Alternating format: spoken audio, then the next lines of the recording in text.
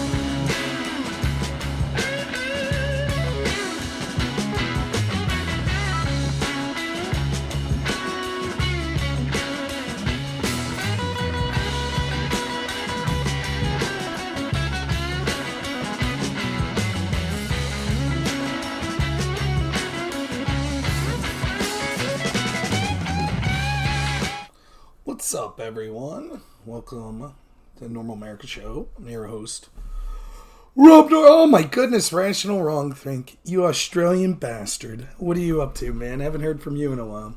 Hope everything's going good. I thought you were living in the bush or something.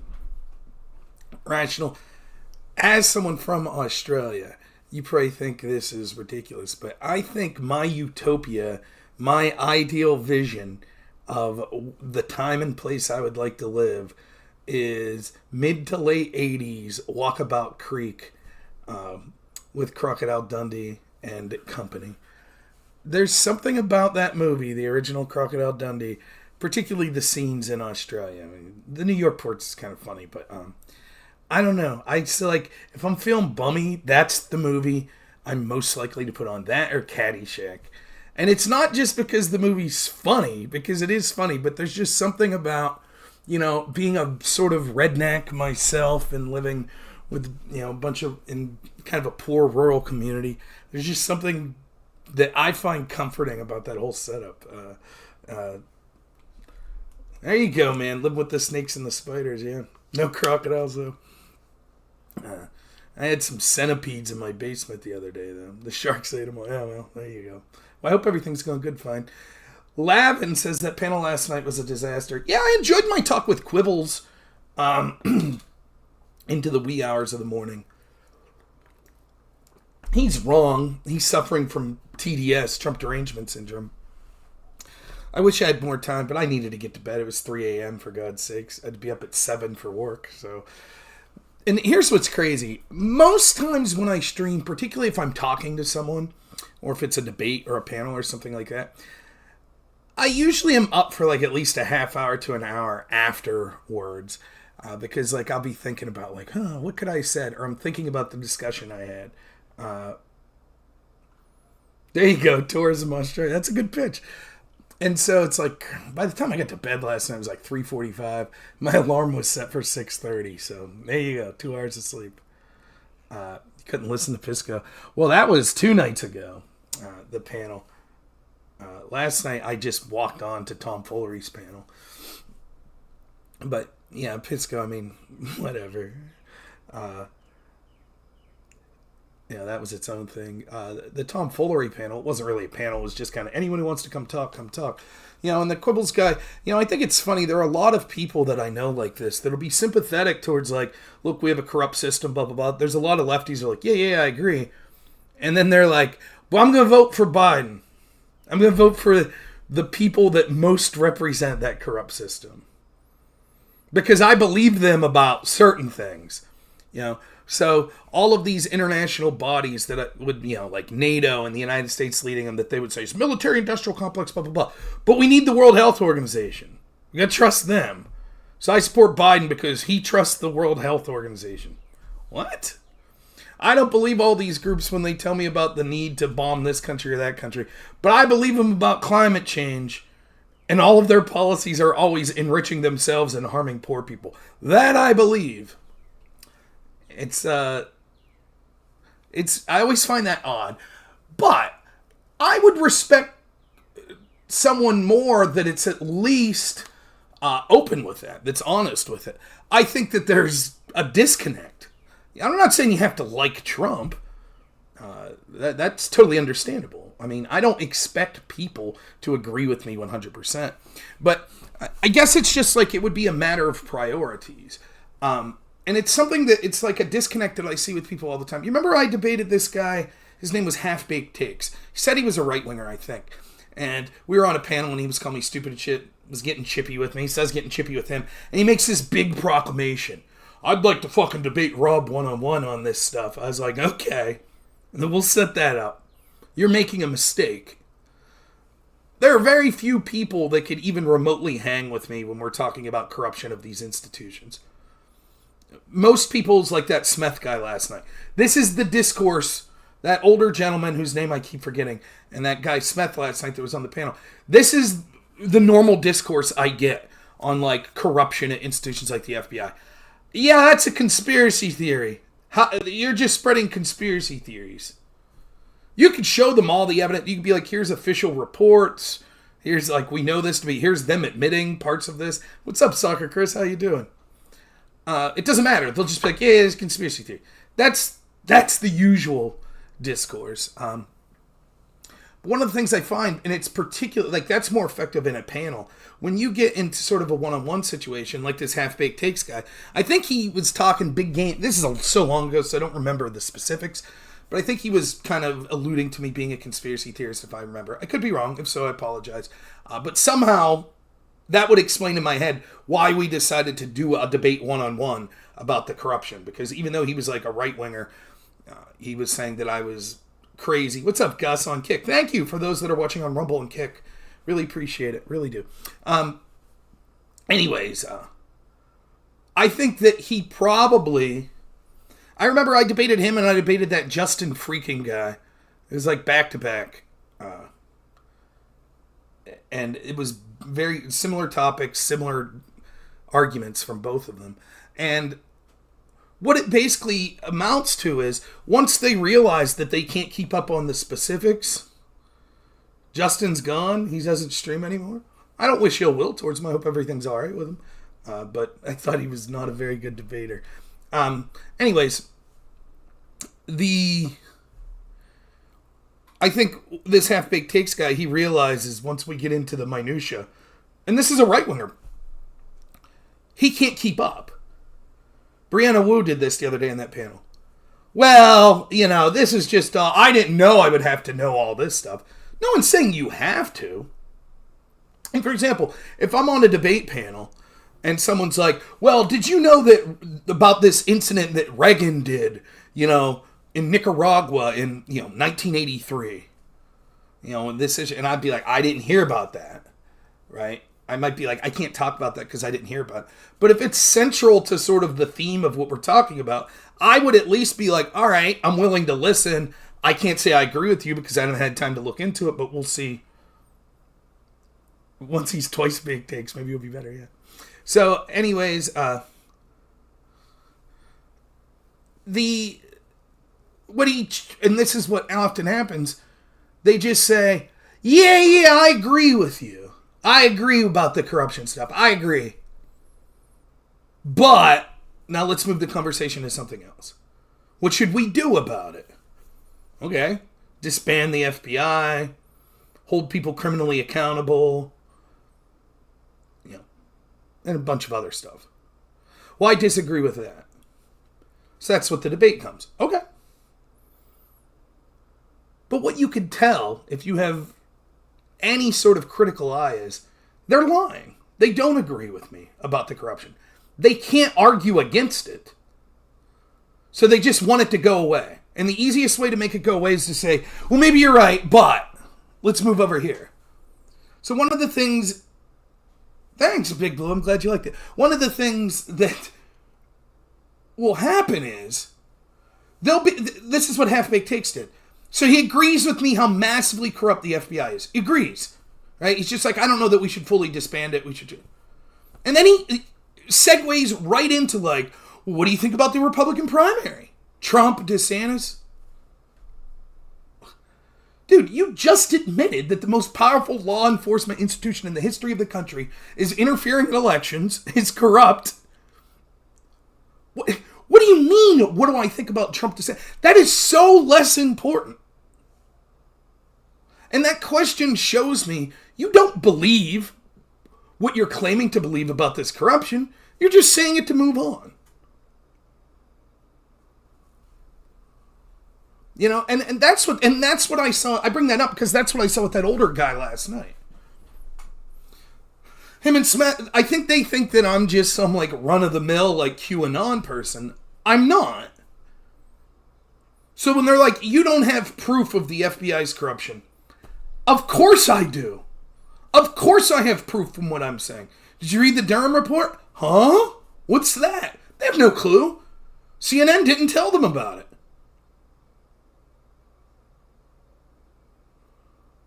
So they're just like, oh, okay.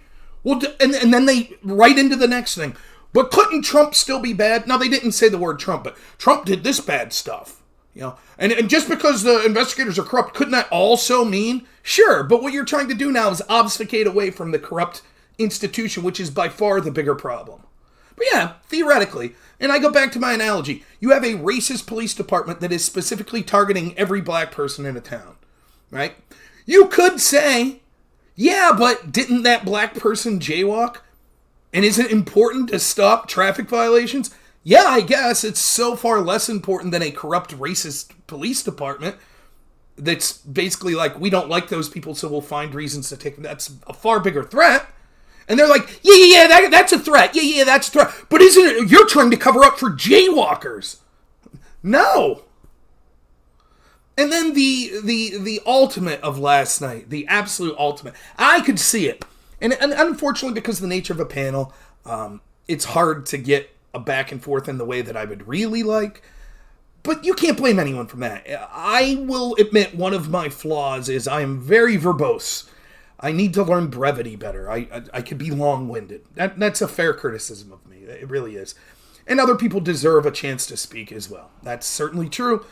So it's just the nature of the format. I'm not begrudging tomfoolery or anyone. I thought it was fine setup. But the constant interruptions are a little annoying. But I knew once that guy was like, you think the charges against Trump, blah, blah, blah. In my head, I was like, you don't know what these charges are. He has no fucking clue. Bloviating about Trump's obviously guilty and you're just trying to deflect from the charges. I'm like, okay, what are those charges? No clue. None. Didn't have a fucking clue. The only thing he could talk about was he claims that he saw a report early in Trump's presidency that a Secret Service person said that Trump was giving confidential information to Russians in a meeting. Like he was talking to Putin, saying shit he shouldn't have been saying. Well, I'm sorry. The very nature that the president's saying that, he can say whatever the fuck he wants as president. So if he says, I'm telling you about this, that's perfectly legal. It might be bad. That might be a dumb thing to do. You might disagree with it, but it's not illegal. And no one ever I don't even understand what the allegation here is. I'm sure that sort of shit happens all the time. But that's it. He heard it on CNN or something somewhere. And now that's it. That's been his fucking talking point for 7-8 years. Oh, Trump's charged with 4 crimes, so he must have done something. We're literally discussing, and he's conceding, the corruption of the investigators. And he's like, but even if they're corrupt, if they had 4 charges, well, then it must be legitimate. What are you talking about? And so he's embarrassed. The old man's clearly embarrassed when I'm like, oh, okay, these charges, can you tell me what they are? Can you tell me? And he's embarrassed that he's been called out. And so then he digs the hole even deeper by going, I wasn't talking about Trump. That's not what I meant. And you're blah, blah, and you're putting words in my mouth and blah, blah, blah. It's clear to everyone that's what you were doing. I have no respect for that. Quibbles, that's like, even if he didn't agree with me, but he's disagreeing about, he's still going to vote for Biden, right? Okay. I can respect someone who's being upfront.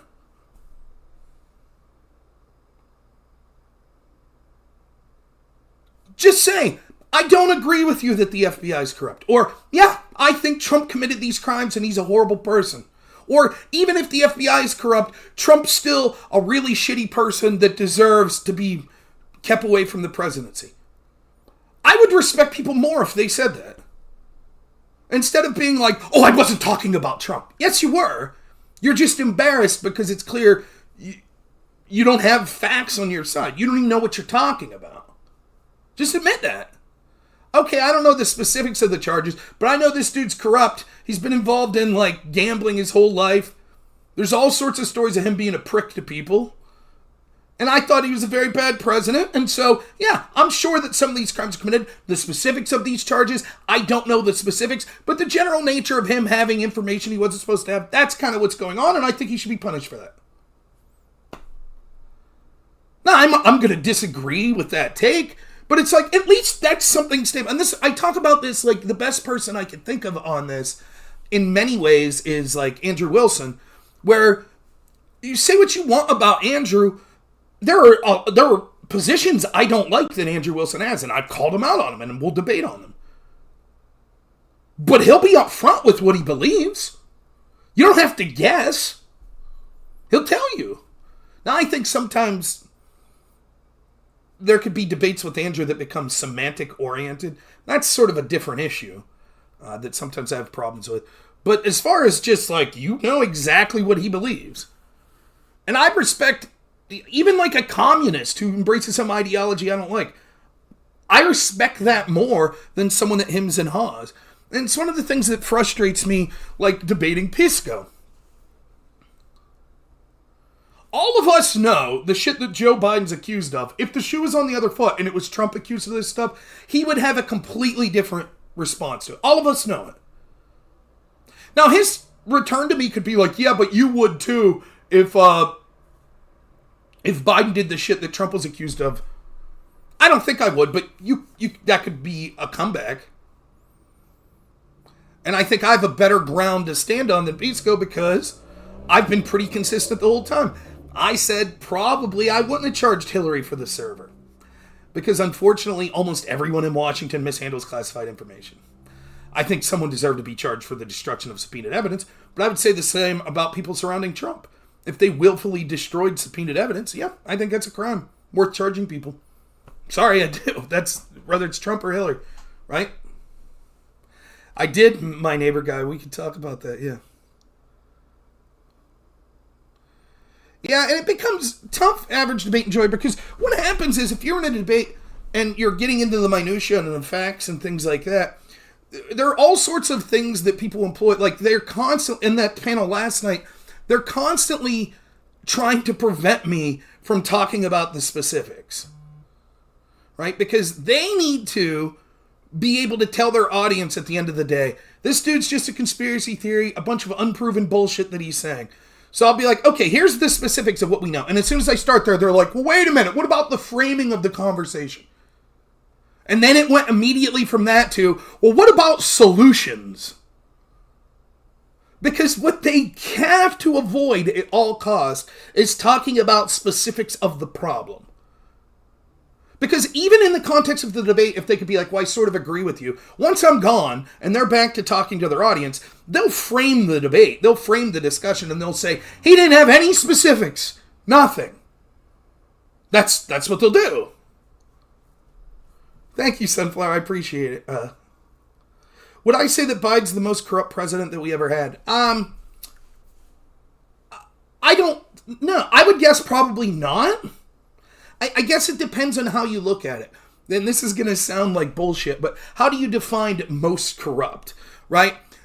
How would, like, for example, let's say that this is going to be a super oversimplification, but let's say we could say Biden has had 20 acts of corruption, but Bush and Obama only had 2 apiece. But what if those 2 were far worse for the country than Biden's 20? So, for example, how do I evaluate like the corruption of lying us into the Iraq war versus the corruption of Joe Biden and his family taking money from Burisma and covering it up? So it's difficult. I don't think that Joe Biden is an outlier as a president. I think that Joe Biden is more similar than different. It's just when it comes to like the shady shit that's occurring. It's just that he's old and has dementia, and that's one. And second, his family's such a shit show and so stupid that the shit becomes obvious, like cocaine and like it's obvious. And third, that for 2 reasons we hear about it more. And the 2 reasons we hear about it more is one, because of social media, because it's not all controlled by legacy media. But secondly, because they don't give a fuck anymore. They don't even have to try to hide it anymore. Because after the whole Trump fiasco and the corruption, the media showing how corrupt they are, the FBI showing how corrupt they are, they know there's no consequences. So it's just like, we don't give a shit. So yeah, in general, that's what I'm saying. That we just didn't know as much about former presidents. But I'm sure they were personally enriching themselves, enriching their friends and families. Maybe not to the extent of like, as many family members and stuff, but I understand the question. I don't begrudge anyone. I don't begrudge people that are like, I think Trump's corrupt. I want to see Trump go down. Have your facts ready. We'll talk about it. I don't begrudge that though. I don't begrudge people that are like, I think Hillary Clinton should go down. I think Obama should go down. I think Biden should go down. That's all fine. That's not my target. My target is the institutions themselves. And I think that it's important to draw that delineation because inevitably, if we're lucky in my lifetime, one of those people will be faced with some sort of accountability. Like maybe Hunter Biden goes to jail.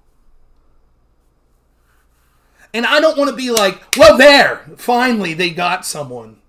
I would be like, why did the FBI allow this to go and cover up for it? Why did the media cover up for it for years? You know, we're looking at it this way. Like, let's say we're talking about the Iraq war, and you think the Iraq war was corrupt, right? And you're like, finally, we're pulling out of Iraq. We finally did it. To me, that's just the beginning. Important first step. But then the question is, how did we lie? How did we get lied into this? And when are those people going to be held accountable? That is the important step. Yeah, Trump's no saint. I've criticized him. And that Quibbles guy, to his credit, he did bring up things like, he's like, I have a hard time believing that Trump's this dove foreign policy, that he's against war, and then he appoints John Bolton. Absolutely fair. Now, I wasn't saying that Trump was a dove. That's not what I'm saying. But that's a fair criticism. Trump bragged that I surround myself with the best people. John Bolton? Get the fuck out of here.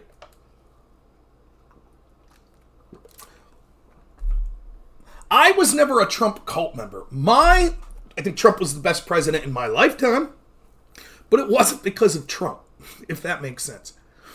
It was because of what Trump represented. And not to me, and it's secondarily what Trump represented to people that I have an affinity for, like rural Americans. He represented someone that finally spoke about them.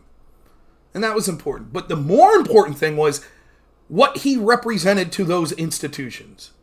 And to them, he represented a potential outsider that was going to upset the apple cart.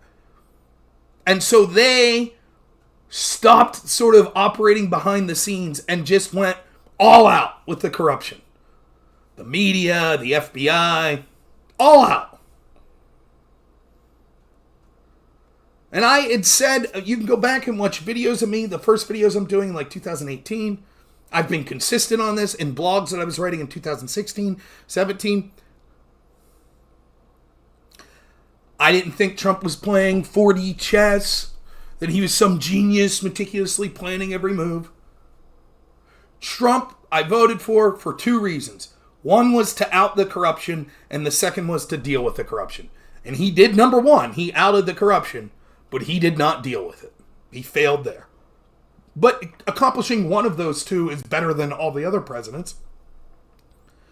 And the way he outed the corruption wasn't because he shrewdly was planning moves. It's because they couldn't help themselves because of who Trump represented. Does anyone have any pretenses whatsoever that the mainstream media is legitimate anymore? Now, you might say, but I knew that for years, even before Trump. Yeah, but now the average person can see just how they're not media. They're propagandists. That's all they are. They're literally just not covering the shit about the Biden side. Just not covering it. They fact-checked all this stuff Trump said. Biden said yesterday that he cured cancer. Wait, Glenn Kessler at the Washington Post that used to do every day would do the fact checks of Trump's. Where you at, buddy? Where's the fact checks on that? Biden just claimed to cure cancer. Cocaine at the White House. Oh, we don't know. The most secure surveyed building in the world. Oh, we have no evidence. We don't know who did it. The media's like, sounds good. Yeah, Roland, we can talk about that briefly. Yeah, so my understanding of what happened is this. The plea deal, the soft plea deal that Hunter Biden's going to take on misdemeanors, they had to file an amicus brief. The lawyers sort of criticizing Hunter had to file a brief to the court that's going to be accepting this plea deal. And in that, they put sort of their objections to the plea deal. And one of the things they included was the IRS whistleblower testimony. Someone, a lawyer, I forget her name, but that represented Hunter Biden interests, called the court and asked to have that removed. Now, that in its own right is not unusual. So, I'm no lawyer, and so I read up on this in a small amount, but I believe this is in general what's going on, to put it in layman's terms. It's like, one side's like, here's reasons you shouldn't accept this. The other side's clearly going to be like, nah, we think those reasons are stupid. That seems fair to me, right? They said it's because some of what they're saying should be removed because it has social security numbers that weren't sort of covered up, and we think that jeopardizes people's private information. Okay, that seems within, and then the judge would decide, the court would decide. That seems probably in bounds. But what made this uniquely bad was the lawyer for Hunter Biden pretended to be a lawyer from the other side. So let's say it's me, and I'm going against Roland. Roland's a lawyer on the other side. And I submit evidence, and Roland's like, I don't like that evidence that was submitted. I'm going to call the court and pretend I work for Rob and say, oh, we decided we don't want that evidence submitted. I mean, that's fraud. That's lying to the court to remove evidence. That's should land you in a charge of contempt of court. That's literally what happened. And it's amazing. Like, what's actually the most amazing thing about this is they released the internal communications between the two law firms. So like the law firm that's kind of critical of Hunter versus the law firm that's defending them. And it is hilarious. Like I'll see if I can find this. I thought it was amazing. I really did. Let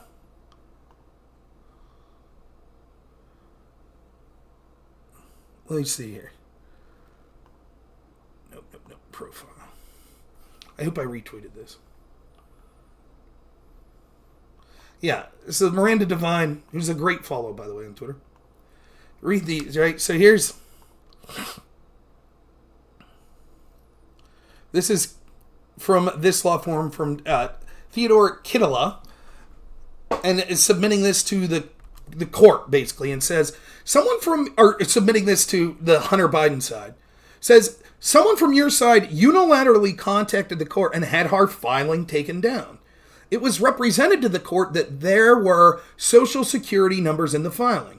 The clerk was also under the impression that this was my firm's paralegal that did this. This is not accurate, and the clerk's office has been made aware of this. We ask that you immediately provide your basis for what you claim should not have been publicly filed, as we believe that's improper. If you want to move for a protective order, you must move for one. Yours truly, Ted. Now, this is Hunter's team responding. Ted, your email is inaccurate as far as I'm aware. The managing attorney from Latham called the clerk's office to note that the personal tax information of the defendant had been filed in a non-redacted manner and to inquire regarding about having the information sealed, as we told you we would do and you said you understood. As far as I'm aware, the clerk that took the filing down on their record did it on their own accord. Your attempts to publicly file my client's personal financial information with no protection is improper, illegal, and in violation of applicable rules. Please follow the rules in making your non-party and non-approved filings. We will seek appropriate sanctions in response to your actions. Oh man, tough guys. Real tough. We're going to sanction you. You guys are wrong. You're corrupt. Response, Chris, you should probably take a step back from your statements. The clerk's office advised that it was represented to her that the request was being made by my firm. We will be asking Judge Noriega of this improper conduct, or we'll be advising. Yours truly, Ted. So it's like, they're like, hey, you might want to pull the reins in a little. You guys just did something real corrupt. Take it easy, Rational. Thanks for being here. This is the final response. Remember those tough guys that sent the last email? We're going to be looking for sanctions. Hi, Ted. Following up on our recent telephone conversation, the woman who called was Jessica Bengals and her phone number is blank. She said she worked with Theodore Kittela, that's the office against Hunter Biden, and it was important the document was removed immediately or they could file a motion to seal. I do deeply apologize for all the confusion on our part. I've put the rest of the clerk's office on notice that if someone is trying to do anything with the criminal or MJ case, they need to contact me. Again, very sorry for the confusion.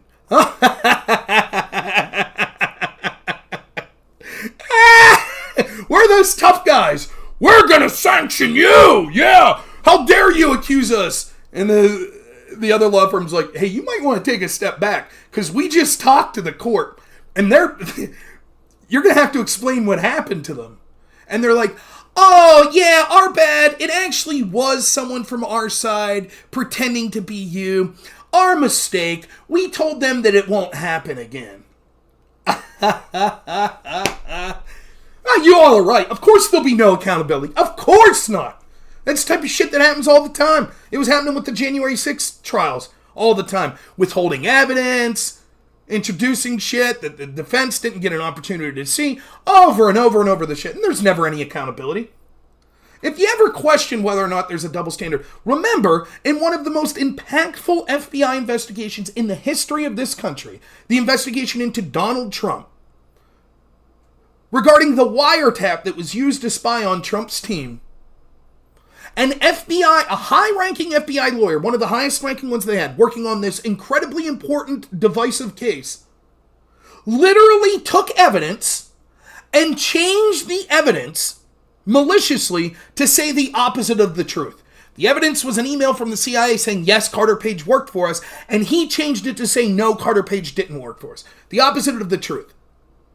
That gentleman paid a small fine and within a year had his license to practice law reinstated.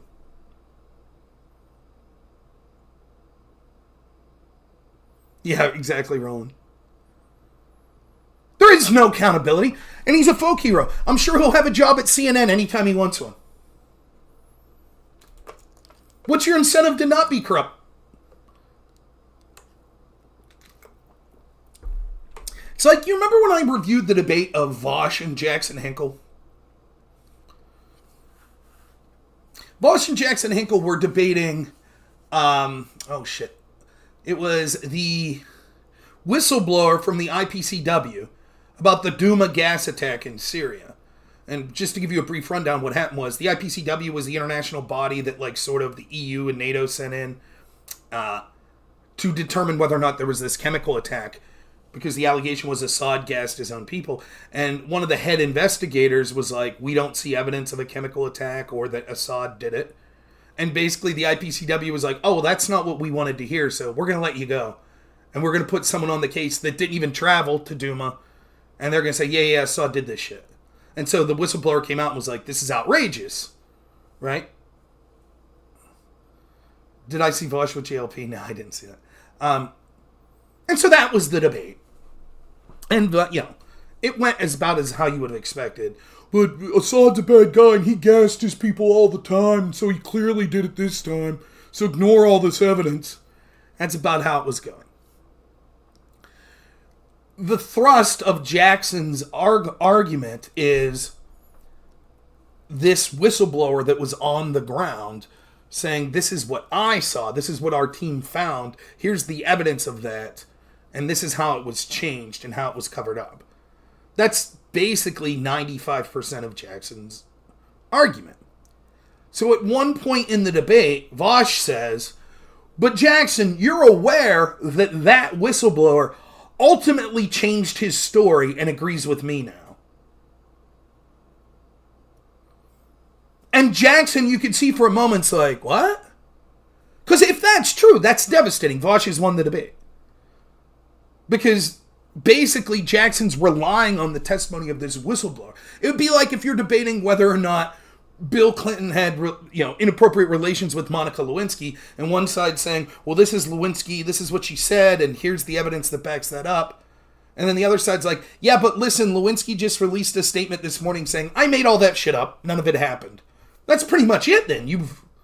Good luck winning that debate, right? So it's like, well, that's it. Vaush wins then. But luckily Jackson was like, first he's taken aback. He's like, oh. And then he does the right thing. He's like, oh, can you show me where? Where did that happen? And Vaush is like, oh, anyways, moving on. And I was like, this is a tactic that Vaush uses and other people use in debates. Just wholesale make up some bullshit. And this isn't like, oh, fuck, I got the dates wrong. Like, I said that this guy said this in January before the action, but actually it occurred in August after the action. My mistake. Like, that shit's forgivable. Totally get it. No problem. It's happened the other day, right? I said the confidential human source testified first to the FBI in 2016. Pisco was like, when was that again? And I looked, I was like, oh shit, it was early 2017. And then Pisco, so it's like, yeah, I was wrong. But Pisco, I don't think Pisco was like, aha! 2017, not 2000. But then Pisco was like, nah, it says 2020. And I was like, yeah, but if you go down to the footnotes, it says the 2020 was restating a report that he had filed in 2017. I wasn't like, that's different than Pisco saying, nah, that confidential human source eventually said he made it all up. That was at least Pisco could point to something saying, this is where I got what I'm saying. I now see that I'm wrong. That's completely different than what Vaush was doing here. And people do that shit all the time. And Vaush, why wouldn't you do that if you're him or if you're other people that do that? If the person doesn't catch that you just made that lie up, then you win. Everyone in the audience is like, oh, wow, that's pretty damning. And if they do catch it, you just move on and there's no consequence to you.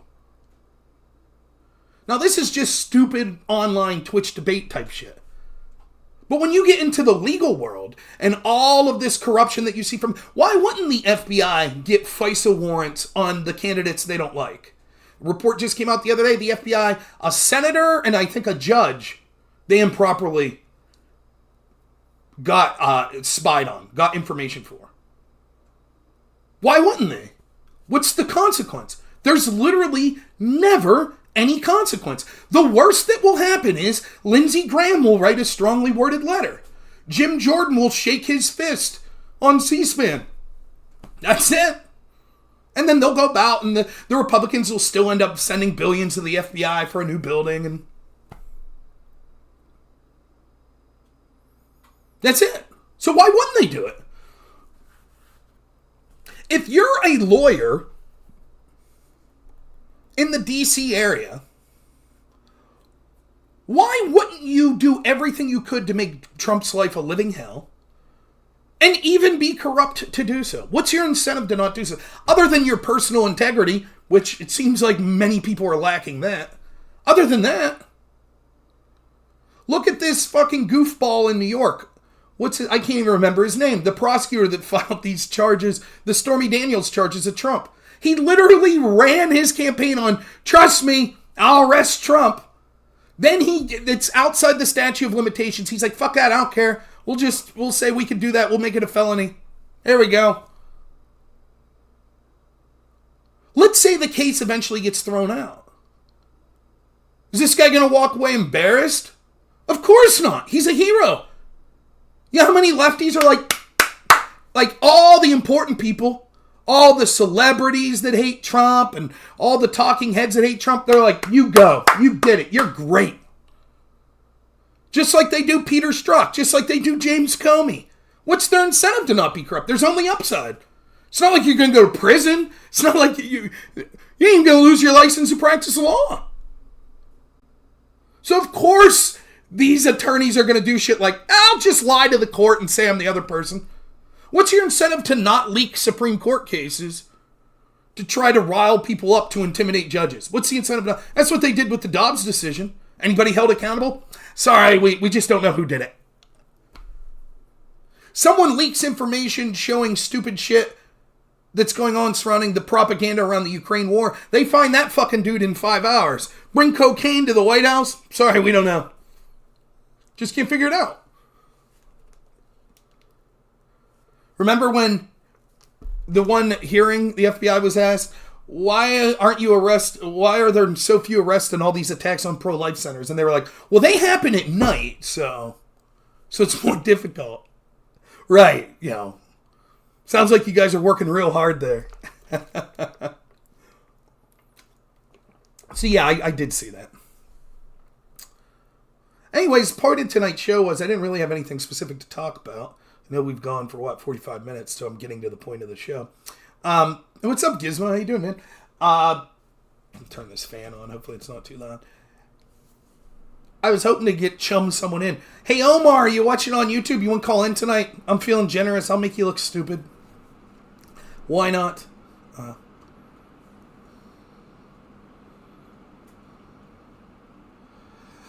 Can I talk about cancer rates up 300%, death rates up as much as 30% as a result of the jab? Well, that's the problem. Is it as the result of the jab? I don't think that there's any clear evidence. Now, you could say, well, that seems to be quite circumstantial. It's very difficult. The questions surrounding the vaccines have always been difficult, right? I haven't been a person that's just been like, yep, the vaccine's complete and total poison and it's designed to kill you. I think that my gut feeling tells me this. That the vaccine, let's just put it this way. If you were the people creating the vaccine, the product that you would want the most is something that's temporarily somewhat effective, but not permanently effective. That way that you're forced to take it routinely so that I can keep selling my product to you over and over again. As bad as I think so many of these institutions are, I don't know that the intention was, let's poison and kill people. That's the intention. As a result, now, I'm open to hearing any evidence on any side of this. As a result, I think that then, like most medications, that you needed to do a cost-benefit analysis to see if it was right for you. So let's say that hypothetically, that the vaccine lowered your chance of having a serious case of COVID by 20%, but increased your chance of heart disease by 50%. Let's say that that was theoretically true. Could it still be that the the benefits would outweigh the cost with certain people? Sure. Like, if you have a respiratory illness and you're 79 and you get a case of COVID and that would probably mean the end of you, then yeah, you might say, I will take a 50% chance increased risk of heart disease 5 years down the road than I will. That could make sense. I don't know, though. It's difficult enough to find data on sort of the numbers on COVID deaths on its own. So it's very difficult then. Like, for example, we hear now they're admitting, as people like me told you from the get-go, oh, a lot of the numbers we counted as COVID deaths were actually people that had COVID and died, but maybe COVID wasn't the cause of the death. No shit. I wonder why the flu completely disappeared, right? Like, people like me were saying that early. So if we have trouble trusting those numbers, how are we going to trust, like, a litany of other numbers? When they say, no, these people aren't dying of the vaccine. How would we know that? So it becomes very difficult. I had said from the get-go, I was like, how will we know whether or not the reaction to COVID was worse than COVID? How will we know? Right? Because consider, you'd go in a time capsule with me back to 2020, right? I was saying, and this was primarily about lockdowns, but this would make sense of the vaccine as well, right? How will we know if the lockdown saved lives or killed people? And I was like, the best we could do, I'm sorry, let's start back here. How will we know how many people died of COVID? Well, the best I could come up with would be like, you take how many people in a particular area died on average in, say, the years between 2010 and 2019. So let's say Pennsylvania, where I live, we say how many people died in Pennsylvania on average in 2010 and 2011 and 2012. And then we'll say how many died in 2020. Because we know we're having difficulty trusting the COVID death numbers because so many, they're monkeying with the numbers. And if you remember, I was one of the first people I know did this. I did a show, I believe, in April of 2020 where I talked to the coroner in, what county was it? I think Center County, who had actually filed a complaint with the state of Pennsylvania because they were counting COVID deaths in his county. And as the coroner, he was confirming all of those cause of deaths, and there wasn't one COVID death. And yet the state had said there was like 50 in his county.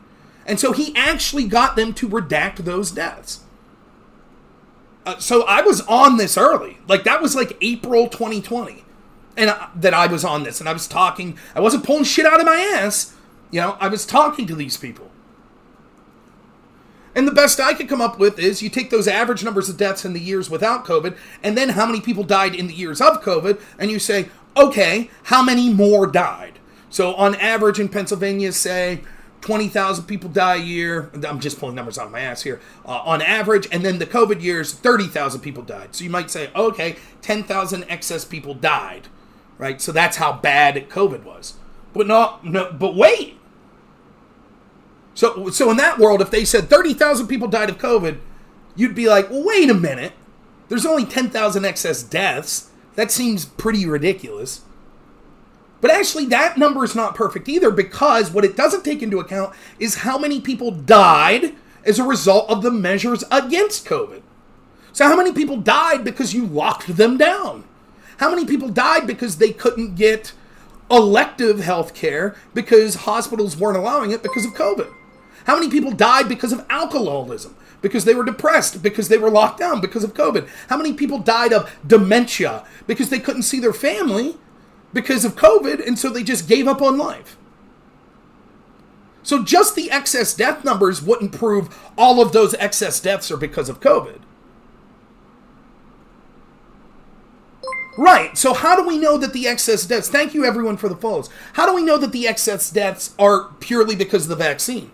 They may be. There could be an awful lot of them.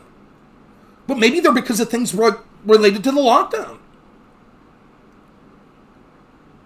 Maybe people's immune systems fucking sucks because they stayed indoors for so long, and now that they're going back out, they're dying of other causes. Maybe it's because the vaccine harmed their immune system. Maybe it's because side effects from the vaccine, like heart inflammation, cardiac arrest, and things like that. It's so difficult. I think that it's one of the most important questions. It's something that needs answered.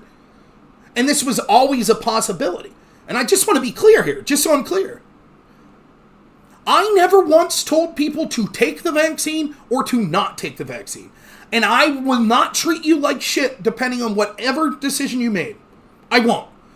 If my neighbor guy and Kane Marco, if Kane took the vaccine and my neighbor guy didn't, I'm not going to be like, ha ha, Kane, you took the vaccine, you're stupid. Or, ha, my neighbor guy, you're dumb, why didn't you take the vaccine? I didn't do that. My stance has been consistent the whole time. Find a medical professional you trust. Talk about your unique situation. Make the right decision for yourself. What I was against was forcing people. That's what I was against. And one of the things I said was, if you force people to take this jab, and then there are consequences to it, they get sick, they have a serious side effect, we find out that it's causing serious health risks on a mass scale, you are an immoral monster. Thanks, you like my ad, thank you.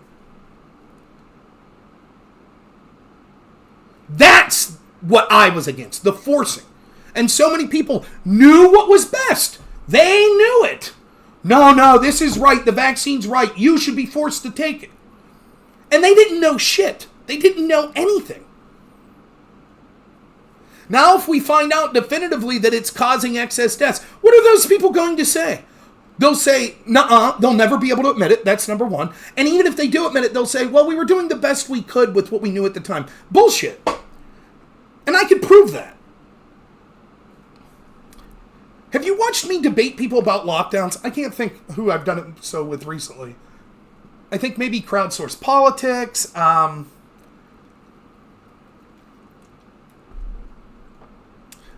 After the arena one night, some dude stuck around and I talked to him. And all these people were like, I supported the lockdowns, I supported the lockdowns, I supported the lockdowns, based on what we knew at the time. And I'll say, what did you know at the time? Tell me, what did you know? And there's a bunch of people in the chat right here. Econo boy, yeah. So there's a bunch of people in the chat right here, right now. 40-something people watching. And if I was in position of government, if I was a governor in Pennsylvania, and I released an executive order saying these 40 people in the chat shouldn't be allowed to go to work for a month.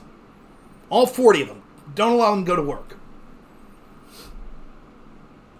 And someone said, well, why? What? And I said, it's for their health. And they said, but what are you looking at that shows that? And I'm like, I don't know. That's just what I heard. You people would think I'm a fucking tyrant, rightfully so.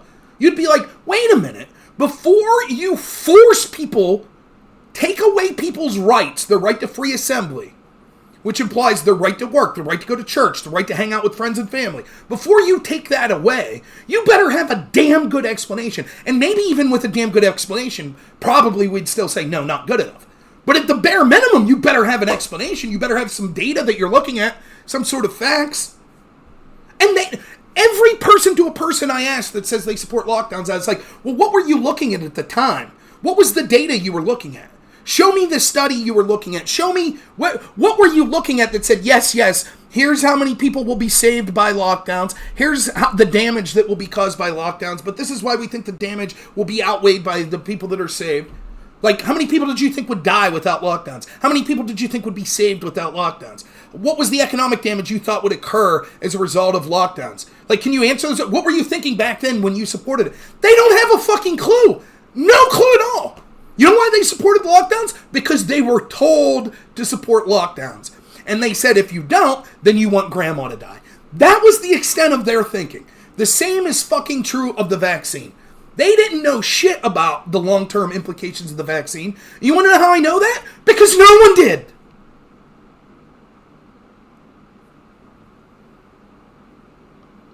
Well, that's just it, Rolling Stock. I remember doing a panel years ago, 2-3 years ago.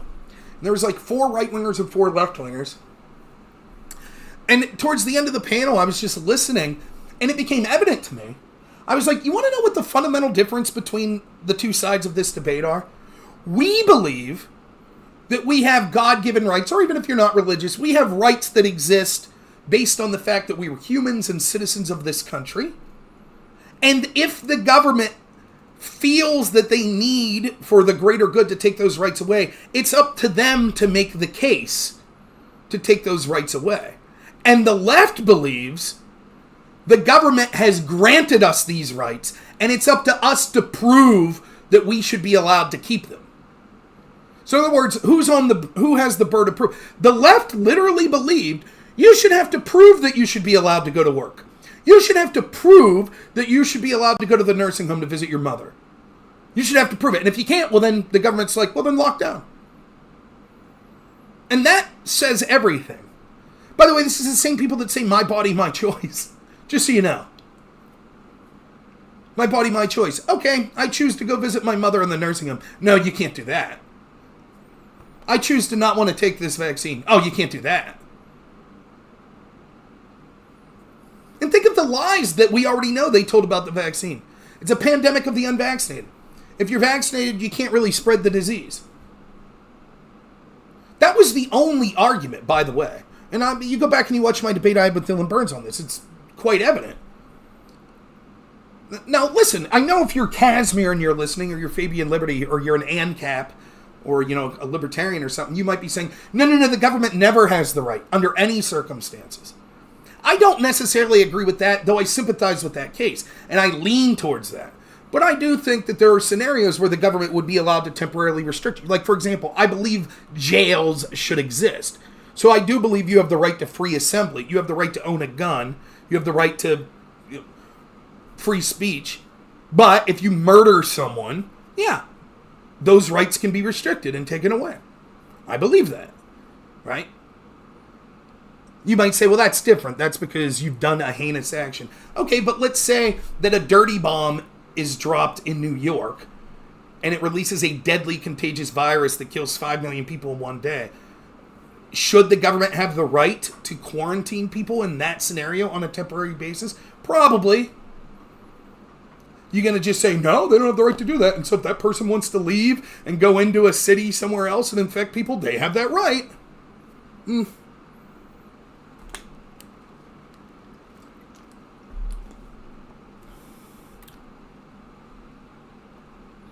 I don't give a shit, Roland.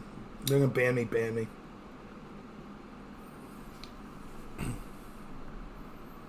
So, they never knew. They didn't. Now, let me push back on the other side a little. I do find it fair ground, like LeBron James's son, who's 18, I believe, who seems like a healthy guy as far as he's fit. He's a basketball player. I believe they think he'll probably make it to the NBA. Young dude. As far as I'm aware, didn't have, heart problems previously, though maybe we just don't know about it. And he has a cardiac arrest at practice. And everyone's like, it's the jab. Maybe, but maybe not. I mean, let's say that 80% of the cases of young people that are celebrities or that are well-known, soccer players or tennis players, football players, DeMar Hamlin, or let's say that 80% of those are the vaccine. I'm not saying that's the case, but I'm just saying hypothetically. I mean, no one disagrees that it was always that sometimes young people did have heart attacks and stuff. And so I don't know that it means every single young person that has a heart attack, it was because of the vaccine. So it gets sometimes I get a little like, well, we don't know any of the facts of this right now. I mean, it's very similar to that guy died, he had COVID, he died of COVID. And then you're like, it later comes out, it's like, he was shot. He died of a gunshot. But before you knew shit, you just said, Jim Smith in my town just put on Facebook he had COVID, and now 3 days later he's dead. Damn you, anti-vax people, see what you're doing to this country? And then it comes out, it's like, yeah, he was shot. It's the same way, the other way, here's Lisa Smith. She said she was vaccinated, and then 10 days later she's dead. See, oh God, the vaccine's killing so many people. And then it's like, yeah, she died in a car wreck. Whoops. So I don't comment on that shit often because I just don't know. I don't know what the background story. Maybe the young athlete that had a heart attack, maybe he's a fucking cokehead. Maybe he was speedballing heroin and coke and had a heart attack. I don't know.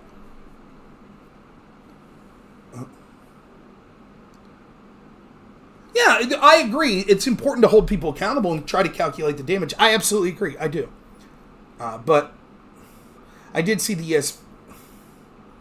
I saw that ESPN reporter that passed out.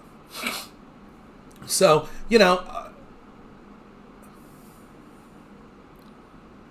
I guess what I'm saying is this. We certainly should see and do the best to find out what the truth of vaccine side effects are and if people are being damaged by them. Something that's absolutely crucially important. I totally agree. But to my main criticism, it's almost irrelevant. I don't think we should have to prove that vaccines that the COVID vaccines were dangerous.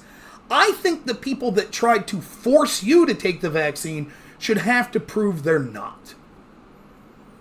That's what I think. I think the big fucking tough guys that wanted to shame you and say that you were the problem and that they knew what was best for you and you should be forced to take the things that they wanted should have to fucking prove that they were right. And they can't. So when they say, you don't have proof that these people died of vaccines, maybe that's true. Maybe I'll give you that. But you never had fucking proof that there weren't possible side effects, that this shit was necessary. And you still don't have the proof.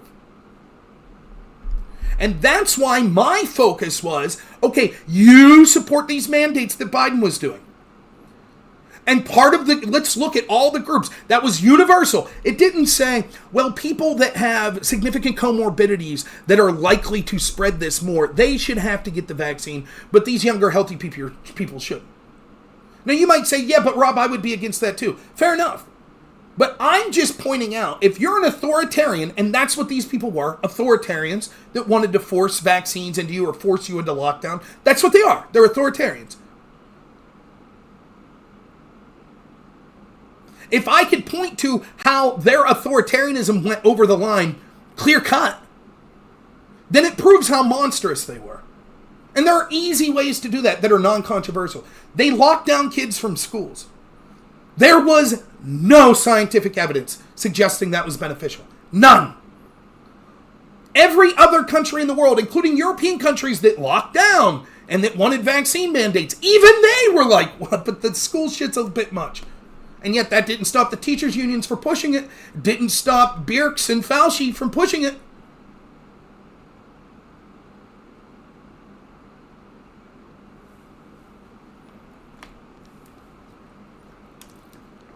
There's no defense.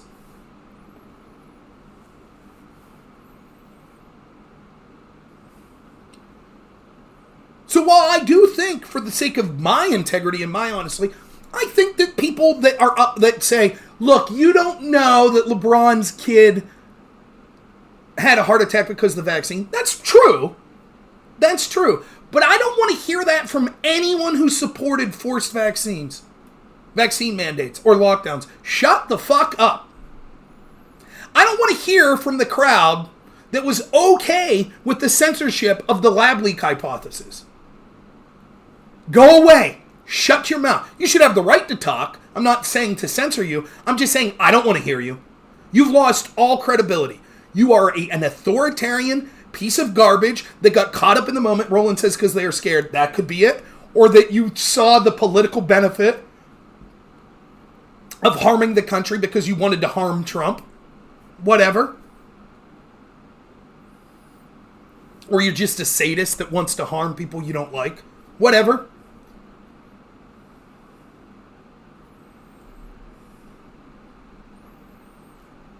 So, when it comes to, now I will have to admit though, when it comes to the actual data on excess deaths and things like that, I've been so busy, I haven't really done a deep dive in it.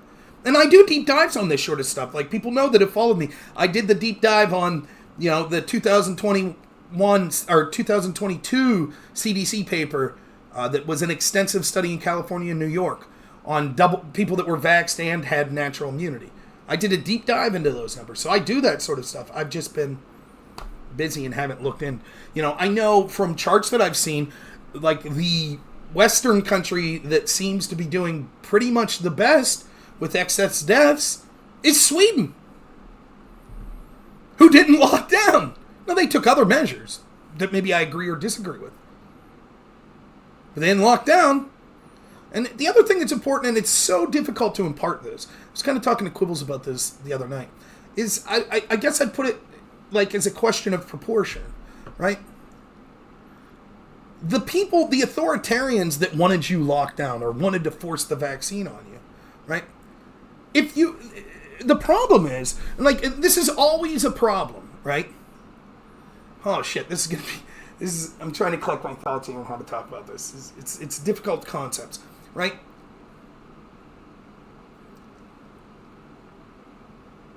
Let me take it to a complete different topic for a minute. I'm debating people on the website Above Top Secret in 2017. I write this article in October 2017 that's titled, Why the Steele Dossier May Be the Biggest Political Scandal in the History of the Country. I believe this was October 30th, 2017. And I'm like, listen, it turns out that this was opposition research. The Hillary team had lied for a year about this. We had just found out in October that actually now they're admitting that, yes, we did finance this. If the FBI knowingly took this unverified opposition research and used it to spy on a president of the United States, it's the biggest political scandal in the history of our country. I still stand by that to a large degree. I really do. It's actually worse than I thought back then. And I realized, the people that were arguing with me then, that one of the things I needed to do to be effective was play the long game.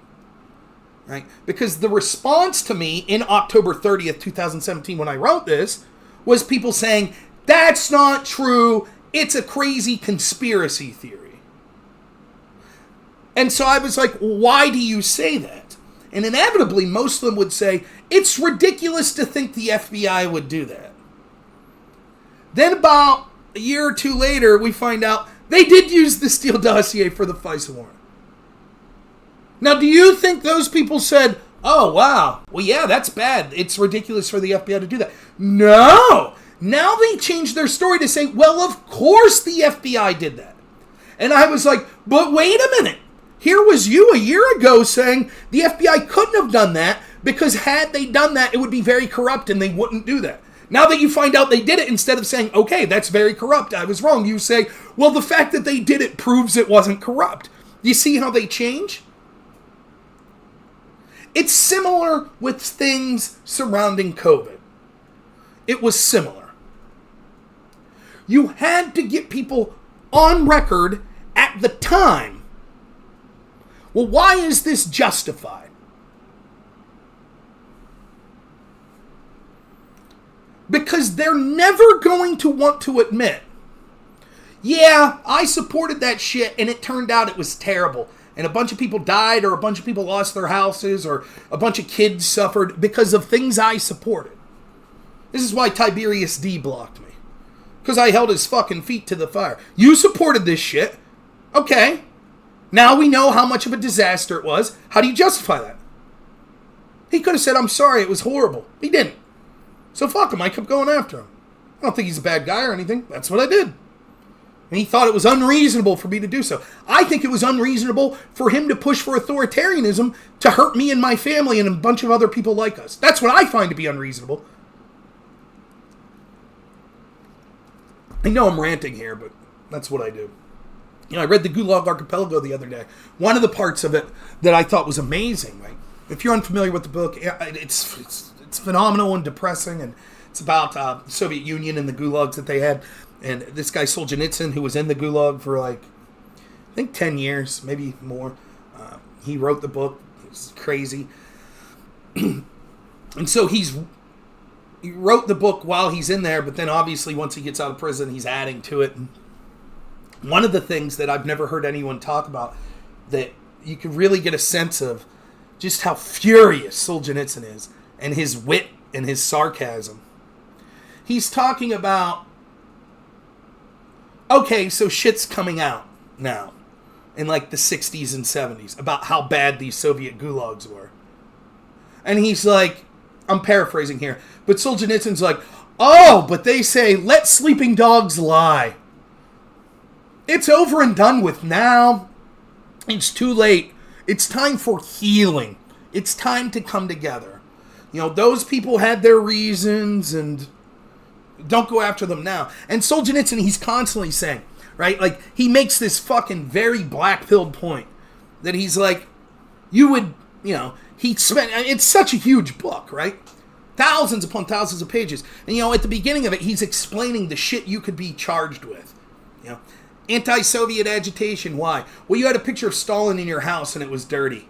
So your neighbor reported you. That was enough. 10 years. I'm not making this up. That shit happened. That actually happened. You were at dinner with your neighbors and you complained that the farming equipment in your town needed revamped. 10 years criticizing the Soviet Union. Because your neighbor was jealous of you, so they turned you in. And you go, you get interrogated. They'd torture you. Force you to sign these confessions. And he's like, you would get out then. Like, the people that made it out alive. Lives ruined. 10, 15 years in these gulags so horrific you could hardly imagine it. And then through the end of it, you get out, and you're back in your hometown. There's the fucking guy that tortured you. There's the neighbor that turned you in. There they are. They're living great. Nice house, family doing well, respected position. Imagine how that would eat you up. You know what book I read after the Gulag Archipelago? I read The Count of Monte Cristo. And it was basically for that passage, in those sections in the Gulag Archipelago, where I was like, the drive for revenge would have been so high. And I was like, well, I could either read Moby Dick or Count of Monte Cristo about revenge, right? That seemed...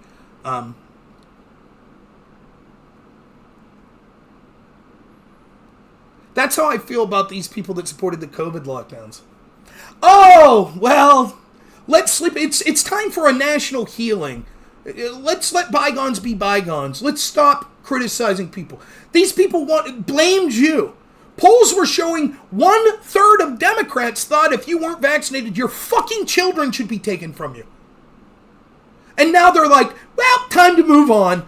No, I'm not moving on.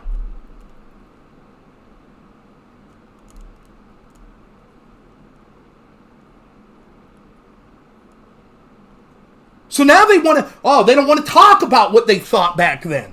We don't want to talk about it. Bullshit. And they can't admit it. I saw this clip, was it Joy Nelson? Let me see if I can find this for you, actually. It's actually interesting. Is her name Joy Nelson?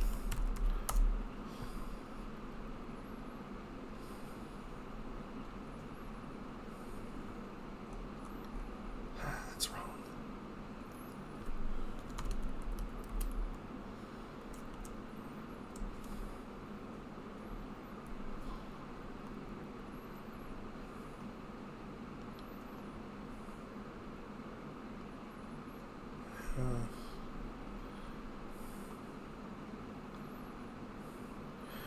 Oh boy, this is going to be hard to find. Let's see if I saved it.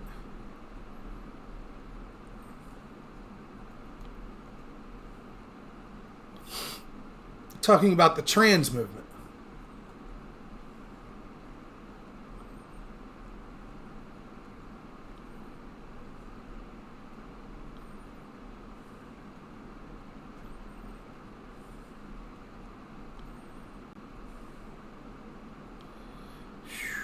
I saw this video a while ago, so...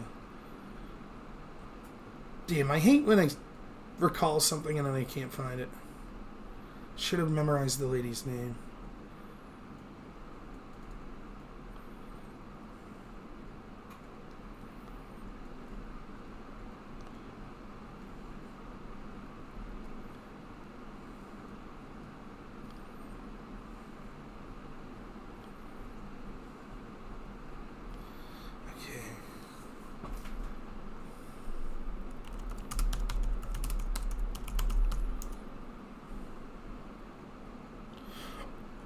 Hey, I found it. Helen Joyce. I thought it was Joy Nelson. Watch this clip. I believe this woman's like a feminist. I don't know. But she's going to explain to you why the trans debate will exist our entire life. No matter what the science says. Ready? Something that you may not have thought of is that there's a lot of people who can't move on this, because that's the people who've transitioned their own children. So those people are going to be like, the Japanese soldiers who were on Pacific Islands and didn't know the war was over. Right. They've got to fight forever. This is another reason why this is the worst social contagion that we'll ever have experienced. A lot of people have done the worst thing that you could do, which is to harm their children irrevocably because of it. Those people will have to believe that they did the right thing for the rest of their lives, for their own sanity and for their own self-respect. So they'll still be fighting.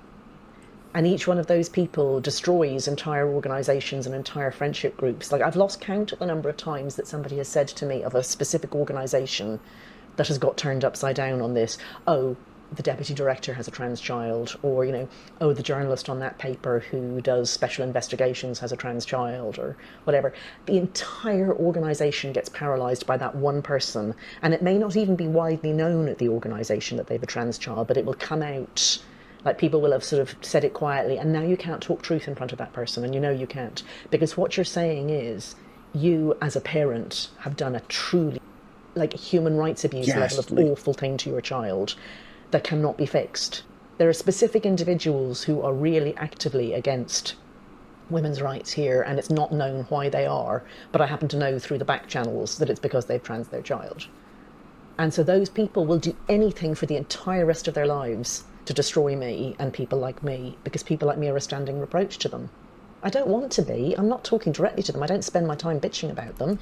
But the fact is that just simply by saying we will never accept natal males in women's spaces, well, it's their son that we're talking about. And they've told their son that he can get himself sterilised and destroy his sexual function, and women will accept him as a woman. And if we don't, there's no way back for them and their child. They've sold their child a bill of goods that they can't deliver on, and I'm the one who has to be bullied to try to force me to deliver on it. So those people are going to be the people who will keep this bloody movement going, I'm sorry to say, because they've everything to lose, and it's a fight to the death as far as they're concerned. Now, why am I talking about that in the context? Slippery said it. That's how I feel about COVID. Yeah, you lock down. You lock down children from schools. If that causes irrevocable harm to them, you can't acknowledge it, because that makes you a fucking monster. So for the rest of your life, you have to say, no, I was right. And that, in a nutshell, is the authoritarian left. Why? Because you're awful. Remember that clip? They are morally superior to you, therefore anything is justified. They want to censor you? Fine, it's justified. They want you fired from your job? Fine, it's justified. They want to take your kids away from you? Fine, it's justified. They want to blame you and lock you up because you have political disagreements? Fine, it's justified. And so if it turns out, oh wait, the evidence clearly points now that that was wrong, that you were wrong, now what do you have to say? They can't admit it. They can't. Their own self-psyche won't allow them to admit it. Oh, I advocated taking away the children of people that weren't vaccinated? And now it turns out actually those people, particularly those with natural immunity, weren't that at risk anyways. They actually are more protected than the vaccinated. And it turns out there were dangers with the vaccine. Oh, that would mean I'm a fucking monster. Yeah, I can't believe that.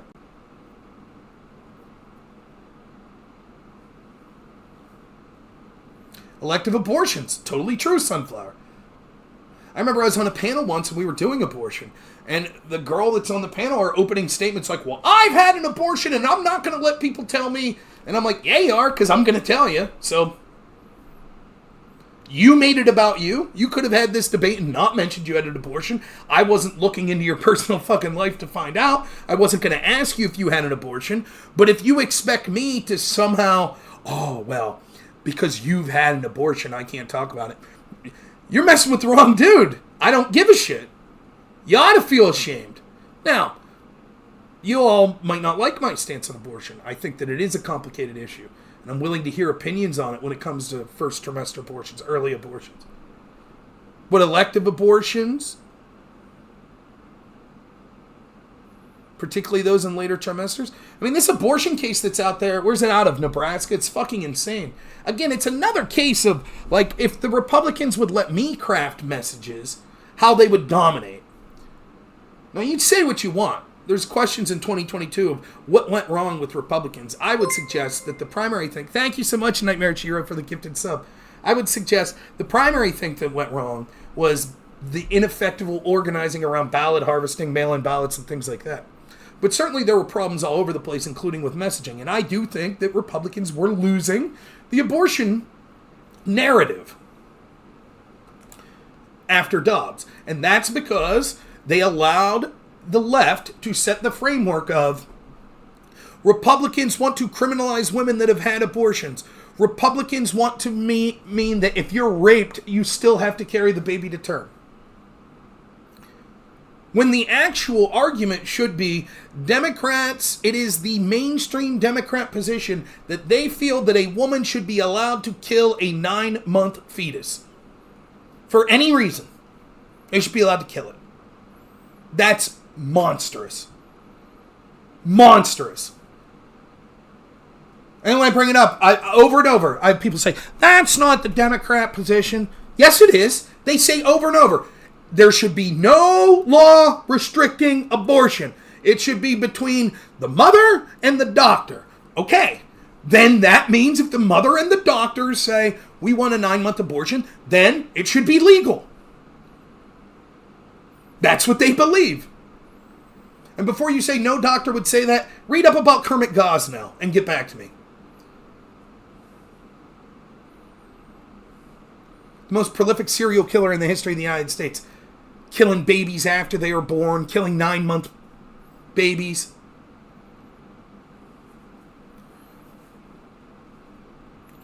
Now this case comes out in Nebraska, and this is how the Democrats are spinning it. All Republicans said that they wouldn't go after women that they wouldn't criminalize women that had abortions. They would make it illegal, and then they would just go after the doctors and things like that. But here they are arresting this woman. Here they are for having an abortion. They're arresting this woman. See? No, that's not why she was arrested. She was arresting for desecrating a corpse. Because she killed a 7th-month fetus, baby. Killed it. A viable baby. A viable human being. A fucking baby. She killed it. And then burned the corpse to cover it up. That's what she did. And that, to a T, is what almost every single Democrat is defending. How dare you go after this woman for this? How dare you? That's what they're defending. It's just like when they say Republicans are banning books. They're banning books. Oh my God. Make them defend. Okay, here's the book you want kids to read, right? Here we go. Gender queer. This is what you want. You want second graders to be looking at pictures of blowjobs and stuff. That's what you want, right? Well, so are you banning books then?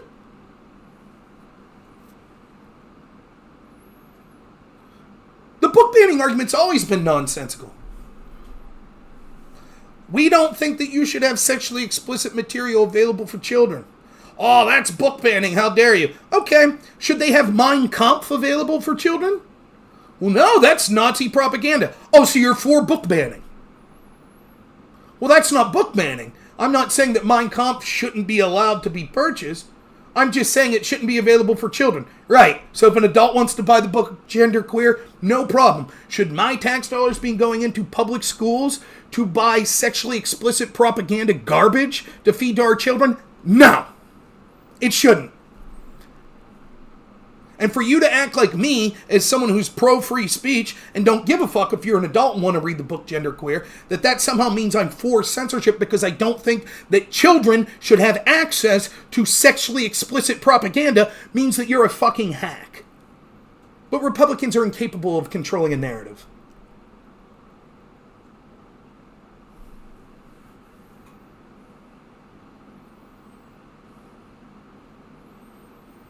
That's what they're defending out there. Another great story this week, speaking of the the book banning stuff was the new curriculum in Florida, and I heard, oh my goodness, it basically says that slaves benefited from slavery. Did you see the picture of the people that crafted the curriculum? These damn fucking racists, right? Oh boy, they're dastardly.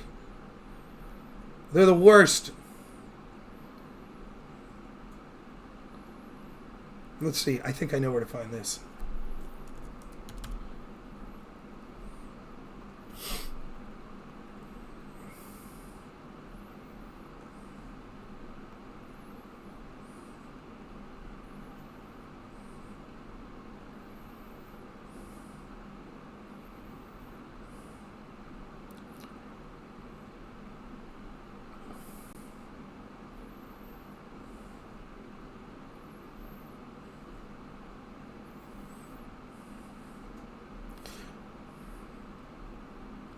Give me 1 second.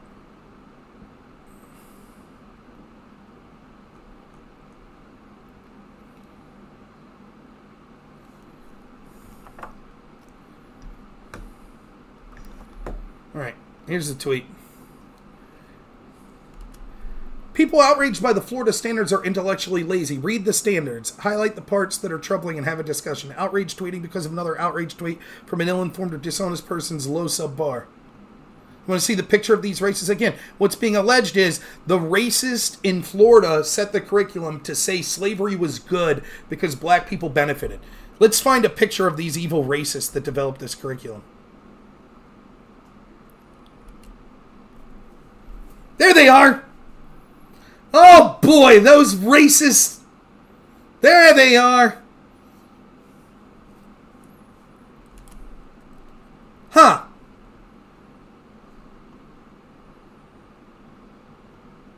Here's one of the guys.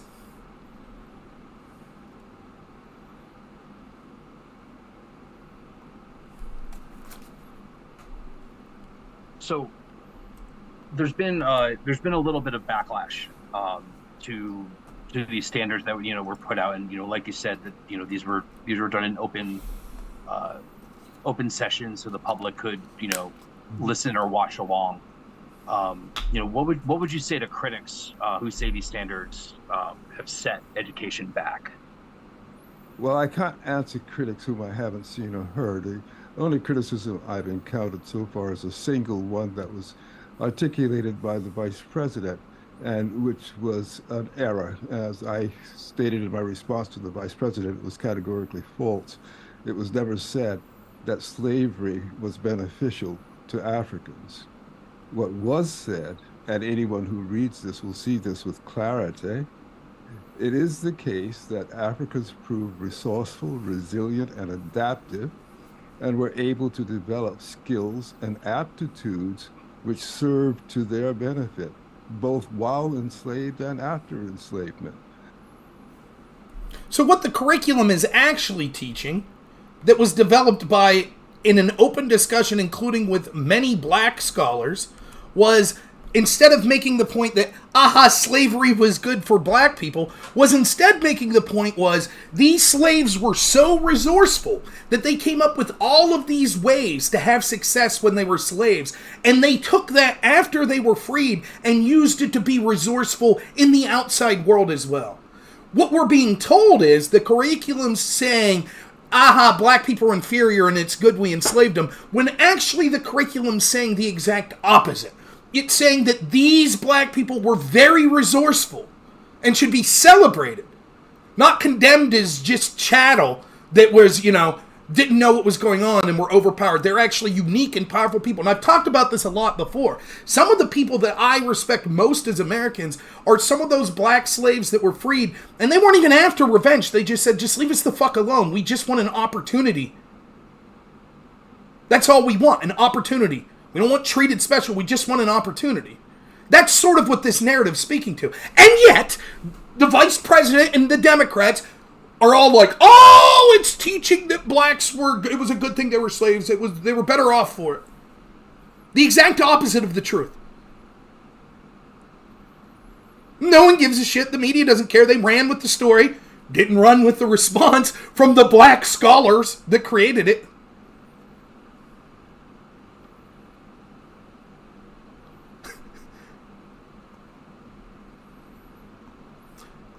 But I saw those two stories, that abortion story. It's like same old shit, outrage stories, same old shit always.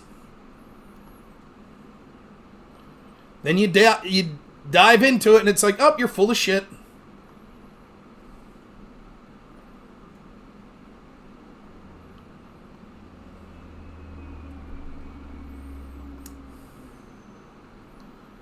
Destiny tweeted out today in response to a Tim Pool. Tim Pool says, this is why fuck you. Fact check, Biden's quid pro quo leveraging $1 billion in aid to Ukraine to oust corrupt prosecutor, not to help his son, says the USA Today. That's a fact check. Trump administration broke law on withholding Ukrainian aid, Watchdog says, as Senate prepares for impeachment. Trump does quid pro quo bad, Biden doesn't good. Destiny says, one of these things was acting in accordance with U.S. and EU policy. The other was done with the personal goal of collecting dirt on a political opponent. It kind of matters. To which I responded, oh, Biden said he did it for good reason, so that's good enough for you. You've been embarrassed every time you've debated me on this. Remember, when you said that Burisma's representatives were meeting with Obama-Biden State Department to discuss how to spell the name Burisma? And if you want to check that out, Surian, who's comes on my channel here and also always plugging my stuff on Twitter, which I appreciate. He clipped together some clips of those two debates I had with Destiny on that.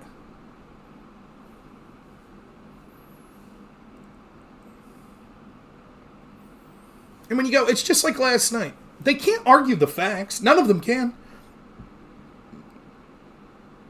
The closest that comes to it's Pisco, and he's terrible. You'd say, every time he debates me, it's obvious he's getting crushed. But he tries. But that's even better than people like Destiny. They just go, nah, it's all conspiracy. Same old shit. Same old. I'm like, I think that the establishment system, including establishment Republicans and Democrats, act with corruption towards people they view as potential outsiders. Destiny's big thing is, you ready? But Republicans investigated it. Republicans investigated. So, I don't know any of the facts of the case, but Republicans investigated, so it must be good. CNN told me it was okay. That's it.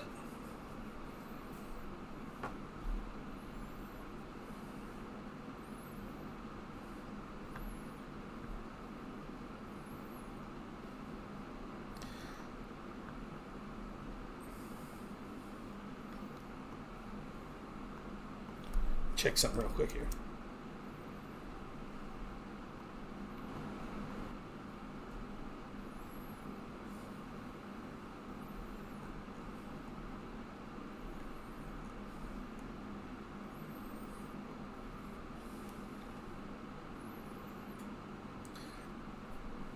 I would have loved to have someone call in and debate tonight. A lefty. I didn't want to debate some stupid topic like Fallout or something like that, but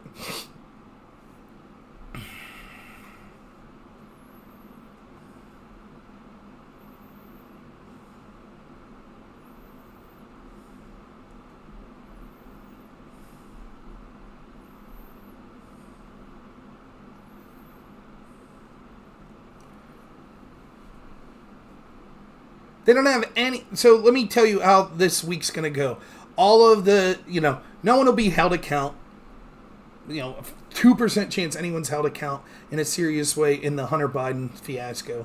And there's a less than 0.00001% that it's anyone at the FBI. They're not going to be. I could see private discussions, theoretically, telling Biden, like, you can't run again. In fact, I don't think Biden will be the candidate. Right? They might up the slap on the wrist that Hunter's going to get. They might up that ante a little. So they could say, see, we punish our side. But no one from the FBI that engaged in this corruption is going to. The chance of anyone getting any punishment is beyond the sweetheart plea deal that Hunter's taking is near zero. And even if that near zero chance happens, the chance that it'll be anything significant is nothing. Yeah, it won't be Kamala. It'd be Newsom. There's still an outside chance it could be Michelle Obama. One of those two. Probably Newsom at this point. They're clearly grooming Newsom to be the...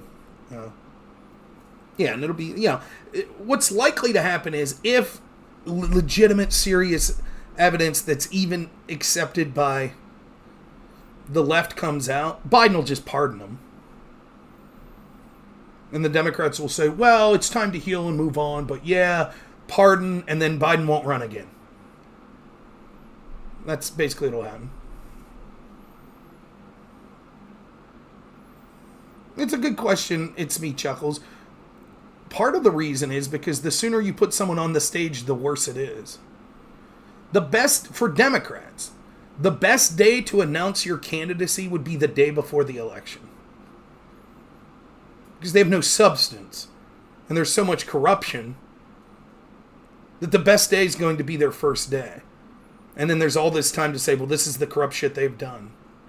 So that could be a reason.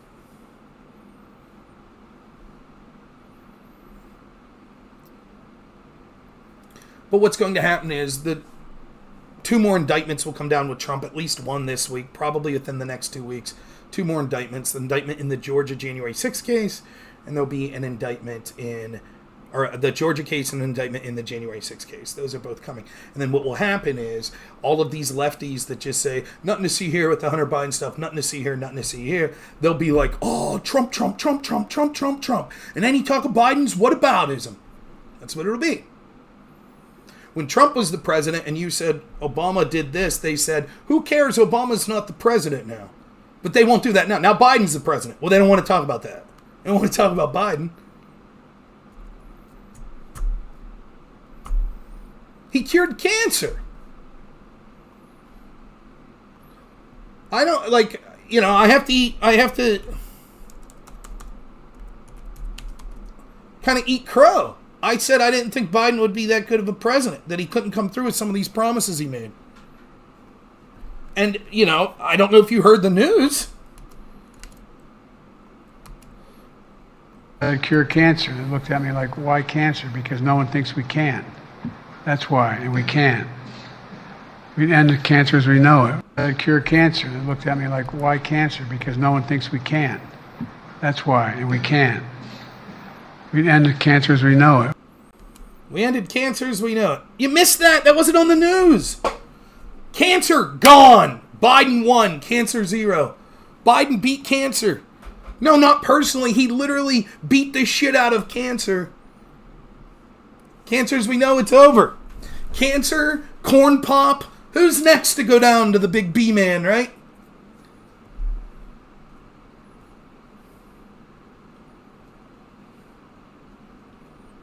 He did it.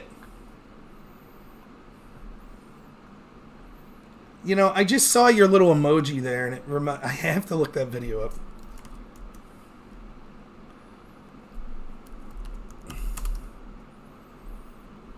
You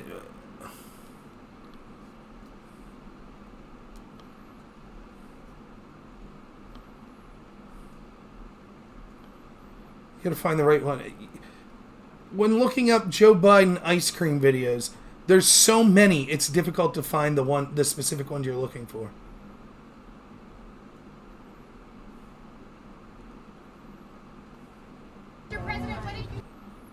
Perhaps the single greatest... we look at, like, the fall of Rome, and all these great empires and civilizations that collapsed, and we read in the history books, like, moments that were pivotal in that. I think when 1,000 years from now, when they look back in the inevitable collapse of the United States as we know it, I think this will be the archival footage that will be the most clarifying of what happened. Shall we? This is the perfect video. It is the absolute perfect video.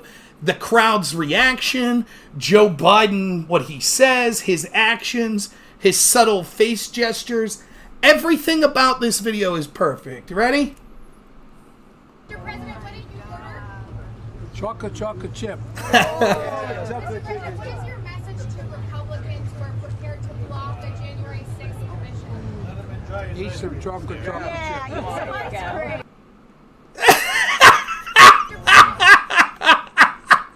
Let's start with all the things that are great, right? Oh, I'm going to record this, right?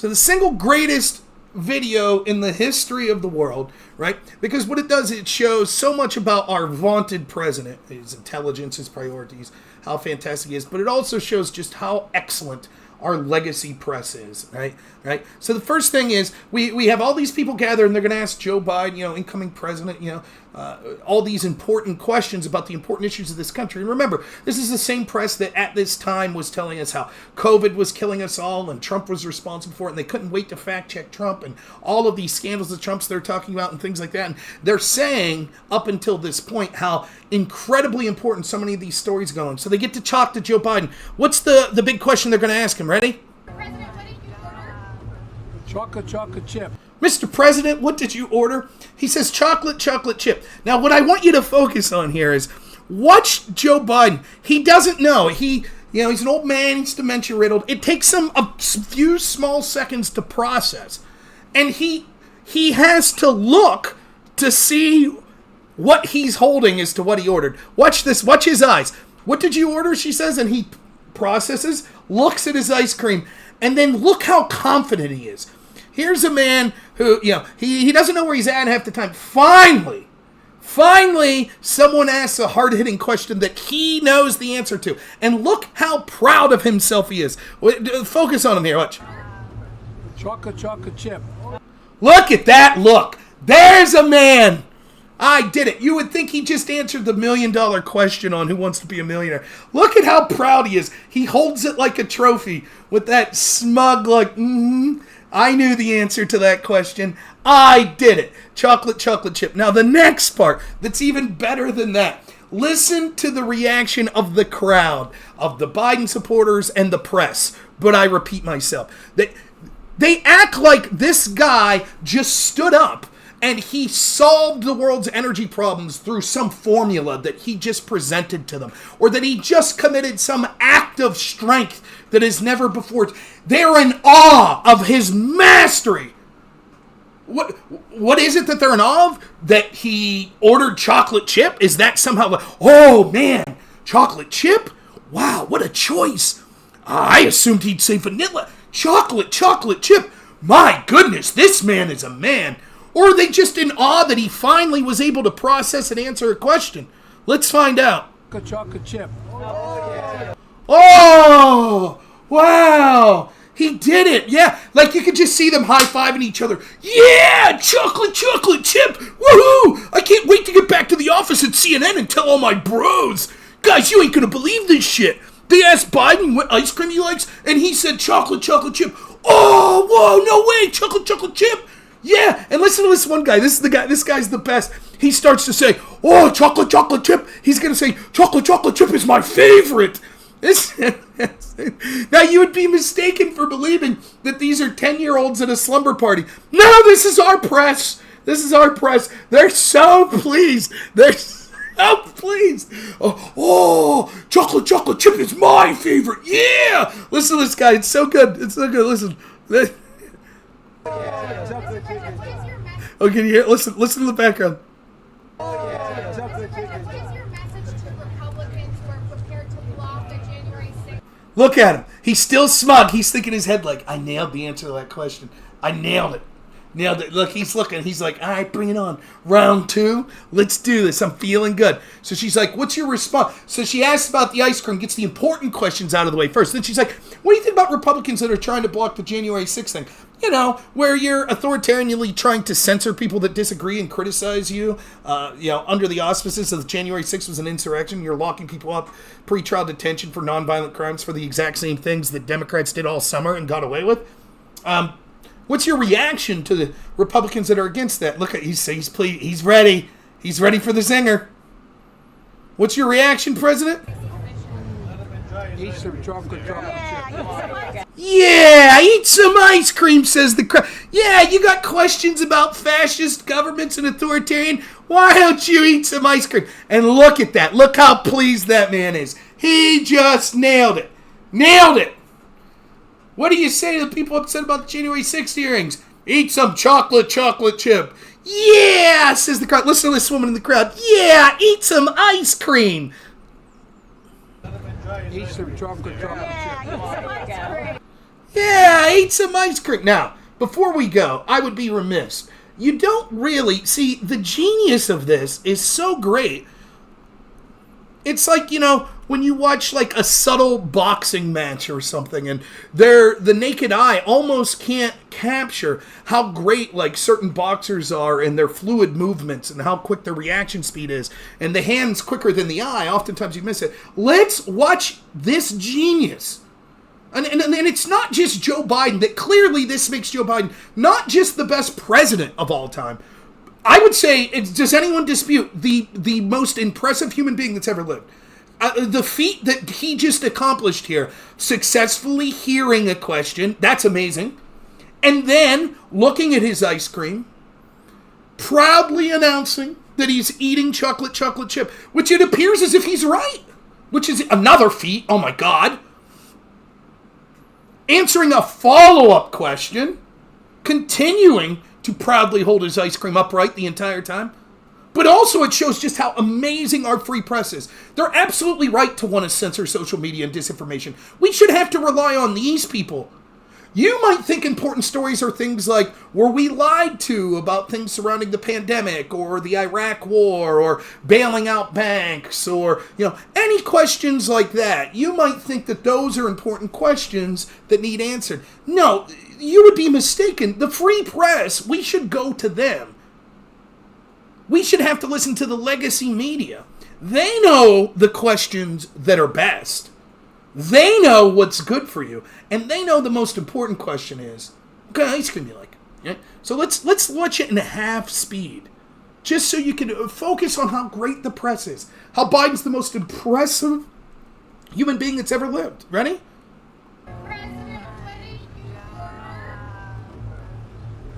Look how sharp he is, Mr. President.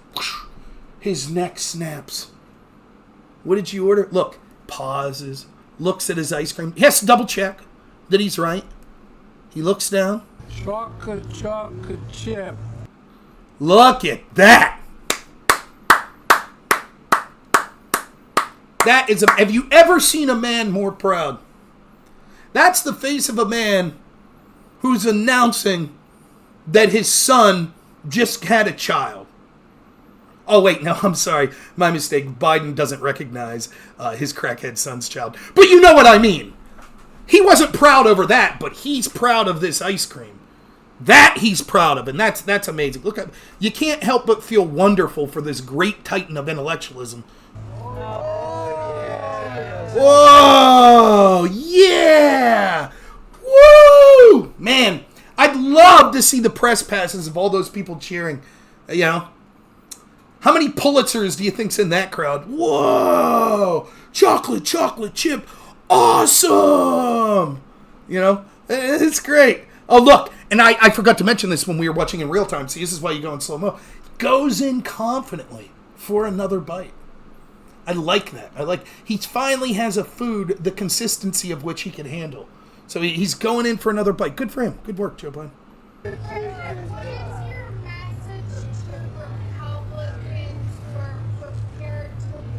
Look at the confidence, ready to answer this question, chomping on that ice cream.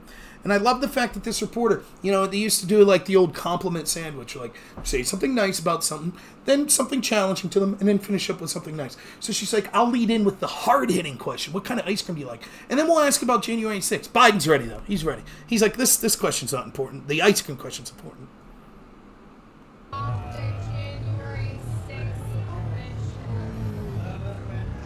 Easter chocolate Yeah, eat some ice cream. They're so proud. I mean, that's right. These people know they're proud. By the way, special shout out to this Secret Service agent in the back. Doesn't that look like a man who's proud of his duty? Good for him. I'm sure he finally... Can you imagine, years later after he retires, talking to his grandchildren? Were you in the war? Did you serve in the war? No, little Timmy, I didn't, but I served the greatest man that ever lived. I watched him confidently look at a incredibly challenging legacy media as they asked him difficult questions about the type of ice cream he ordered. And Joe was able to continue to consume said ice cream while confidently boasting and holding it up, saying, "Ma'am, I'm eating chocolate chip." And imagine the grandkids and how they'll just be ecstatic. They'll go to school, be telling their friends at school. They'll say, last night, after my mom was giving me my lecture on why I should be transgender, I talked to Grandpa about his time used to being in the Secret Service. And he told me the story of heroism, of how he served the one and only Joe Biden as he ate ice cream. And the kids will go, yay, they'll hoist the grandson up on their shoulders and he'll be a hero. And Biden will be celebrated, and all of these members of the press, some of them, it could be so far in the future, some of them may be passed away. I'm sure their gravestones will have great awards and memorabilia on it. They were there when Joe Biden was asked about his ice cream choices.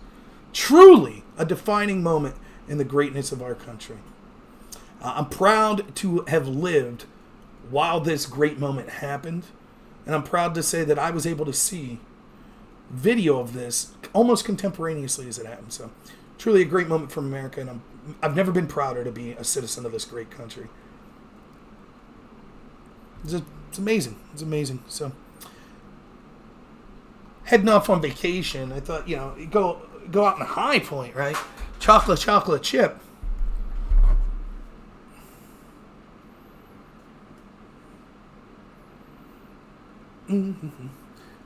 Check the phone here for a minute.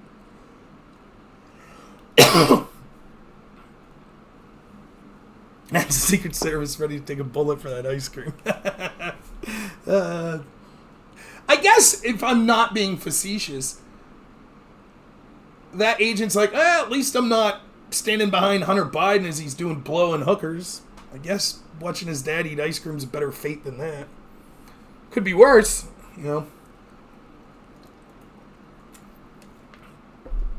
Yeah, my vacation's going to be nice. We're just going a couple hours away to a lake. Should be fun, though. But I doubt I'll be doing much news viewing. Like I said, I already know what's going to happen. They'll be indicting Trump, and the same people on the left that couldn't be bothered to look into any corruption of Joe Biden, all of a sudden they'll be very heavily invested in corruption again. And they'll be like, I'll get invitations. You want to come on and debate about Trump's indictments? Want to talk about that? I'll say, sure, my feeling on Trump's indictments is it's being done by people that have an obvious double standard. And they'll go, that's whataboutism.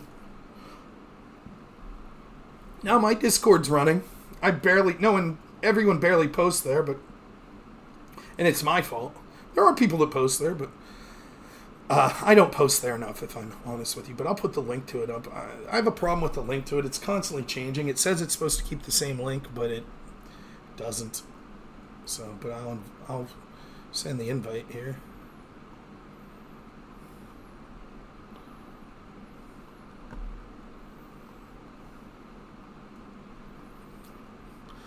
Now, but going back to that Destiny point, like chirping back at Tim Pool, Destiny's been on Tim Pool, and Destiny's bigger than me. I get that. But, if I could brag about myself a little as I'm on the way out the door to vacation, I don't know that there are many people that have the understanding of some of these specific issues of corruption or the ability to articulate it to people to understand as there are with me. And it's frustrating to me when I see people get a platform that go on that I debate and I wreck on these issues, and they go on these big platforms and there's no one really to push back. I would love an opportunity to go on Tim Pool's show and discuss these issues for 2 or 3 hours that we see with the Bidens and the corruption and the FBI and things like that. But it won't happen. Yeah, I know it's audience size. I absolutely get it. Absolutely right. But I just don't have the audience size. And there are reasons why. Yes, some of it has to do with being shadow banned and stuff like that. I get that. And the algorithms and this and that and the other. But a lot of it has to do with me, if I'm honest. Rob echoes the best Russian memes. Thank you, I guess. I don't really follow Russian memes. I would assume you're inferring that because I don't lick the boots and accept everything uncritically that our intel agencies say, that you're going with the vaunted, you must be Russian line? I think that's what you're going with. Very clever. Hey, might as well go back to that well. You know, the good news with calling everyone you disagree with a Russian agent, the one good thing about it is, I guess the whole "you're a racist" line, they felt they needed to add to it, because that was just the soul attack before.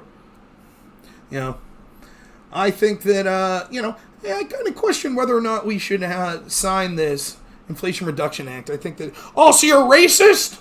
Wait, what? Racist! That was the attack before. Now it's, so you're a racist and a Russian agent? So a little variance. That's great. Congratulations, you guys are doing it. You're picking up them. Well, yeah, you've called out the corruption of the FBI. Clearly, Vladimir Putin's paying you. Good point. Yeah.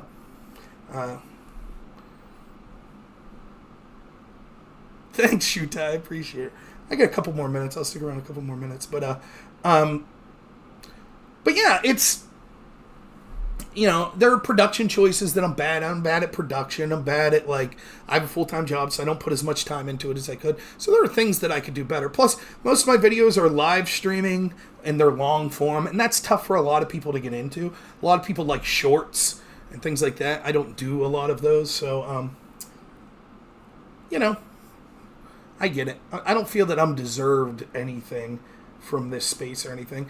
I'm just saying it's a shame that the people that do have a bigger platform that sort of agree with me, I don't think they do the best job with the messaging and with kind of the factual basis. Now, maybe you all think that. Maybe, there are people watching me like, actually, I know this better than Rob, this Burisma story, and I would be a better debater. That could be.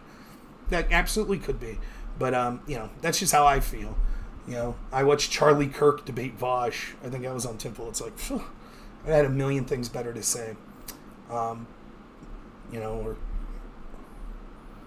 So, thanks, Nico. I appreciate it. Anything else? Like I said, I was hoping to... thank you, Mick Linebacker. I do think when people ask me, as a very small streamer with the most limited of success, people that would ask me, advice on streaming, or people that ask me... now Fox at Crimson says, Crimson's probably the same guy that was defending CNN and the New York Times for years, saying Fox News is corrupt. Now Fox isn't that bad, because they agree with CNN. So instead of being like, geez, isn't that odd that all these places parrot the same line? Now, Fox isn't that bad now. Now they're okay. Now that they uncritically accept the intel agencies, now it's okay. It's okay now. Any divulgence from the official intelligence narrative is Russian propaganda. It's a threat to our democracy to have people that think differently, that ask questions. That's a threat to democracy. That's clearly being on the payroll of Vladimir Putin. You can't make this shit up. It's all conspiracy theories and Putin shit. That's it. That's all they have. And they actually think they're doing good with it. Oh, I did it. Zinger, he's at his keyboard right now. He's like, you ready? You work for Putin. Oh, he's probably holding an ice cream right now going, like Biden, I did it. I said he worked for Putin. Ma, can you bring me down some Hot Pockets? I just told some guy he works for Putin. And she's like, great job, Johnny. Any chance of getting a job? No, I got to keep telling people that they work for Putin while I celebrate the Ukrainian flag in my bio. Great, I'm so proud. I can't wait to tell my friends at Bridge Club.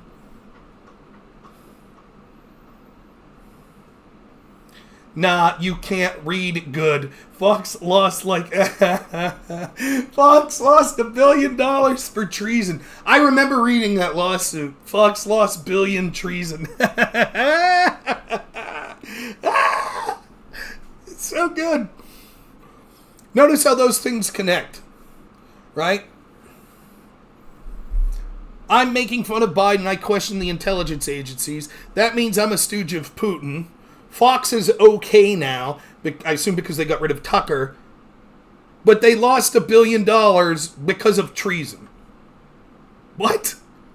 Even if I would accept that they legitimately were sued for $1 billion, it had nothing to do with treason or the Russia narrative. Just conflating bullshit. I'm making a difference, Mom. Son, can you take the garbage out? Leave me alone, Mom. I'm changing the world.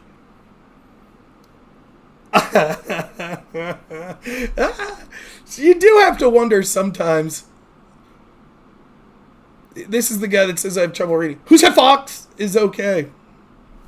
Oh, there's Pisco. Pisco, we must have one of your fans in here. Clearly I'm working for the Russians because I just put a video up making fun of Joe Biden eat ice cream. So that must mean, I don't know if you all knew this, but Russians, absolutely, Vladimir Putin has put the call out there to attack the ice cream industry. Absolutely true. So I'm glad that this guy was here to tell us. It's absolutely true. It is a confirmed fact that Vladimir Putin hates ice cream, particularly chocolate chip. He absolutely can't stand it. And so, you got me. I've been called out. This gentleman's absolutely right. I was personally on a phone call with Vladimir Putin who said, Rob, you're such an influential speaker talking to 40 or 50 people on your stream. Can you please criticize Joe Biden eating chocolate chip ice cream? I feel if you do that, we'll finally win the war. So here I was like a good little Putin puppet. And I was spreading that. Thank you, Crimson. Clearly, your masterful, almost Sherlock Holmes-like use of semiotics has just devastated me. Nancy's ice cream fridge. Oh, fun one. You must also be a Putin apologist. Criticizing Nancy Pelosi's ice cream. Yeah, they did. They found us out. Shit! That's Pisco's crowd for you. What do you expect? Pisco, I think we should issue a quid pro quo. Are we still giving aid out to states for COVID and shit? I think that Biden should announce a quid pro quo, right? Announcing that any prosecutor that's possibly looking into investigating any company or business connected with his son, that those states shouldn't be allowed to get that aid money until they fire those prosecutors, and also lock up anyone who criticizes ice cream. Sounds reasonable, right, Pisco? I think that that's a reasonable quid pro quo that we would be able to issue. That seems like something that, you can do that. Yeah, Pisco, you can call in for a minute. I should say that I should have to be done by midnight. But yeah, you want to just do it on the Discord? I was going to say the Discord channel, but I just sounded like a boomer. Did you ever hear like an older person say, I'll send you those pictures on the Facebook? Of course, now, what are you going to do? You're going to tweet something? What the fuck is it? Zitter? Are you going to zeet? But isn't zeet like slang for kill someone? Oh, God. Just call me Pisco, that'd be easier. The new X thing at Twitter. I'll be honest, I would be clear with it. I don't fucking know. I'm no marketer. I don't know how to market shit. Elon Musk clearly a more successful marketer and businessman than me, but it seems dumb to me. That's all I'm saying. Could totally prove me wrong. I don't know. Hey, do you mind if it's just voice call? No, I do not mind. Just give me 1 second to get a water, okay? Okay, no problem. Hopefully this is all working. Pisco getting a water. Bullshit. I'll guarantee he's heading to the freezer to get a chocolate chip ice cream as we speak. That's what he's doing. That's why he doesn't mind if it's just audio, because with video, I guarantee Pisco's face is just like Joe Biden's right now, holding that ice cream. There we go. We talking ice cream? Yeah, mirrored sunglasses, ice cream. God, that clip's still the best clip that's ever existed. It's a good one. What do you say to the people that are upset about the January 6th investigation? Eat more chocolate chip. And then the woman in the crowd that's like, yeah, eat more ice cream. It's like, that's when he really became the president. Oh my God. It's like, that's when he became president. The press poll. Remember that from Van Jones? Yeah. I do remember that now that you mention it. That's, that press poll reminds me of like slumber parties I went to when I was 10 years old. It's like, whoa, you got the new Transformer toy? Whoa. Like, that's how excited the press was that Joe Biden was eating chocolate. My question is, were they impressed because they like chocolate chip ice cream? Or were they impressed because Joe Biden finally knew the answer to a question? I don't know. I think it's a mixed bag. You're being rough on the guy. Come on. Hey, 1 second. I got to call someone real quick. I'll be right back. Oh, Destiny on the other line here. He's getting advice from how to respond to these scathing ice cream critiques. But By the way, I enjoyed talking to that Quibble guy last night, but I will have to say the one part where I thought he was really off the rocker was he was like, actually, the Fetterman campaign in Pennsylvania wasn't that bad. Oof! Now, it is true that he had people basically running his campaign, making Twitter jokes and stuff, and some of that was clever, but when I mentioned the debate performance being about the worst debate, and he was like, oh, he just has trouble hearing. That's brutal. It's brutal to not be able to admit, Christ will rise from America's ashes. Well, we got a Biden supporter here, folks. Saying the quiet part out loud. Can't wait for America to burn. Vote Biden. Interesting. Ukraine supporter, I'm sure. Can't wait for America to fall. Hail Ukraine. But I like Jesus, too. Good stuff. This better be an important call. Peace goes on the other line here. My time is valuable. We were just talking about ice creams. Yeah, I like talking to Quibble, though. I thought he was fun.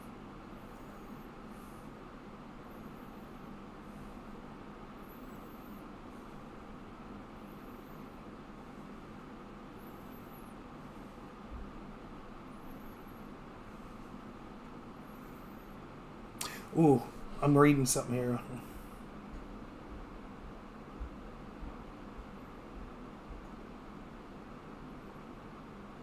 All right, I'm back.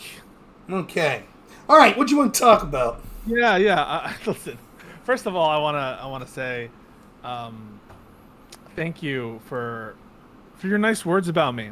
You know, people link me sometimes to when you're streaming, and I often hear you call me out for good things too, for saying that like I'm one of the people that you think at least engages with you on the stuff, and my impression I don't think is exactly the same as yours in terms of who's willing to do the substance, but by and large I think I would agree with you that most people don't want to do the research that this requires. Well, and that's true, right? But I think that it's not just that they don't want to do the research, it's just that they are willing to accept narratives that agree with them so much that they literally just feel like one of the things that I have trouble with is when people say things that if they really believed it, it would clearly change the way they're talking about other things. So I'll give you an example. I debated a guy who said he was a right-winger. I was on a panel with him, and he was like, oh, you're crazy with all this FBI corruption bullshit. You'd never debate me one-on-one on this. I was like, okay, let's do it next week. So he says, okay. I think probably what happened was he watched some videos of me debating in between that panel and then, because when he comes on the one-on-one debate, he's not cocky anymore. And he's like, well, actually, now that I think about it, I agree with you that the FBI is corrupt and blah, blah, blah. I just don't think they should be disbanded. And I'm like, okay. And so that's fine. We can have that debate then. Well, what's the solution now that we both agree it's corrupt? Fine. That's a fair discussion, right?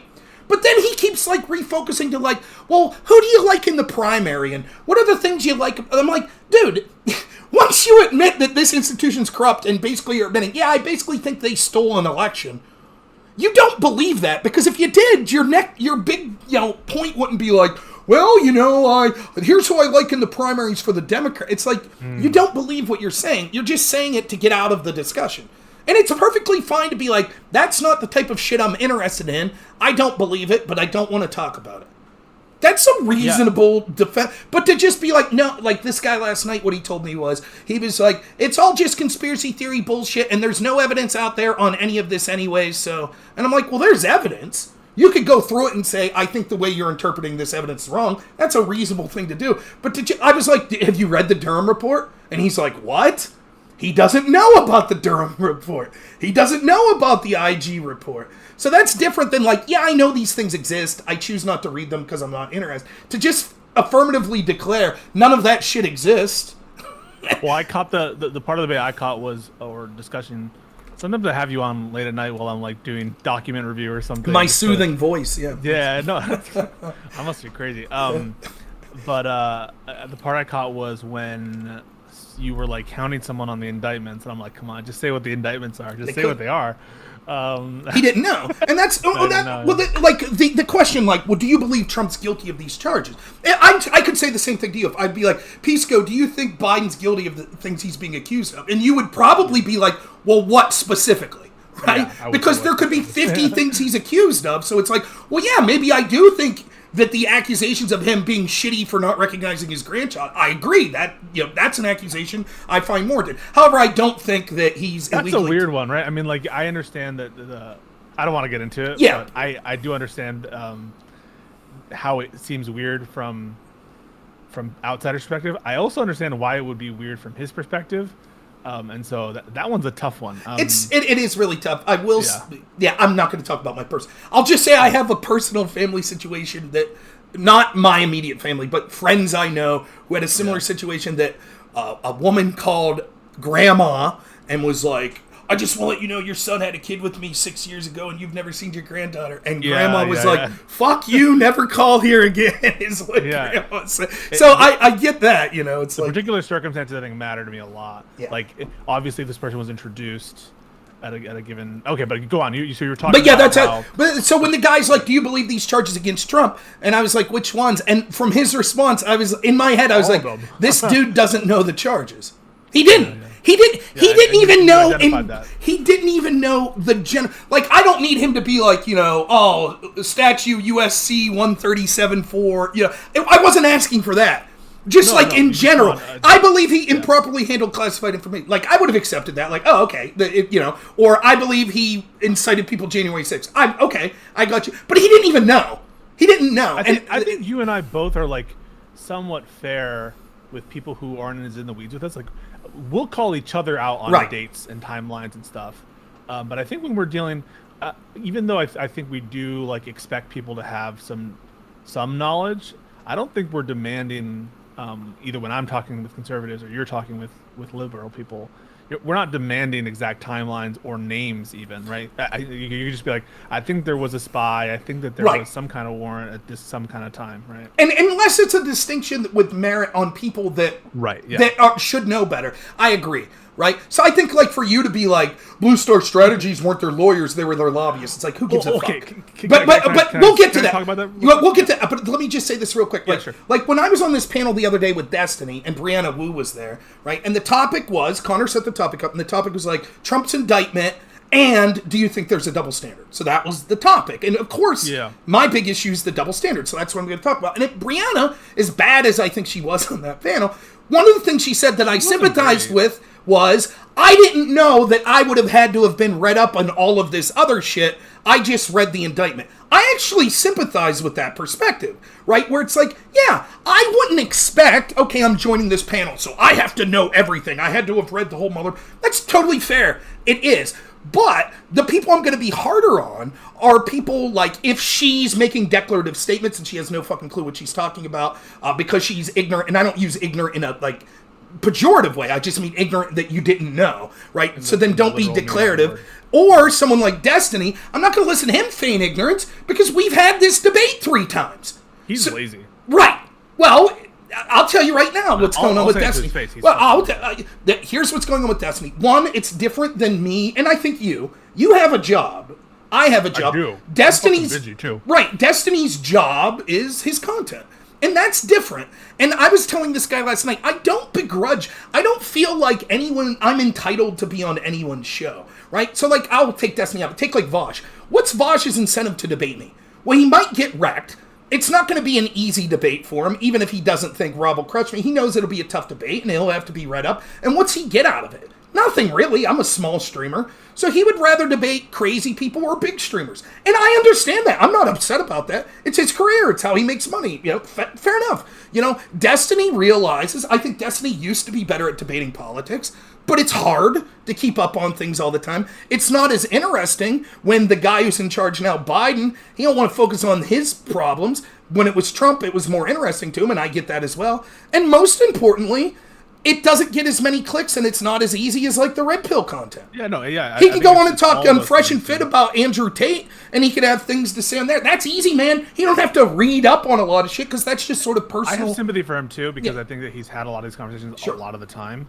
And so he's had those types of conversations, and his level of knowledge is 95% or 98% of the time sufficient to get through the conversation. And I understand him being bored by it, too. And him being a little lazy about it, I get it, but that's just what's going on. Is that he even though he's aware of those things, he doesn't want to do it. It's boring to him. He doesn't want to do it. And that's fair, though. That's absolutely fair, right? Like, I don't want... Do you know how many times people reach out to me and they're like, I'll give you an example. Oh, Rob, do you want to be on this panel to talk about, Hunter Avalon and his wife? No. You want to know what my take is on Hunter Avalon and his wife?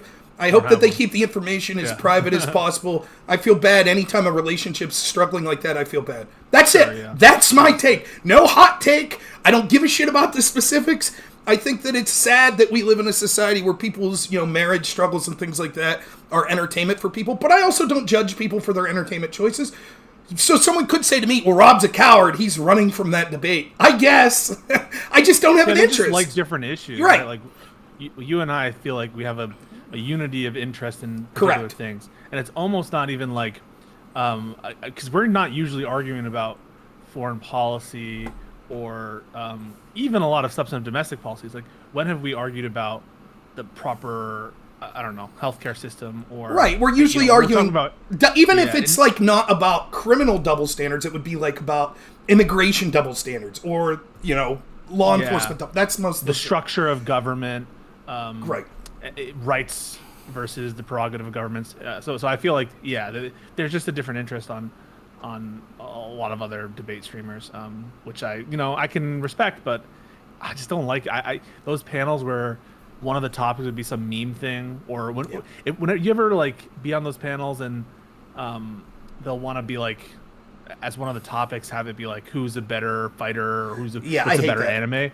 That's Dylan used to do that. We'll have a serious topic, and then who's the best comic book villain of all time? And I've been on even worse than that, because I get what they're trying to do. Oh, lighten it up a little in the middle. Like, I've been on panels where it's like, hey man, do you want to come on and talk about Russia collusion? I'd be like, yeah. And they're like, okay, well, that's the second topic. The first topic is, what about this Travis Scott concert?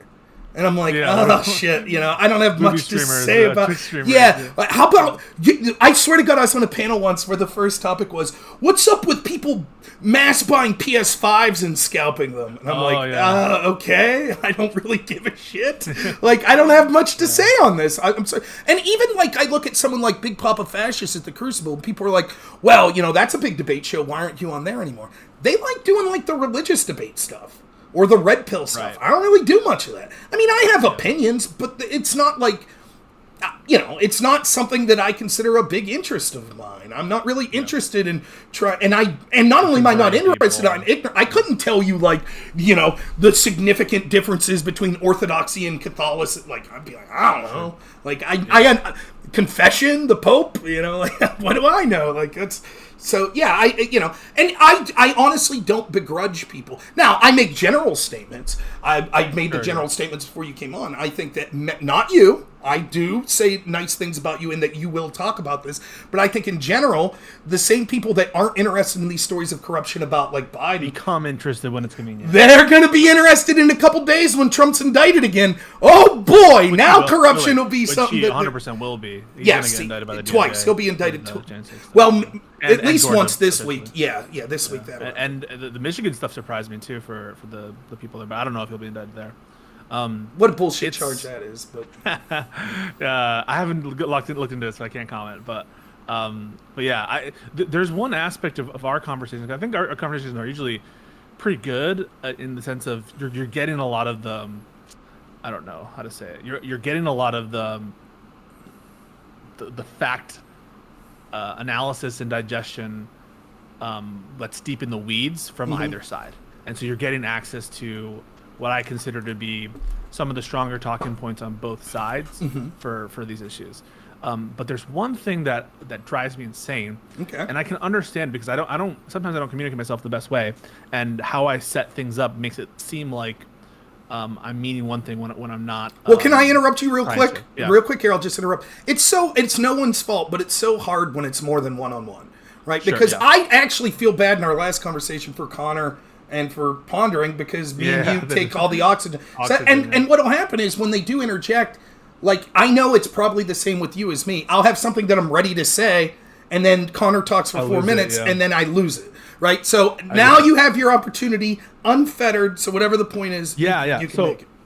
There are a couple like moments where, and I think this is often effective for you to do rhetorically, and I'm not saying it's dishonest, but for me it's aggravating because there are moments and times where I'll say something, and you'll take accurate things that I've said, and you'll emphasize them to a degree that I think I was not trying to do, or use them to sort of as though they were my main arguments or something that I was trying to own you on or something like that. So I want to take the Blue Star strategies for an example. So that was an instance where I said, well, they were consultants, not lawyers, right? That's not my argument for whether it was appropriate for Burisma to request the meeting, for the State Department to take the meeting, or that's not affecting the timeline here. I think I was going and saying something like, maybe this is my own mistake, because you see this happen a lot when you're doing things you don't need to in a debate. And so one of the, like, I guess, rhetorical things I was doing was like, Rob's wrong about a lot of small things. He's wrong about a lot of big things, right?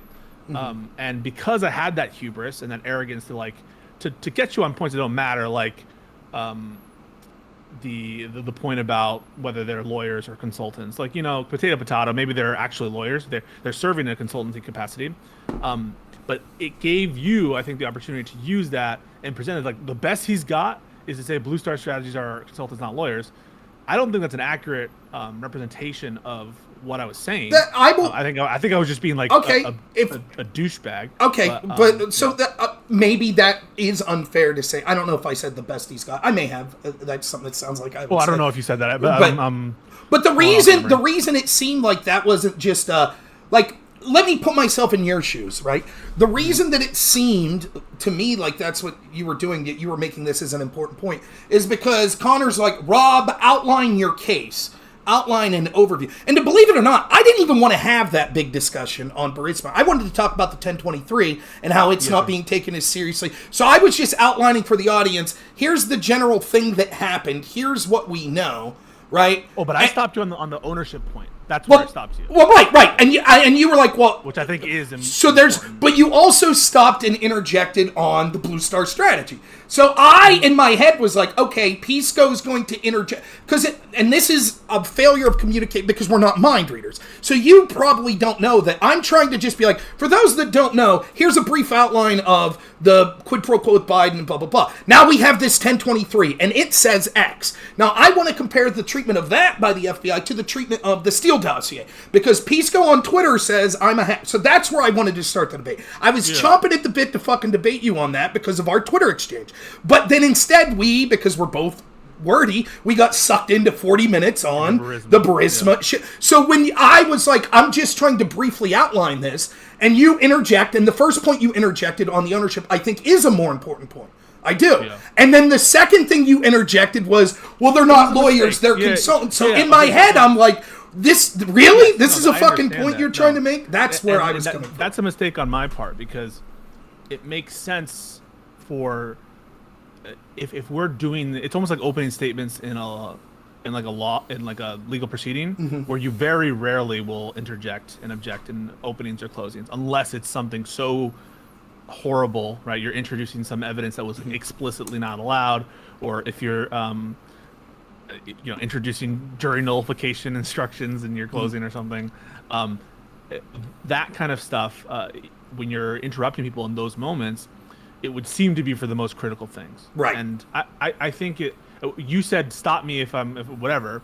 And so even though you said that, I should have taken, into my, like, just, I don't know, awareness of how people talk and just discretion, that I should only interrupt for things that are super material, right? Maybe this is something that's stuck in your craw, and I do apologize if it's stuck in your craw, but I took it as sort of a throwaway, where it was like, when we left that night, it wasn't like I was like, fuck, this blue, they're consultants, not lawyer. I was just like, whatever, that's just like a dickish point. That's different than like when I debated Destiny, and we're talking about the Blue Star's email to the State Department that's like, hey, Hunter Biden works here. We'd like to talk to you about this corruption.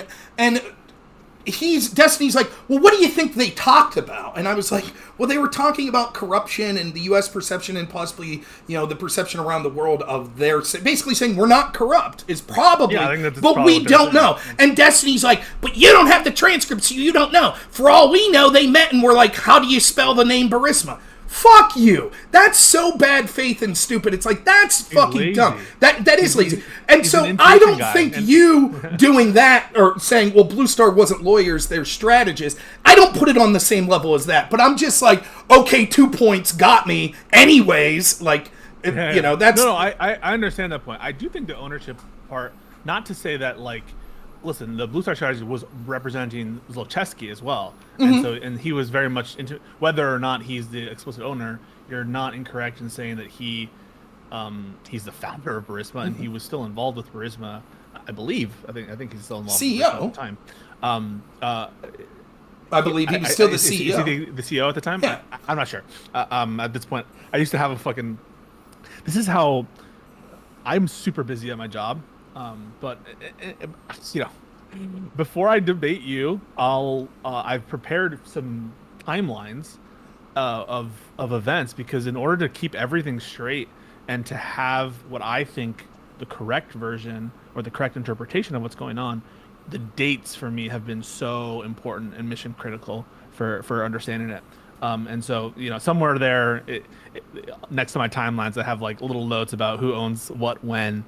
But it's honestly, I'll cut you off really. The reason I do like talk, I honestly think you are, whether consciously or unconsciously, your bias makes you irrational on some point. You can disagree. That's fine. That's not the point I'm trying to make here, though. But people will be like, well, if you believe that, why would you debate Pisco? Because you're the only person I know that will try to get into the minutia with me, which I enjoy, one, just for entertainment, but also I learn more, right? Because it's like, well... okay, what's the worst that could happen? Either one, you'll prove me wrong, right? And it's like, oh, now I have to change my opinion. Maybe not the whole opinion. Maybe the whole opinion, though. But you know what I mean? You'd be like, oh, I didn't think of that. Now you won't say Blue Star strategy. Right. So I sound more credible to other people. Yeah. So that's the other thing. Yeah, right? So it's like, I learn the better arguments against what I'm saying, which allows me to either, one, admit that my opinion was wrong, or second, say, well, here's how it still fits. And if you're just, like, I tell people this all the time, and I don't know if they believe me. I think it was an incredible advantage to me in my life to be in the debate community and be someone that's right-wing, because every little fucking thing you say is scrutinized to the umpteenth degree. And so any small opinion you have, there's a million people smarter than me, people that had like perfect SAT scores, that are grilling you on every little thing. And when I see like people that I know that grew up in left-wing households and went to, public schools and then went to college, it's like they've never heard anyone with a differing opinion. And that's a disadvantage to them, because if they try to have a serious debate with someone that is trying to get into details, they don't know how to handle it. They're just like, yeah, but you're a bad person. You're conservative. You're bad. You're a conspiracy theorist. And it's like, but you're not looking at the details, because no one's ever pressed you on these sorts. So that's why I like talking to you, because even if I think you're wrong, right, I get far better at understanding, like, okay, but wait a minute, right? There is I'll tell you at somewhere that I think that you made some hay with me, right? Now, I do think you fucked up. You called me out on this in the one chat where you said you never said that Paul Gambetta forgot his conversation. You kind of did.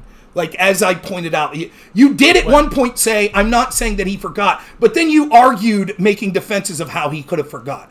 I mistakenly believe... Be careful, but forgot what? I think forgot getting the conversation with Cheryl Mills is different. No, that's not what I'm talking about. Forgot about the subpoena. The subpoena. That's what I'm talking about, right? And when in real time, when we were debating, I thought you were saying the entire time he forgot about the subpoena, which is laughable. Yeah. Now, you did make arguments as to how he could have forgot about the subpoena, which is why I thought that. But you did, before that, clearly state, when I went back and rewatched, you did clearly state, no, I'm not saying he forgot about the subpoena. I'm saying he knew about the subpoena, but... And that's a better argument, right? Because to argue that he forgot about the subpoena is a fucking joke. That's laughable. I think that he intentionally deleted documents in violation of the subpoena. I mean, I think that's the facts lay that out. So I mean, the only question is the use of the immunity, I think, in that case, and whether or not the FBI and DOJ did everything possible to see if there was sort of supervisory directives to tell him to do that. I think that's kind of your argument, which is, well, of course, Paul Gambetta will say that it was just me because the FBI really weren't doing a good job seeing if it was going upward. So I understand that, yeah. But my position wasn't that. But let's talk about, because I am interested. So one thing you think was worthwhile is, and I looked this up, and you are correct, according to Wikipedia, which I'll be honest, working as much as I have, I'm fucking lazy. I didn't have a chance to go through all the subsources here. But I'll take it at face value that it's being reported, I think 2012, 2013, Zlochevsky sold his ownership shares of Burisma to a company named, I think it starts with a P? Can't remember. But it's one of these merger type deals. So he sells his controlling share, and Burisma falls under a net of a bigger company. But Zlochevsky stays on as a CEO, right? But I don't understand how that affects anything, because it's quite evident that the lawyers working for both Burisma, the consultants working for both Burisma and for Zlochevsky are clearly negatively affected by the fact that there are these corruption allegations and investigations occurring.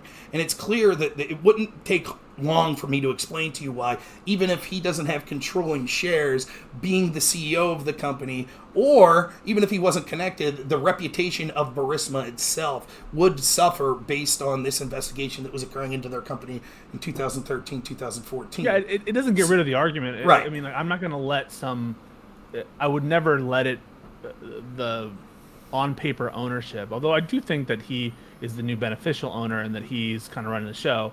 I'm Eeyore, whatever his last name is, starts with a K. That said, I'm never going to be someone, I'm not a formalist in the world. And so I want to analyze the world as it is, and sometimes the formalities matter when there's specific criteria or some kind of law which requires formalities. But when we're analyzing corruption, that kind of thing, very seldom does the officialness of it, in my opinion, is that going to be a way to just defeat an argument? Be well, everything you said is wrong because Zlochevsky isn't right. He doesn't own those shares. You still have to deal with the argument because the substance of your argument doesn't really change, except I would argue that there's more attenuation then between the property interest of Zlochevsky and the property interest of Burisma, such that you can't impute any action taken against those properties to. Can I stop you real quick? Thank you for the raid, Ranger and Rogue. Thank you so much. Sorry, I didn't mean to interrupt you. Go ahead. We're talking to my friend Pisco. We're talking about Burisma. Go ahead. Sorry. No problem. I think the change in ownership, it's relevant on the peripheries in terms of some of these facts and the connections between investigations of Zlochevsky and whether you can impute those investigations to Burisma, and to what extent can you impute, prosecutorial actions taken against Zlochevsky to Burisma if there's really a different owner here and his interests aren't implicated by anything. If Zlochevsky's in jail or not, who the fuck cares? Or if his property's gone, who cares? That's where it kind of Okay. So the lingers, specific, the seizing. so let me see if I understand. So the seizing of the assets of Zlochevsky is less relevant if he's no longer the controlling owner, because it's it's not like they seized Burisma property. They seized his personal property. Yeah, so let me give you an example. So there are some businesses sole proprietorship, right? Where the identity of, Free Speech LLC is Alex Jones's, thing, right? And that's where, what's his thing called? Oh my God. Prison Planet, or the fucking... fuck, we know it. InfoWars. InfoWars. Oh my God. Yeah. It used to be Prison Planet. Yeah. It's been a while since I've watched Alex. Sure. But there's a corporate identity called Free Speech LLC, and there's a kind of a unity of interest there because he's the sole proprietor. He's the only member of the LLC, or he's the only I think it's an LLC, but if it's a corporation, he's the one board member or whatever. And so there, the corporate formalities start to blur, and I'm going to be more willing to pierce the veil and kind of ignore those corporate formalities and those distinct personhoods, the more under the command and control the particular entity is from the person in question who's being investigated. I think that makes sense. Like, In as your a situation CEO with Alex Jones, it does, but I don't know that it helps in this situation. I'll explain it's why. not a defeater. No, I know. Defeater. But here's the thing. I don't actually think the freezing of assets represents a like, oh, fuck, the assets are frozen. Now, we really relied on that Rolls Royce for our business dealings or whatever. To me, what this signals, and the reason that even if Zolchevsky's just the CEO and not an owner, or even if he no longer even worked for the company, to me, if that's it, let's put the hat on where you're looking at it from my point of view for a minute. And let's say that Burisma's ownership at that point would look at this, and that did happen, and that freezing of the assets, they didn't view it as just a technicality. They viewed it as, the investigation's moving forward. To me, they're less concerned about the physical properties and more concerned that this sends a signal that this investigation's continuing. This is a clear signal. Like, there could have been rumors of, like, well, Shokin might be doing this or that, but it doesn't seem like things are moving. Once those assets are frozen, at that point, even though it's like, well, that guy's not the owner here anymore, and they didn't freeze our assets as owners of Burisma, and they didn't freeze, like, the fucking machinery we use to drill, but they seized the former owner / current CEO's property. It's not the property, it's the signal that, this signals to us that he is going to do this investigation, and that's why this is a crucial time. And there's more to this time frame that I've been sensed because, as you know, the day after our debate, this story broke about allegedly what Devin Archer testified to. And one of the you poked me, and then I poked you. Right. One of the things that was alleged when you look at the time frame, I was reading this Technophog who oftentimes links to like emails, FOIs, and things like that. The New York Times was writing this story at the end of 2015, and they reached out to Burisma and Biden for comment about Hunter Biden working at Burisma. And around that time, an email sent from Blue Star Strategies, I believe, or some entity at Burisma, to basically people at the State Department, like, we kind of want to talk about this.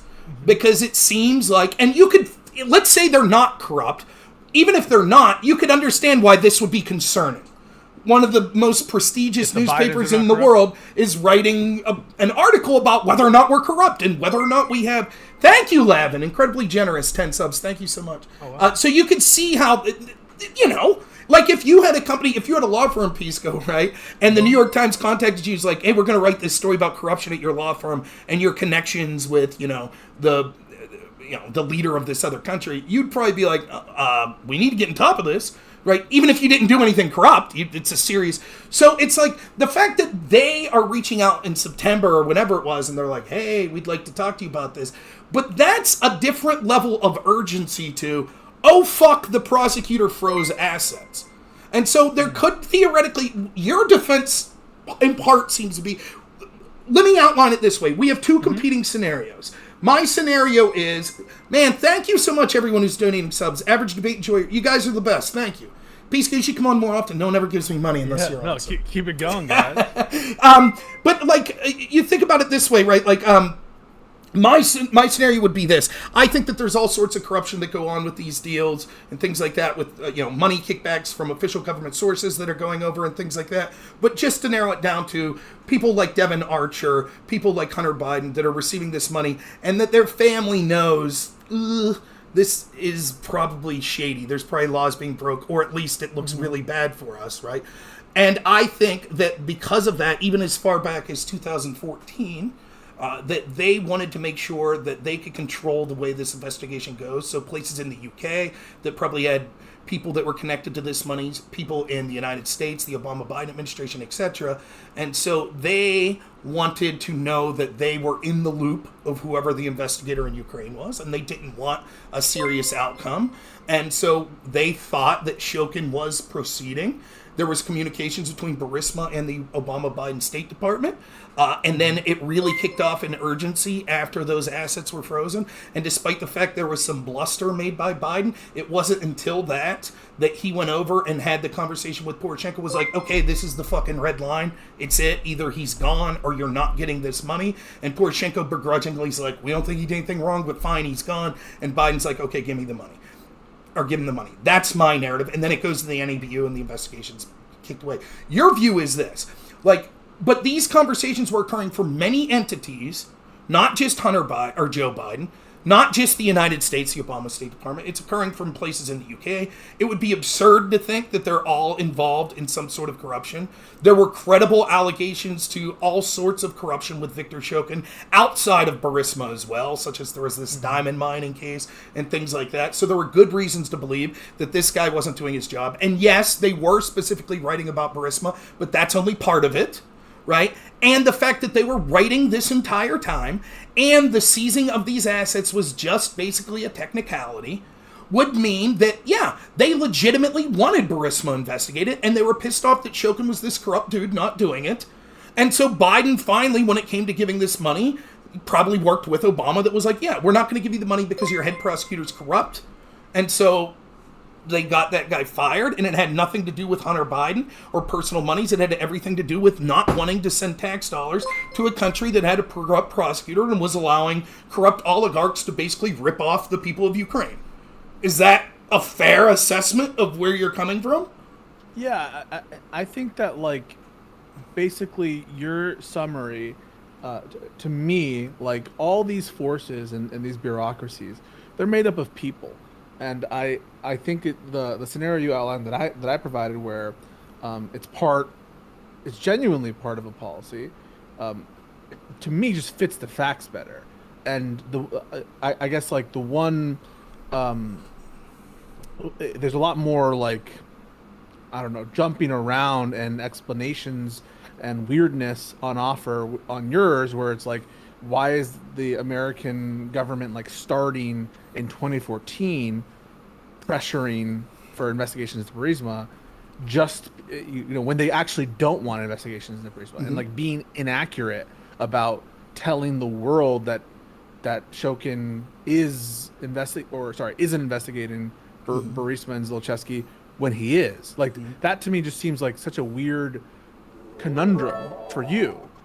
Or at least for people who are alleging this, and it's not to say that it's like technically impossible that, and again, to be clear, it would not get Biden scot-free to use a bona fide reason to pressure someone if what was actually motivating him was some corrupt motive. I agree with you on that, right? It's not your point about the comparison to impeachment is well taken. That to Comey, I think is the usual one that you bring up.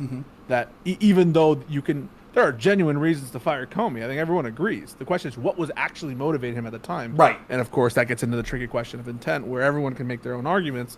But ultimately, that is something we have to determine. People who are watching this, people who are commentators, if it ever gets to some criminal issue, someone's going to have to make up their mind over which intent was it, or do we even have enough information to make that call. So that comparison is well.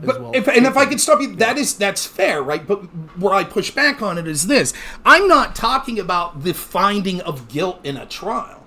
Like I agree with you there, right? Where it's like you could take two situations that look analogous and say, well, equal treatment should be they're both innocent or they're both guilty. But when you get into the details in a trial, it's like, well, actually, no, because we know that we have evidence that speaks to this dude's intent because he sent this email that said this, or we have a phone call transcript where he said this. Sure. Well, we don't have it with the other, so there's just doesn't prove that innocence, but that's not what you're doing in trial. The burden of proof is to prove their guilt, and they're unable to prove it in Biden's case, but they could in Trump's, right? So that's why there's a difference. But that's not what I'm condemning. What I'm criticizing is the veracity of the investigation in the first place. Why does it seem like the investigative when it came to Trump was, immediately impeach, immediately have these investigations, releasing transcripts and stuff like that, and the FBI's treatment seems to be the complete opposite when it comes to Biden.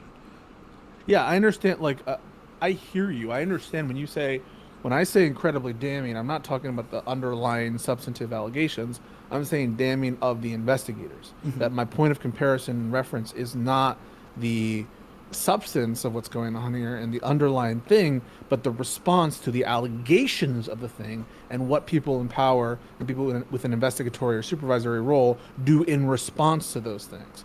And so it's one layer removed from the substance of the allegations, even though what we've just talked about is largely substance, right? We're not talking about in the Burisma case. Well, let's get in it. Do you mind? Can I push, outline why, because let's assume I take you at your word and you're saying your standard is preponderance of evidence. So you're not saying like beyond a reasonable... Right. Oh, sorry. I just want to be clear about what I'm saying. If we were alleging something criminal, then the standard should be beyond a reasonable doubt. Right. If in a courtroom, if you're going to ask me on balance what I think happened and what I think is likely, I'll tell you what I think with varying levels of confidence levels, which I'm sure, which you do all the time too, right? Like, right. You'll say something like, if I had to guess, I probably think that what was motivating X person is this, and what Trump wanted was a little bit of this and that, but there is a chance that Trump wanted this, and so I'm not sure. Or you might say, I don't think I could prove it in a court of law, but if I had to guess, I really do think that Hillary Clinton knew she had classified information there. I know I can't prove it right now because I think the FBI fucked up, but in my heart of hearts, I think based on just, whatever. Yes. And you can say it with varying degrees of confidence. Right. So depending on what it is we are assessing at a given time, in general, when I'm assessing like situations in the world, I'm going to give my opinion based on like just my take based on the preponderance evidence. Right. But if we're assessing a specific kind of like criminal case or an impeachment thing, right? Then I'm gonna, what the standard of proof is gonna be different versus like, and this is gonna be critical. And I'm gonna finish with this and let you respond. The standard for getting a warrant is different than the standard for starting an investigation. Different than the standard for me being on Rob's stream saying that I think Trump is guilty is different than Trump being found guilty beyond a reasonable doubt in Florida, right? So all those standards could be different, and it's important for us to be clear about which standard and which thing we are applying to which facts. I don't disagree with that. However, I would say that when the question came up, because the criticism I had from you, the specific thing we're talking about doesn't require proof of criminality. We're talking about whether or not the FBI engages in a double standard. And my criticism of you was, like, there is almost, you would need, like, basically fucking an email from James Comey saying, we're engaged in a double standard for peace. And you said, no. I just view it as, if there's a better than not chance that, yes, there is a double standard, I would condemn that. But let me give you what you want. Yeah, so, like, if I don't think that a general allegation of corruption in the FBI is going to be a beyond reasonable doubt thing. That's not how we measure our institutions. And I wouldn't, there's specific reasons why beyond a reasonable doubt is used for criminal defendants is because I know that you're a rights enjoyer and you're a liberty enjoyer. The incarceral power is so oppressive and is so destructive of individual rights that we want to be damn sure, even if we're going to let some murderers go, right? But that standard doesn't apply to our institutions, bro. Like, our institutions, if I'm 51% sure that there's widespread corruption in the FBI that's politically motivated, you better believe I'm going to want some serious reform. Right? Exactly. So it's not the case that in terms of like the general allegations for corruption, writ large, I'm going to want to apply some super high burden, and that might feel that way in any given. Okay, well then I'm glad to hear you say that. So then the reason that this matters is, in that world, if you think there's a better than not chance that the FBI, as it's been operating, is engaged in a double standard, then when we're talking about, like, say, a criminal investigation into Hunter Biden or into Joe Biden, you would be unsatisfied having that being ran by the group that you think there's a better than not chance is engaged in a double standard, correct? When you say better than not, you mean more than preponderance of evidence, yes. Oh, sorry. Yeah, so, like, I absolutely understand, given what you're saying and given your opinions, I understand why nothing coming out of this DOJ that exonerates themselves or exonerates someone who you think they have a bias in favor of, right? It's both, right? It's both IG for and against reports of themselves, right, or substantive investigations of people for whom you think they have a bias. Why would you believe anything that does that comes out of people who you already think are corrupt? It's like there would be the definition of insanity to the whole thing that you're trying to prove is the reason why you can't trust those actors. And so, like, yeah, I get why you wouldn't be satisfied with. But would you? Inspector That's Horowitz the even, question. right? Right, but that's my question. Would you, if you came to the conclusion, I think there's a better than not chance that the FBI is engaged in a double standard, at that point, wouldn't you say, I'm not going to be satisfied with the FBI running these investigations into Trump, I think there should be an outside group doing it? I don't think that it necessarily goes there. I understand why you go there, because I don't think you're at 50%. I think you're at like 98, 99%, right? Or practical certainty. That's the level that you're at, right?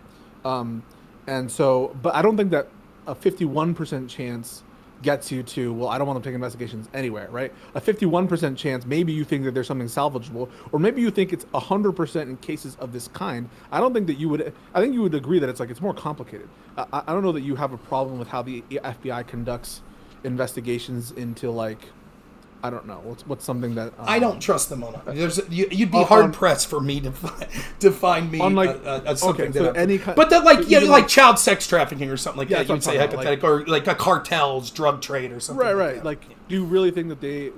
I don't think even you would say. Well, maybe you would. Actually, I don't know. Like, does the FBI want? I mean, I think they should be disbanded. So you're gonna. Yeah, I understand, but but in the capacity, do you think that they're being corrupt as regards general investigations of no-name cartel members or stings of sex predators that no one's aware of, right? I know that you have your opinion on Epstein and all that stuff, right? But in terms of those things, there are some places... It's difficult, but let me give you the answer that I think that you're looking for is, I absolutely believe there are apolitical cases that they would... Like, for example, if the FBI happens to find out there's a series... what's that fucking show I used to watch? Criminal Intent, right? With the FBI's, there's some serial killer. It has nothing to do politically. It's just some maniac that's killing people, right? Do I automatically say, the FBI arrested someone, they must have framed him? No, of course not. They could have ran that investigation completely legitimately and competently. But in general, so you're right about that. And this is something that it's difficult for people to understand, right? I'm not, let's take it out of the realm of the FBI. Let's say I hate CNN. I think CNN's not journalist. I think they're just propaganda, right? Does that mean everything CNN says is a lie? No, of course not.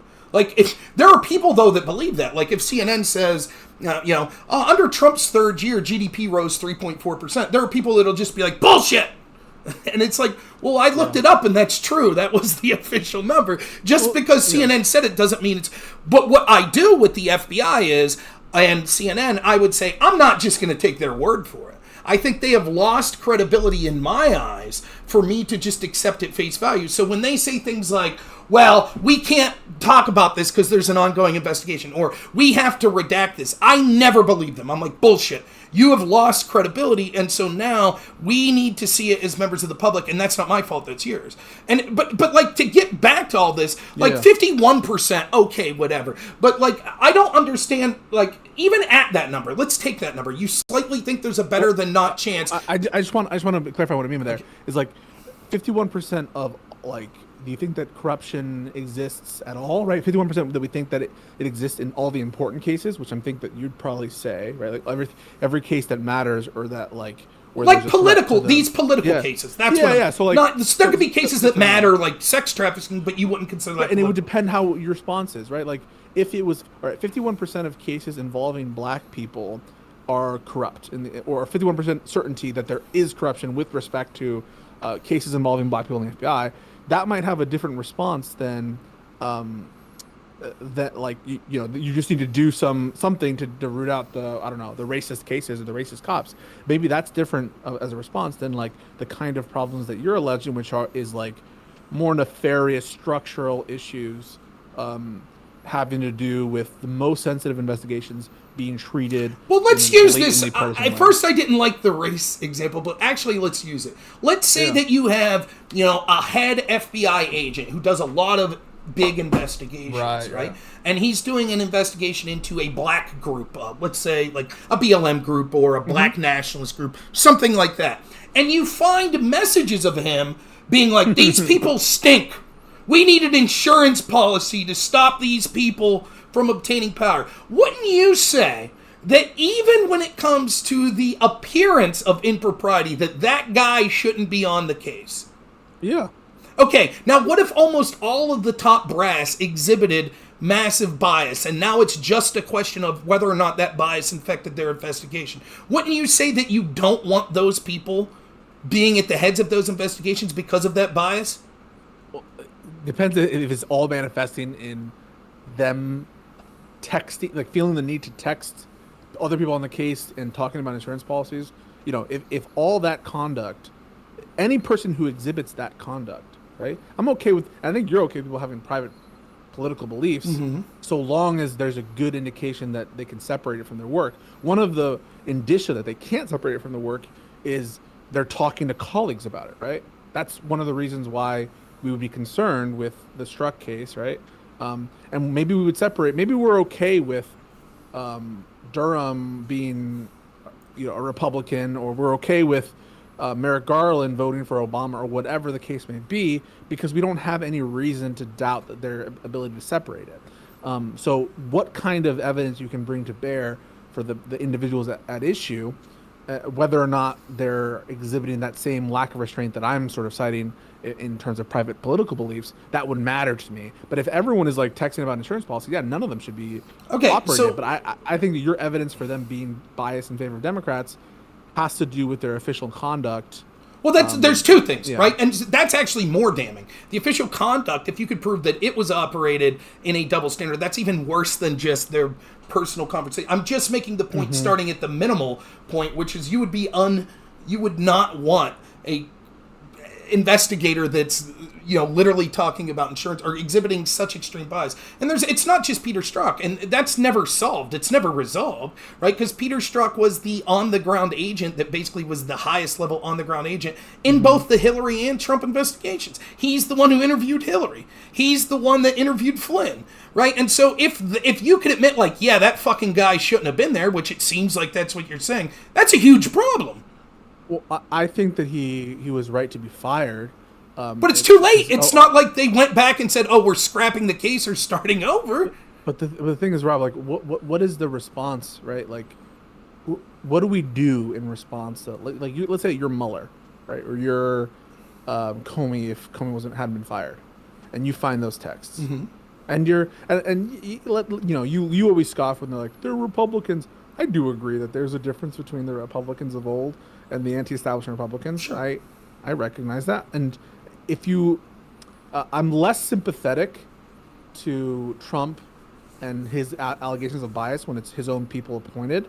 That's just because you know, he's given the reins to appoint whoever he wants as a formal matter. So I'm just like, and I think it's natural for me to be less sympathetic to those claims of bias. And I think in your heart of hearts, you're probably less sympathetic to those. Well, no, I'm sympathetic in the context of the buck stops with Trump. So, like, I support Trump, but I'm by no means a sycophant, right? And I do say that the buck stops with Trump in terms of blame. Like, if you claim to be anti-establishment and you appoint John fucking Bolton, like, and it's funny, like, I'll use one of Trump's big lines. You knew I was a damn snake, right? When you picked me up. Hey, man, you didn't know that about John Bolton? You didn't know that about Bill Barr? That's your mistake. But because my concern isn't Trump the individual, but it's the fairness and the sort of the justice of the institutions, just because I could say, yeah, fuck Trump, he appointed them, that's on him, doesn't mean that I don't look at whether or not, like, I don't accept, well, because Trump appointed Bill Barr and it's on him for appointing him, therefore I have to assume that there's no double standard or corruption in investigations Barr belt. I understand that, but like one I think general principle that I'm sensitive to and I'm sympathetic to, and then I want to get back to like what you think, what would you do in their situation, because I think that's an interesting question, and I think that you might have an interesting answer.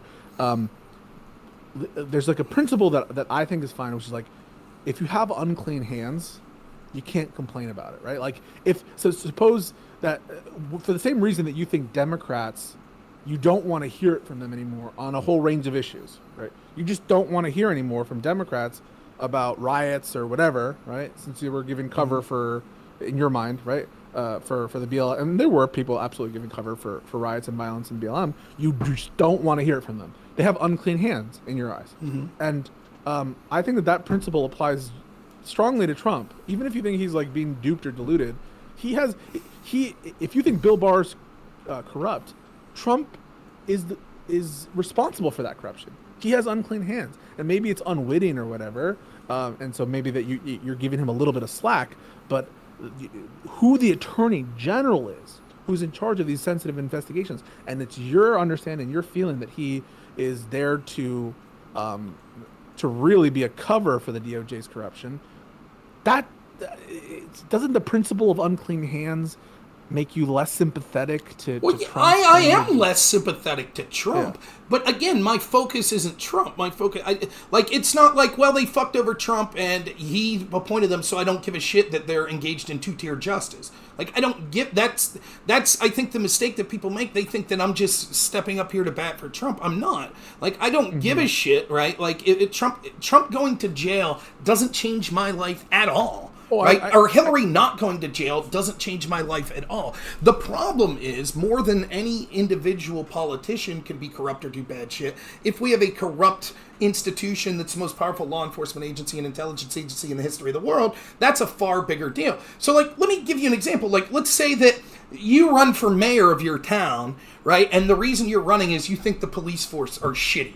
You're like, I think they're corrupt. I think the police are shitty, right? And so you run, and you're like, I'm going to appoint this guy, who's someone we mutually know. I'm going to appoint this guy, Dylan Burns, to be chief of the police, And I'm like, don't do that, Pisco. And you're like, why? And I'm like, that guy's corrupt as shit, man. He's going to cover up all sorts of corruption at the police department. And you're like, no, I don't think so.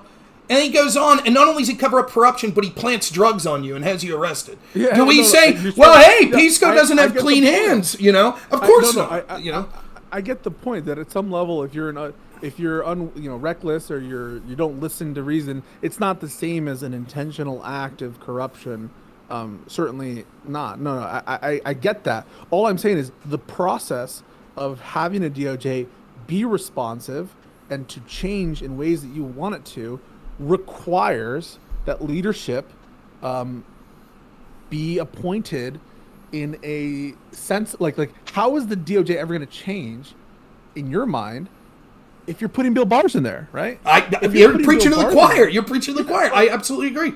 Yep, and that's a legit and let me go further, right? Like, I don't think Trump's criticisms of the FBI, for example, even before the whole crossfire hurricane, because remember, Chuck Schumer announced this was before Trump was sworn in, right?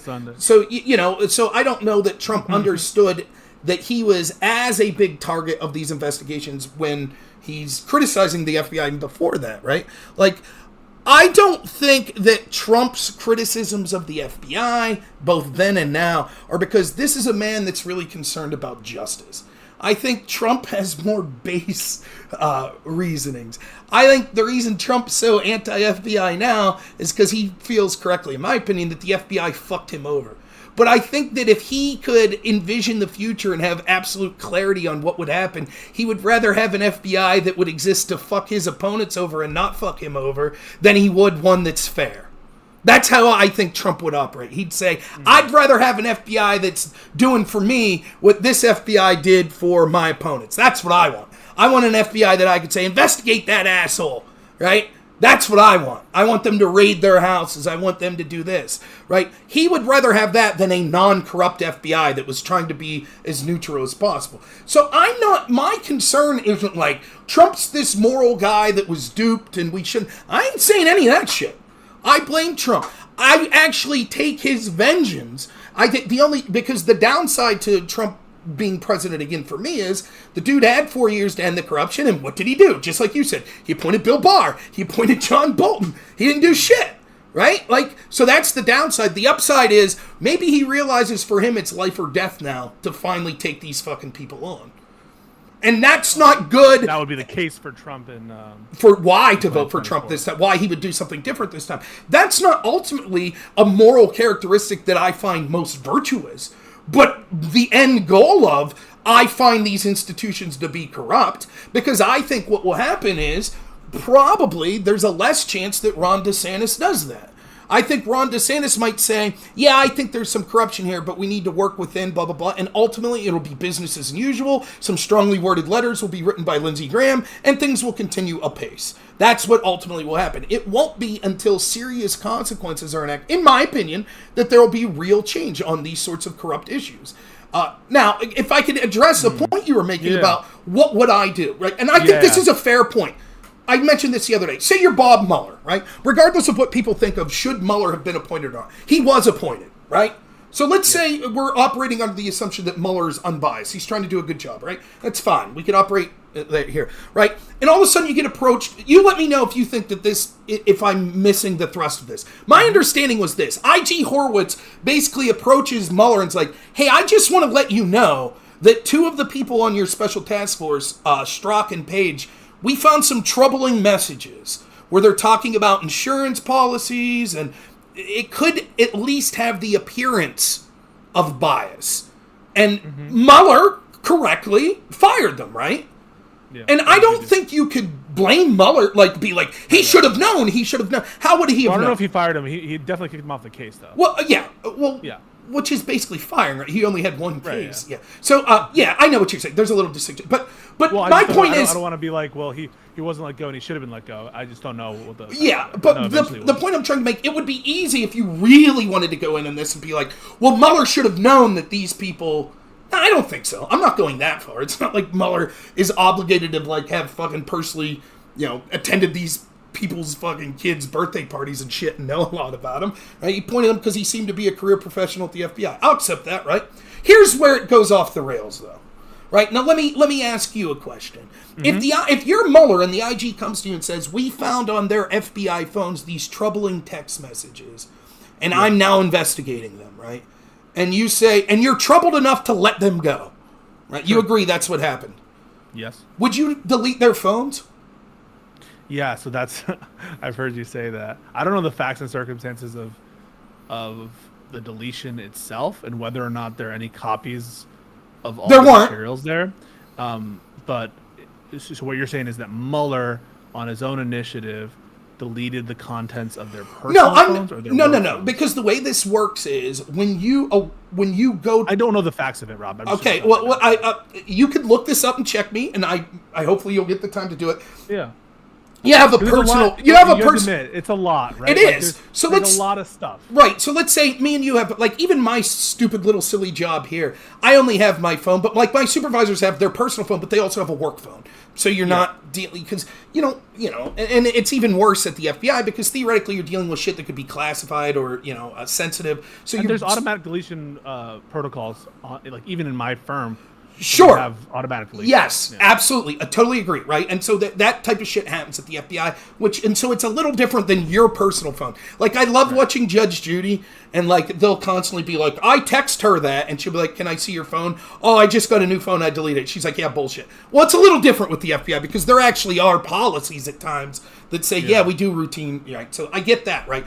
But what happened was you get a special phone. So they had an FBI phone. I used to even know the types of phones. They're different. I think it was an Apple phone for one and Droids for the other. So the one phone, what had happened was there was a big story that messages got deleted off the phone, and then later they recovered the messages, some of them, or the majority of them, right? And so people say, see, it all worked out in the end. But that's not the case with the phones they were given for Mueller. With the phones they were given for Mueller, months after the IG Horowitz goes and tells Mueller, look, I just want to let you know this about Strzok and Page, and they're let go, he eventually gets there and says, we would like to collect their phones that were given. And when they collect the phones, they are told, oh, well, it's routine for us to just wipe those. Now, if that, it isn't the FBI, it's a special counsel. So the same routine thing wouldn't apply. But secondly, even if that was normally the case, if Bob Mueller is a competent person who's operating in good faith, there is no fucking way when you let them go, you wouldn't make a special provision to be like, save those phones. Because this dude's looking in to these phones at the FBI, and he's going to eventually want to look into these ones. So make sure we keep all of that, because there is now, at this point, he knows there is an Inspector General investigation into the investigators. And so now Bob Mueller's not the same FBI that's being investigated by the IG, but he knows that peripherally they're going to be connected. There is no good answer. I'm not saying Bob Mueller personally took the phones and was like, delete, delete, delete, but they knew what they were doing. They goddamn well knew that they should have kept that evidence, and they didn't. And go ahead. Depends on the timeline and depends on the facts, right? Like if I will take the time to go over it, but like when he knew what he knew, and when those phones were deleted and who did them, all those things matter. And I think for you've already, in your mind, you've already seen enough smoke, and you've already seen enough. I think that what you would consider to be gamesmanship by the DOJ, that like you don't trust the fuck out of them, and like you're not going to take a solution where it was a tech guy, right? That would never satisfy you, right? If it was like the approach, it could. Again, it's the approach from the. It is conceivable. It is absolutely conceivable that one random tech guy made that decision himself, like Paul Gambetta. That's conceivable. Yeah. What's not conceivable is the FBI's approach into the investigation. And you know this. You just won't allow yourself to know. Like, let me ask you, would you agree with me? So can you repeat what's not conceivable that I know? That the way that the FBI approached the investigation, the granting of immunity and shit like that. And I think you know that, yeah. Because let me ask you this, right? I'm not going to beat around the bush. I'll just get to it. Would you agree with me when I said this? In the Mar-a-Lago case, the raid case, right? The gravest threat that Trump faces is if his confidant Nada turns on him. I'm not sure about that. Oh my God, that would be because there are arguments he could make. Right, the most damning charges against threat. Yes, because the most serious thing that separates going Trump's forward case from now. Yes, let me explain why. The most serious thing that would differentiate Trump's documents is the idea that he was willfully withholding evidence. He was willfully deceiving investors. That's would be the separate from like the Biden story, right? Because the Biden. I understand your question because like I think the recording is super critical to see like what he thought the scope of his authority was to deal with a lot of his kind of theories or whatever, and to see whether or not there was like willfulness there. So we disagree on the call. The call it would make more sense if those documents were ones that were being indicted about. They're not. Right, those documents that he allegedly. It does matter because you could say, well, it speaks to his intent on these other documents, but not necessarily. Anyways, it's neither here nor there. Yeah. That to me, it would be basically almost a slam dunk case if this dude Nada is like, yeah, Trump told me. Yeah, so why did they give him immunity? Is that right? Yeah. So how do you know he wasn't offered immunity? So wait, you think that they possibly offered this guy immunity, and then he said. Wait, so the argument would be they were like, we'll give you immunity, and he could have said, okay, I'll take immunity. I didn't do anything wrong, and Trump didn't tell me to do anything. And they're like, well, what were your conversations with Trump? And he would have been like, I don't remember. And they were like, okay. And you think he'd turn that deal down? Yeah. So like the problem is that unlike in the Gambetta case, where there's a pretty good idea that it's one of these 2 or 3 tech guys that have access to it, right? And so there's a limited universe of who could do the deleting, and who had access to the server of at Platte River Networks. No doubt about that. But also for Nauda, right? In my opinion, given the facts that, as I understand them, he has a lot less leverage than Gambetta, right? Nauda, they have him on tape, right? Moving boxes. They already have pierced the attorney-client privilege to get certain communications between Trump and others. So that seemed to evince an awareness of the. Why didn't they do that with Hillary's team? Yeah, so I think for each specific aspect of this investigation, you need to look at like what evidence was there to pierce immunity for the Clinton lawyers, and what evidence existed for you need evidence of a crime fraud exception to fit into this hole for everything that you're asking about, right? Why did they? Hey, here's another good question that you often ask: why did they raid Mar-a-Lago but didn't raid Hillary Clinton's home? Right. Why did they raid Mar-a-Lago and not raid all of Biden's owned properties, right? Why haven't they taken every single device that Biden owns?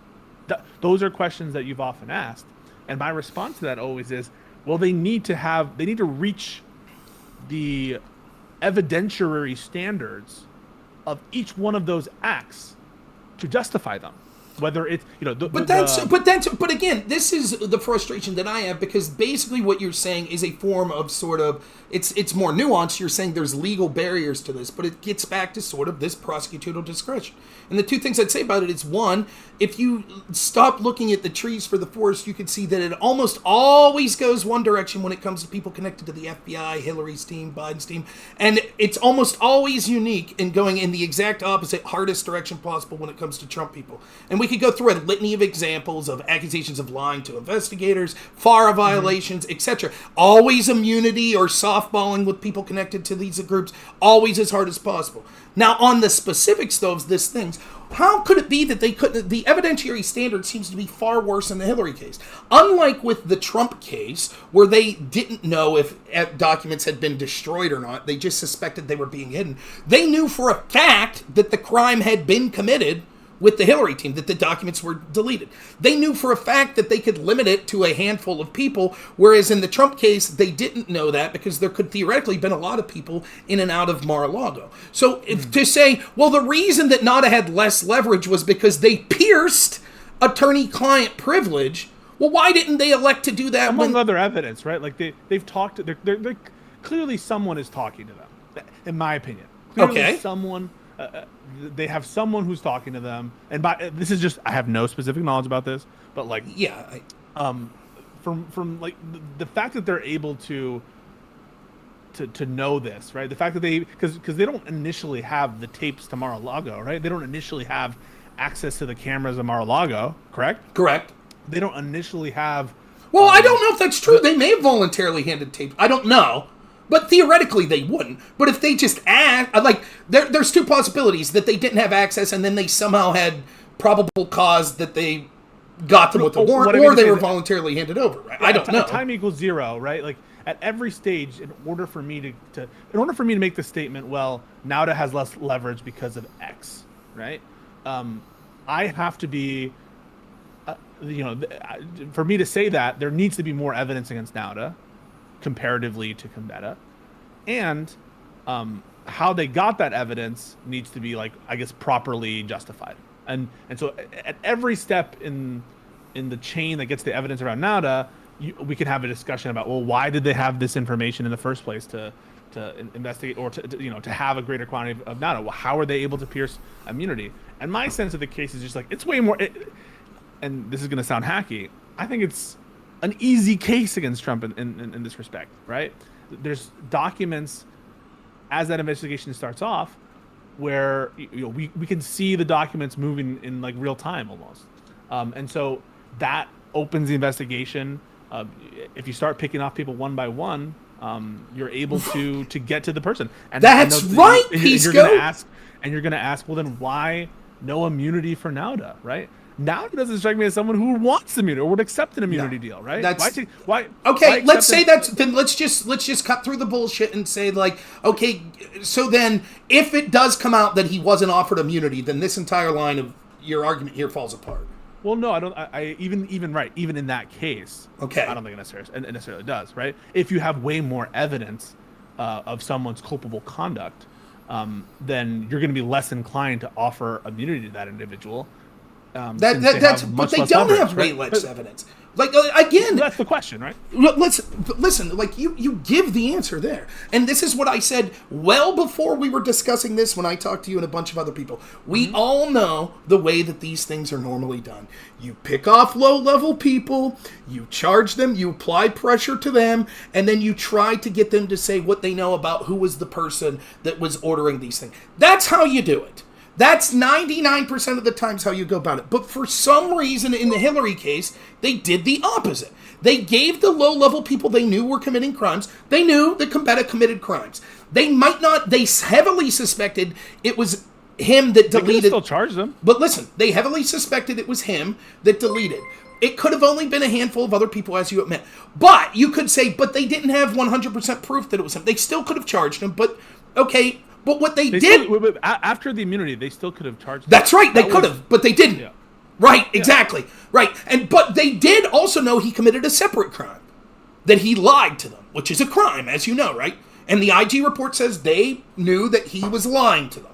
Now, they said... more typical than that, but... Well, they said it could have been that he was just confused, that he didn't understand the gravity of the situation. That's basically what it says, right? That, like, he didn't have good representation, right? It makes that argument. Am I wrong about that in the IG report? It does. It says that people say that they didn't want to go after this guy, who was kind of like a nothing guy, and they think that this could have been chalked up to bad representation or something. Right, so let's take that. They didn't want to go after this nothing guy.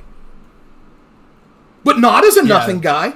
But they do want to go... And you admitted it. You just admitted it today. Well, the way they do is they pick off these nothing guys, and then they charge them. And what it said was they were like, you tell me if I'm wrong. When I pushed you on this is what you said, and this is what the IG report says, that basically they were like, well, we were afraid if we charged him, he would lawyer up, and he would stop cooperating. Right? So we thought the better thing to do, because we weren't just concerned with getting this lower guy. So is it fair to make this statement?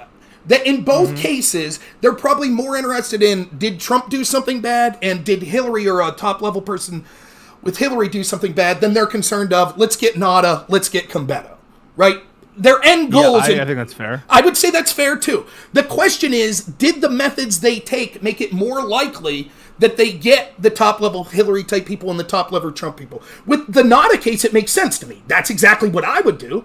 I would do my best to get as much information as possible and try to throw the book at this dude and just be like, look, the process is hell itself, as you know. Like, facing serious charges from the FBI is no fucking picnic. And there's also a legitimate chance that you did do the crime. And so looking at years in prison is daunting. And so that you might consider a plea deal, where part of the conditions of that deal is, as many plea deals often are, you have to give us substantial evidence that will result in the charging of someone else, right? And that's how many plea deals are done. So that makes sense to me. That's why even you understand. And this is what's so frustrating to me, because everyone always understood that. You knew it. I knew it. Everybody knows it. Anyone who's ever watched a fucking Law and Order episode knows that's what you do. Trying to go after the drug kingpin, you get the guy on the street selling drugs, you threaten him, and you say, who's your supplier? That's what you do. But for some reason with the Hillary case, they were like, well, if we charge this guy, we don't think that we'll be able to get the goods on who ordered him to do this. So instead, we'll give him immunity. And that immunity won't be based on getting a conviction for someone else. It'll just be an immunity that says all you have to do is tell us the truth. And in part of that context, they were like, what was the conversation you had with Cheryl Mills 2 days before the deletion or a week before the deletion? He says, I don't remember. And they're like, okay, that sounds good to us. We'll take this explanation that beggars belief that you were told to do this 6 months ago, forgot, then got the subpoena, knew it was a crime to violate the subpoena, but still did it because you remembered a conversation That doesn't pass the smell test, but they just accepted that. And they were like, well, there's nothing we can do. I think it passed their smell test for a few reasons. And I guess they have to do with why they're there in the first place. So if it was the case that the goal was to delete some shit and to have this guy Combetto, who has no specific knowledge of the sensitivity or classification level of the stuff that's on his hard drive, like, why do that? Like, you're already sending the admittedly what was classified information to the State Department in 2014-15 as after the Benghazi investigation. And so the element related to like the presence of classified information has already been established. And to them, I think, like, it makes the fact of the deletion is going to be found out, right? And so what is gained by this deletion, unless there's some smoking gun email on that server. But if there is a smoking gun email on that server, why wasn't it deleted originally? Well, right?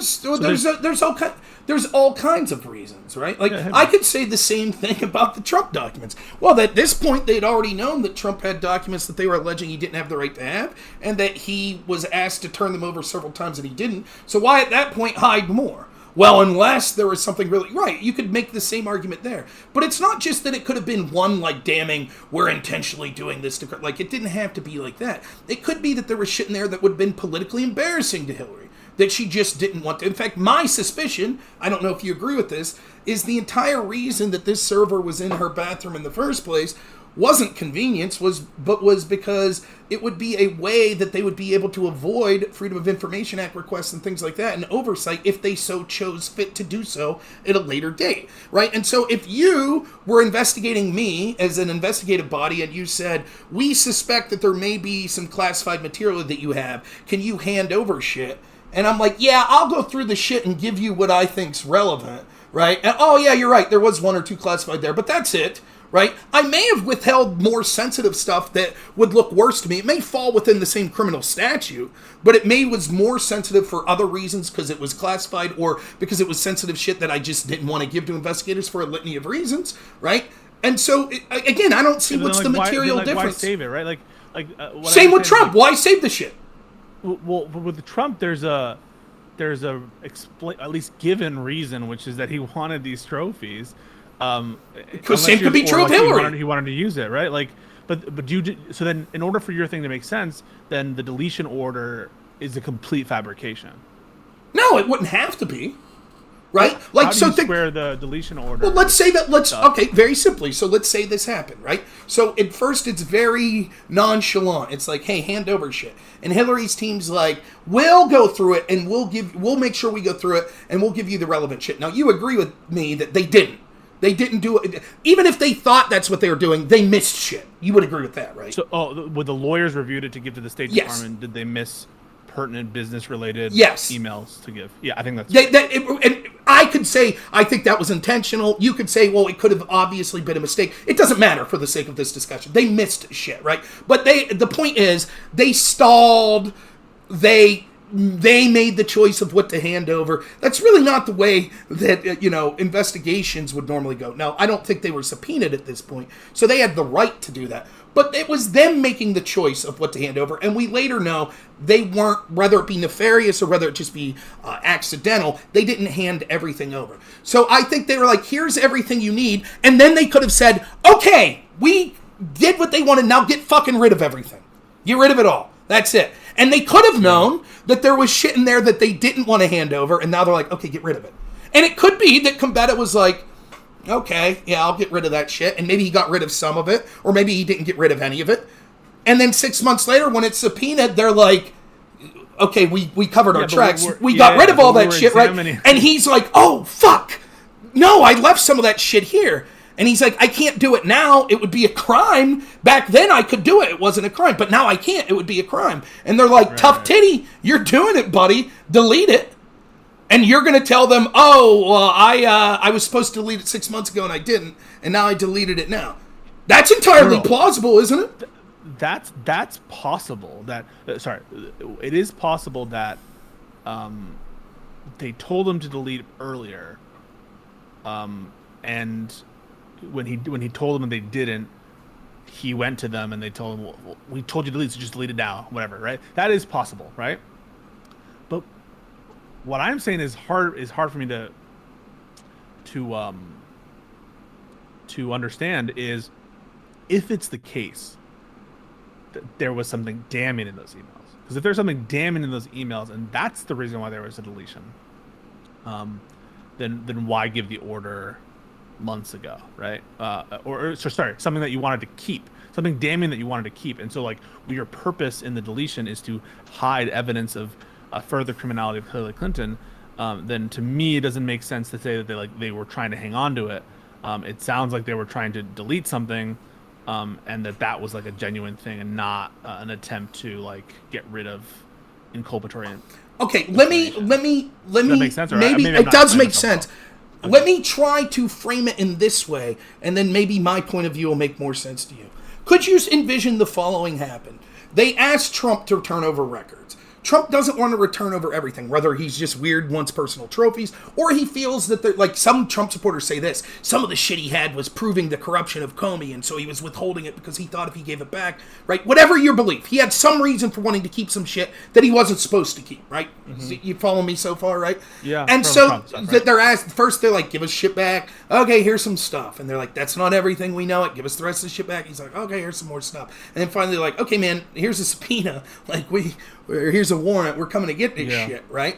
And it could be that there was incriminating shit that right out of the gate, he was like, fuck, destroy that shit, right? Destroy it, because if they come in and find that, I'll be in a lot of trouble, right? Sure. So then he finds out, like, uh-oh, they're still coming for stuff, right? And so he's going through this shit. He sends Nada to go through it. And Nada comes to him and says, we thought we got rid of the most damning shit, but actually, I found a box of shit that's going to look real bad. Nuclear secrets, say. Yeah. And Trump was like, well, fuck, move that shit, right? Can you conceive that happening? That he orders a deletion of damning shit. And they miss some of it. And they miss some of it. And so... Then when he knows they're coming, he's like, fuck, move that shit. And then they go through it and they find that damage. Okay, but that would require... I can see that is possible, right? That you. Why would it be different with Hillary's team? It's carrying forward the desire to delete inculpatory evidence from before the subpoena, past where the subpoena was issued. Only this time it's explicitly illegal. Correct. Same thing with the Hillary team. Right. And the only difference, the way this is explained is that there was a partial deletion. They didn't get everything. Right? Correct. That is a possible scenario. When I say something is possible, I'm not attributing any like level of probability to it, but it's possible, right? And that's possible, I suppose, in the case of Trump. But I think it implies, at least for Gambetta, some ability to discern which of these deleted 30,000 emails are or are not the thing, right? Or that they have some knowledge about which emails have been deleted and which haven't been deleted, and that would require Gambetta to kind of be in the know, because he's either doing the deletion, the partial deletion initially, and so he would know what are the universes of emails that have been deleted. He would be in the position to know and to report which things are good and which things are bad. And from the facts, it just seems like he's just not in the know and doesn't know or hasn't read or is informed about like what's actually here. But that makes my case even better, that he's not like some sharp as a tack like James Bond villain, right? He seems to be a little bit of a goober, right? I mean, for God's sakes, he was going on Reddit like prior to this, right, asking to remove, even if you don't think that's a crime or leading up to a crime, it speaks to like he might not be the sharpest. That's a great example, I think, Rob, of you leaning less on that. I don't think you're off of it entirely, but I think that you lean less on that. That is absolutely a fair characterization, because after looking at, that's one of the reasons I like talking to you, because it seemed 100% fucking shady as shit.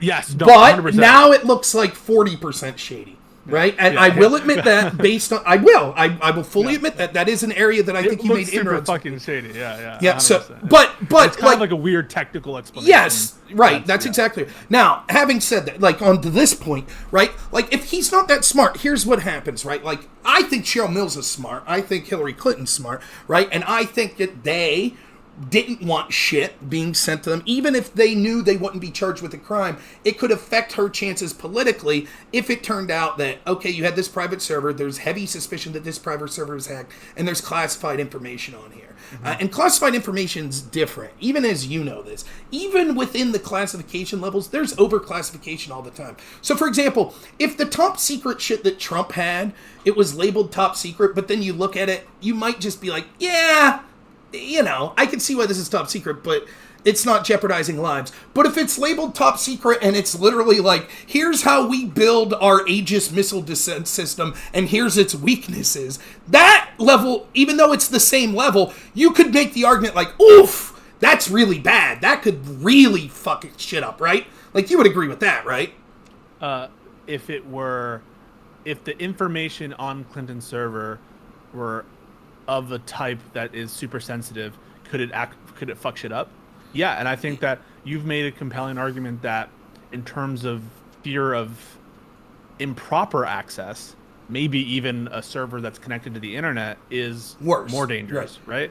So I'm not, because I don't know and I probably almost certainly will never know what the specific actual sensitivity of the information is, and all we know is what Comey told us the class. And legally, that makes sense. Legally, you can't be like, well, my top secret information wasn't really top secret. That ain't going to fly legally. They're going to be like, dude, the standards are the standards. Like, we don't get to use our interpretation. Well, I think this top secret's more important than this top. Like, so the eyes of the law. But I'm saying politically, not the eyes of the law. Like, I'm saying the difference of the New York Times releasing, like, Hillary had shit that was labeled classified, but really it wasn't like jeopardizing, right? Versus Hillary had shit that if it was to fall into the hands of the Chinese government would have been devastating. What's the question about the difference? I'm sorry. So like politically, they could have an incentive to like, we don't want that shit getting out there that we had this shit. Oh, I see what you mean. We think that when it comes legally, there's probably a heavy chance that we don't get charged either way, but politically it'll look really bad if, right? So we don't want Congress to get this information because the results will get out to the press, and I'm running for president, and they're going to be like, oh, Hillary's supposed to be this, like, career diplomat that takes foreign security and foreign, intelligence very serious. But look at this damaging type of shit that she had, right? And so they might be like, well, we'll just turn over some of the shit, but we'll withhold some of the other shit. That's all I'm saying. Yeah. And I think you would agree that's a distinct possibility. Possible thing, yeah. So I think you're very smart, and that you were able to come up with possible, I'll say, rationales for why you might want that deletion to happen. I think it's there are many those could be non-classified emails and just embarrassing emails. That's exactly right. That's so the question is, but that's just what I'm saying. You're seeming to suggest that it's like makes it more likely than not because I'm saying this in response to this. You're like, well, if it was really bad shit, why wouldn't they have deleted it in the first place? Right? And what I'm saying to you is, like, what is, to me, the most plausible way that this happened, if I'm trying to be, like, as objective as possible, is that they're like, listen, we want to go through shit. And it doesn't even require that they're, like, super, like, fucking mustache-twirling villains. They're just like, we don't want to give all of our shit over. It'll hurt our political chances. Fuck, if this was after the election and we won, we'd be like, fuck it, take it all. We don't care now. But for the sake of politics, we want this shit coming out right before an election, right?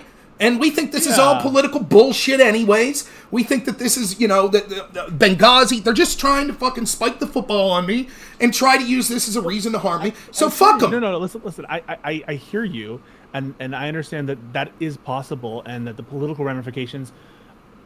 We have clients, right, and our clients sometimes they're more worried about the public perception, right, than the actual underlying litigation that we're like defending them on, and so they'll be like, hang on, we can't make this defense because that's not part of our values, or we don't want to admit this publicly, and so we're going to forego this defense, right?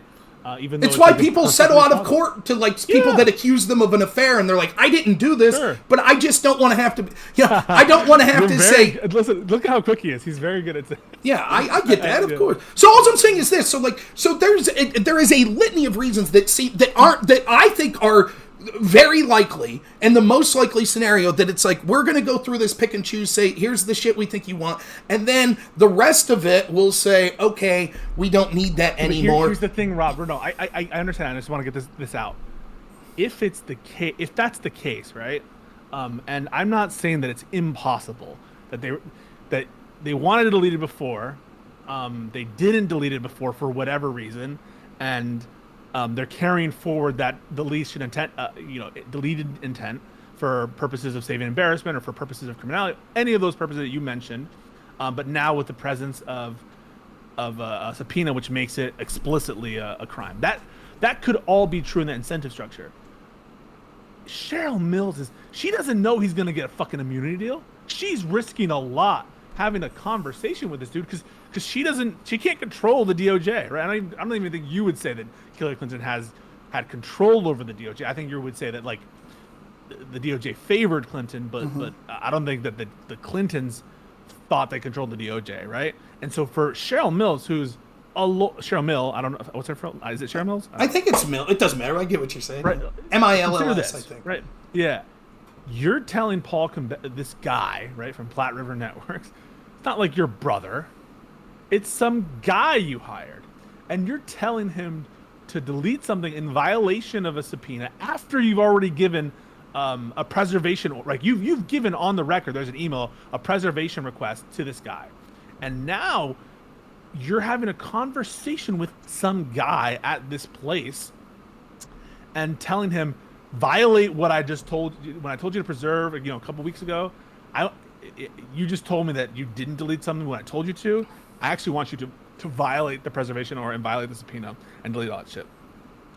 That's a risky move. Well, right, Rob. but the same would be true of Trump. You think that's what Trump did? Wait, in what respect? You think that Trump told this guy to intentionally withhold evidence? That's a risky move on his part, right? Yes, it was a risky move. Okay. Well, why would it be different here? Why would we say, well, Cheryl Mills isn't the type of person that would do that, but Trump is? I don't see evidence of that. Trump thinks he's protected by attorney-client Hillary's privilege. team doesn't? There's an explicit crime fraud exception. Cheryl Mills' communication to, even if you would consider Platte River Networks as encompassed in the attorney-client privilege, especially if you're drawing a line directly to Hillary Clinton, that would not be protected by any attorney-client privilege whatsoever, because you're literally you're saying do a crime, please. And so, but I think Trump at least had the expectation. But I think you're and really he was talking around it a little bit, right? Like those statements just by themselves aren't necessary. Like if all we had were his statements to his lawyers, right? I don't think we'd be talking about obstruction at this point. If all we had were those statements, but we have more than just those statements. But for I just don't. I don't think that it's a defense of possible criminality to say, like, well, but they wouldn't do that because it would be a crime and it's risking a lot. What would also be risky, you could say the same thing if she didn't think she was going to be protected and they realized they realized there was going to be classified shit on there that they also could have said, we're not sure we're going to be protected, we're going to go down for this, so now we have to delete it. What I'm saying is, we got onto this by saying, is Combetta's appearing to not be professional, or I'll just put it more layman's, it seemed to be kind of an idiot, like, to be honest. You know what I mean? And you're like, you think that hurts my case. I disagree. If their plan all along was just give them what they want and then hold back shit, whether it's proof of our criminality because it's classified documents or it's just embarrassing shit for us, we'll give them a handful of shit, say we went through it, and then we'll delete the rest. And they tell Combetta that, and the guy's a fucking goofball. And then 6 months later, they're meeting with Combetta, and they're like, well, now they're sending a subpoena. Thank God we deleted all that shit. And he's like, wait, what? And they're like, you deleted all that shit, right? And he's like, oh, shit. Well, maybe I didn't get all of it. And they're like, what? And so then she has a second meeting several days before he deletes, and she's probably like, so what's going on? Now we're in a pickle here. Because we've been publicly saying, oh no, we don't have any classified. We're going to look like assholes. We're possibly going to go down for this. That's a crime. Right? They might even allege that we intentionally withheld this stuff when it was asked because we knew that it was criminal, which speaks to our intent. Let me just break through. It wouldn't be a legal defense to criminality to be like, it's a factual defense, right? Right. I know what you're saying. Yeah. Right. Of course. But I'm saying that I don't think that passes, that makes it more likely than not that that's what happened, because you could make that same defense with anyone, right? It's everything though, Rob. It's everything. It's like, the fact that to do so would be, like, in my opinion, one of the stupidest fucking things. But that shit happens all the time. Like, Bill Clinton's a smart dude. Who gives a fuck he got a blowjob? But then he lied about it, which is stupid. And you might be saying, like, real quick, you could be making the same argument. And it's believable because Bill, regardless of what people think, Bill Clinton's a fucking smart dude, right? And so if we were arguing we're fucking older people and we're sitting here, I guess it wouldn't be the internet. We'd probably be in a bar somewhere. And we're like, and you're like, I don't think fucking Clinton got that BJ, because why would he lie about it? If he would have just said, yeah, I got a BJ, but now that he lied about it, it goes from just being embarrassing to a crime. Why would he do that? Right? And then it's like, well, that's what happened. Right? And he's a smart dude. Like, you know this. Oftentimes the cover-up's worse than the crime, and you scratch your head because you're like, how could these people not see they would have got a slap on a wrist? Yeah, and then they engaged in some sort of cover-up, and now it's a serious fucking issue, you know? It's not just that, right? Like, I would agree. Like the underlying thing is stupid of Clinton in the first place too, right? Right. The same kind of intuition would lead you to say, well, of course Hillary Clinton couldn't possibly be this stupid to do this thing, right? And if we were to, it proves too much to say that's a complete defense or like a checkmate, because it would just work in every possible situation in which there's a plausibly stupid thing, and the stupid criminals would never be caught. It would only be the semi-smart ones, because the ones that are actually too smart would never get caught in the first place. So I understand what you're saying. I'm just saying, like, I'm thinking about all the circumstances. The fact that the deletion order happens before, and that doesn't seem to be disputed by people that much. The fact that this guy doesn't seem to have a very in-depth knowledge of what's, the substance of what's on those servers. He just seems to be some guy. So like any kind of deletion he's doing, to me, it wouldn't be kind of smart deletion, right? It would have to do with like when the dates are on the deletion policy, right? Mm-hmm. It's the fact that like it's an incredibly risky move for Cheryl Mills to do after she sent a preservation order, and that they don't know that he's going to get an immunity deal, right? So she can't bank on an immunity deal. But that's not, again, I all I could do is go back to, like, I don't think that's how criminals think. I don't think, I think that most time, even smart people commit these crimes because they're thinking, like, this would be so embarrassing, or this is evidence of a crime, and would just get rid of the evidence, right? And they're not thinking rationally in the sense of, like, well, if I really, like, put this in a, pros and cons section, me getting caught based on this crime, yeah, I could face some sort of criminality, or Hillary could face criminality because it's classified. Theoretically, a prosecutor could bring charges that we improperly handled classified information, and it would be embarrassing to her, but those charges could be much more severe if we order this deletion now, and then I could personally, because, yeah, even if she's not counting, it would also weigh into, she'd be like, I could get away with this too. I'm not guaranteed to get caught. If she thought she was guaranteed to get caught, she's not going to do it. So she could say, even if they find out that this deletion occurred, we got a story, and that story probably will hold water. It'll probably hold up even without immunity, or there's a possibility. All I'm saying is this: when we look at these things, right, like, it seems as if you're looking at rose-colored glasses, when I think that there are fundamental truths that you understand, and these are fundamental truths that I was getting people like you and many, many others, not you specifically. In fact, I think you're one of the better people I talk to, but many, many others, to be like, look, the way that this happened was unusual. Even the IG report says that there is so many unusual things that happened in both the Hillary investigation and the Trump investigation. But he's looking at everything in a vacuum. He's not looking like you claim you are with preponderance of evidence. He's looking at it saying each individual situation, is it hypothetically legal? I understand what you're saying. Or within department bounds that they operate? Yes, it is within department bounds to give Gambetta immunity. It absolutely is. He says, like, there are a lot of things we find fishy. We're not going to get into all that today, obviously. And so what I'm saying is, like, we've known all along that if you want to go after the big dog, that you put pressure on the lower level people, right? That's what you do. You get as much evidence as you can. You subpoena as much material as you can. You get as many documents and servers and things like that as you can. And it was the opposite with Hillary's team almost every time. They grand jury him. It didn't go anywhere because they ended up giving him the immunity. Right. But they were prepared to do it. And but I understand. I understand your perspective, Rob. I understand that, and you're not the only one in this place to see the giving of the immunity as a sign of weakness or deliberate scuttling or doing non-optimal things.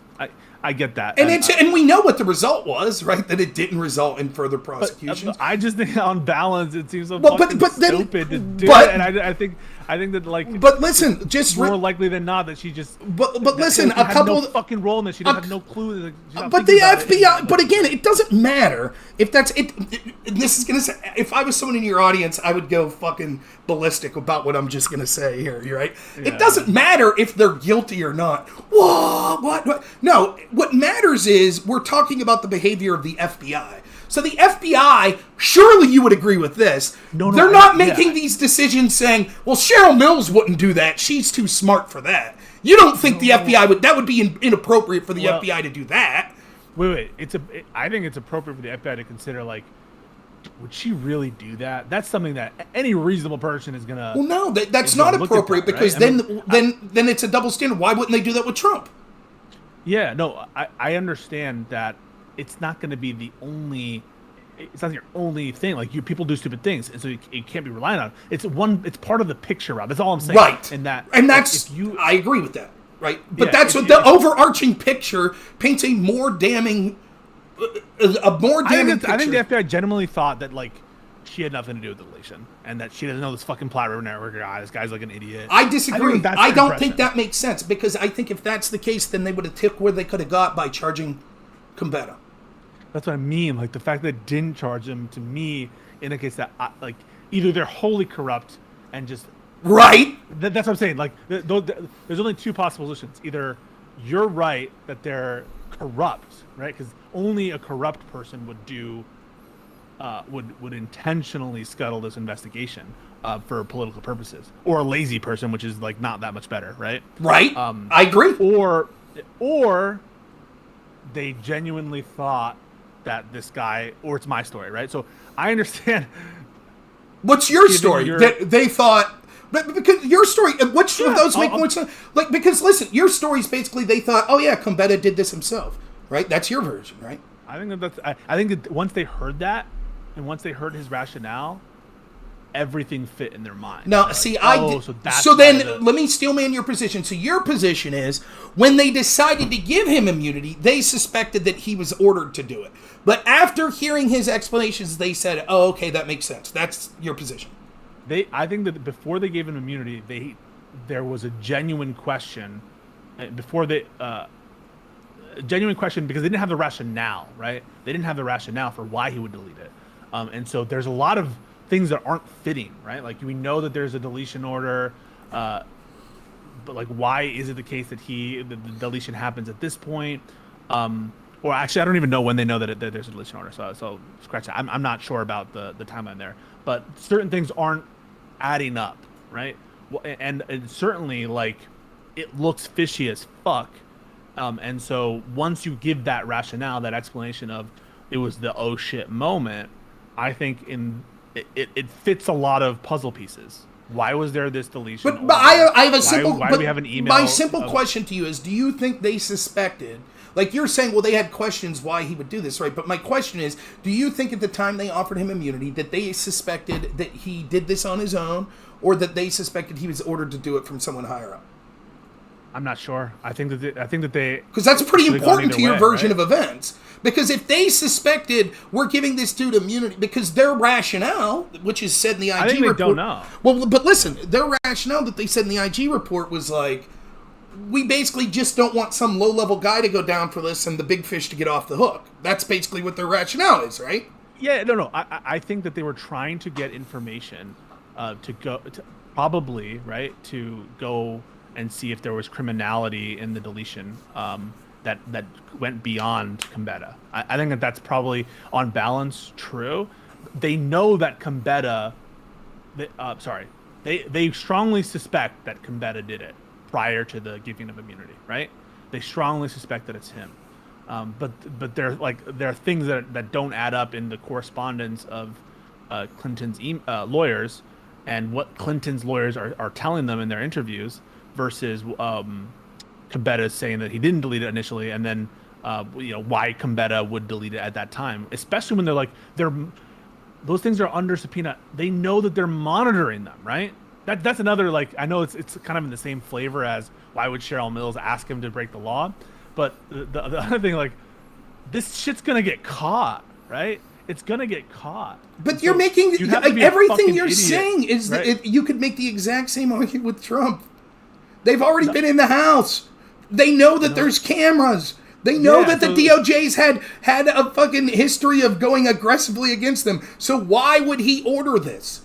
Right. So in Trump's case, I think that you have contemporary physical evidence that just is beyond, and I think probably an insider who's talking, that just confirms that this and that you need that stuff. It's not enough. I don't think so. I think that there was more than enough evidence to try to get the communications between Cheryl Mills, people surrounding the team, given that they knew that days before this deletion occurred, she talked to the guy that they heavily suspected deleted it. So I think instead of just saying, well, our only chance is immunity. First off, they admittedly had enough to charge him, so they should have charged him, because the chances, if the sole goal is we're worried that someone higher up the food chain ordered this, and and we take them at their word, which is what they said, that I think that it's absurd to say we thought our chances were better giving him immunity than charging him. I think that's absurd. And the Nada case proves they could have charged him. Mm-hmm. The standard for charging is probable cause as well. Mm-hmm. But they weren't sure that they would be able to get a conviction. And the last thing they wanted, from what they said, for someone who was willing to give information, the last thing they wanted was to fail on a prosecution for some low-level guy and engender the same kind of, I don't know, misgivings that you're kind of displaying right now. But again, it's the opposite with Trump's team constantly. They go after every low-level guy. Well, I think there's first of all, I think there's differences there too in the amount of evidence that's brought to bear against any given person, and also the willingness of people to negotiate with the DOJ. They'll take the years, right? And also, I almost think it was shrewd for Trump to pardon everybody at the end of his term, because I think that engenders greater loyalty. So I think that was actually, like, in terms for him, like a pretty shrewd move. Yeah, I don't disagree with that. But I mean, for me, it's just like this is all sort of just like, and again, we're just talking one situation here, Competa versus Nada, right? This happens over and over again. And we're also, if you take a step back and look at the greater picture, we know beyond in like 2 minutes. Okay, we know beyond a that's all right. We know beyond a shadow of a doubt the FBI agents in charge of this, almost all of them in the room, have incredible bias. We know that, right? In fact, one of them talking, and even the IG report, like what you just said there about Competa, right? Like, the argument they give repeatedly is like, we felt like we were in a time crunch.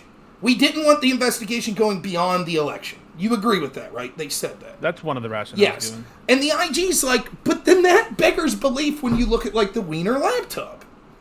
Because if they're in this time crunch, they would be, beating down the door to get through that laptop as quick as possible. But instead, I have to review the timeline on that because. Well, okay, that's fair. But I'll just give my piece on it. Instead, the whistleblower says, like, look, they've been sitting on this, and the IG says, like, look, their excuse that, like, oh, well, we were waiting, we had to do this, this, and this, doesn't make sense given. And then, as you know, famously, the IG says the one area where he can't rule out that bias infected was a decision was Strzok's prioritization of Crossfire Hurricane over the mid-year exam, right? And like he says, I can't, which is damning that he says that. Like that's a step further. He's like, I can't prove it beyond a reasonable doubt, but he's basically saying looks pretty bad.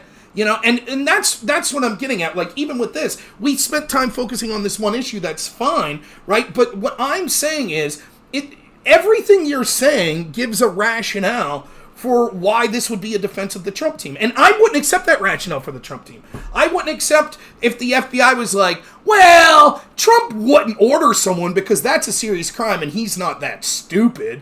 And he knew we were looking at them. I would be like, no, I don't think that's what the FBI should be doing. I mean, like, listen, I'm pulling this one out of my, I'm not so 100% certain about what I'm going to say in terms of, like, the rationale in Bill Barr's and who was the deputy now? I'm not Rod Rosenstein's memo on why Trump was not guilty of obstruction on the Mueller stuff, but there it's like it seemed to them much more plausible, right? The rationale for why he was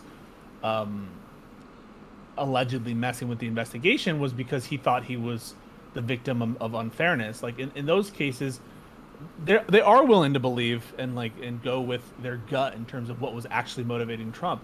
And so I think it's a totality of circumstances. But that's approach. different. That's if to use your word, that speaks to intent and mens rea. That doesn't speak to whether or not the action happened or not. Right? Well, it's not like Barr said strictly speaking, Trump wouldn't have said to Comey this because that would be a crime and he would know it. That's what you're saying with Mills. It would be like this. It would be like if you're saying, well, they thought that Mills was like, this is bullshit, that it's just a gotcha game and they're not serious, and so I'm going to tell you to delete it. And they were like, so therefore we think she's not guilty because the intent wasn't, she didn't think there was classified shit there. She was just, but that doesn't speak to whether or not she... Listen, I'm not... I understand that there are differences in terms of what I just said had to do with like whether or not you buy the story based on whether Trump had a specific criminal intent to hide it or whether he had an intent related to the main discretionary purpose of an executive, which is to make decisions on personnel and cases and what's fair and what's unfair. So I understand that's kind of strictly speaking different than like whether someone would do the conduct. And whether or not like our priors about I don't know, common sense would lead us to think that generally people are employ common sense, and I understand that I'm not relying exclusively on it. It's just a point that I bring up because it's part of my smell test, and I think it's part of your smell test too. When someone that you respect in terms of like I don't know, as just a general matter, is like a pretty shrewd person. If you think that Cheryl Mills is a pretty shrewd person, I don't know about that, but like, it seems like such a heavy and unnecessary risk for little gain at that point and a little evidence of gain. That's all I'm saying, and it's just part of the puzzle that I wanted. Yeah, well, I mean, it's interesting. I think that it's neat that was shit that we'd never really talked about on that specific thing. But in general, I think it's just a small part of the equation, and we could have that exact story. Like you might say, like, okay, there's plausible explanations for this, but that same version occurs over and over and over and over and over again. Like it occurs, and it's like you have to go through each of these, or when we go through each of these, it's always like, yeah, okay, well, there's theoretically an explanation why these people that we know were biased, that were running the FBI, we know that they had opinions, but we can't prove criminally that they made decisions based on those opinions. And to see these double standards, and I think what I wanted to get from you, and I'm happy I got, is, and this has frustrated me for years, is when you start saying, with the Trump, they're going after these low-level people. That's how it works. And then they're getting them to flip. Exactly. Exactly. I don't have a problem in principle with picking people off. What I just mean, like, getting people to talk. I'm not necessarily saying that there is a way the DOJ always gets people to talk. There are different ways in which they get people to talk. They get people to talk because they just ask them to talk. They get people to talk because they threaten them to prosecute them.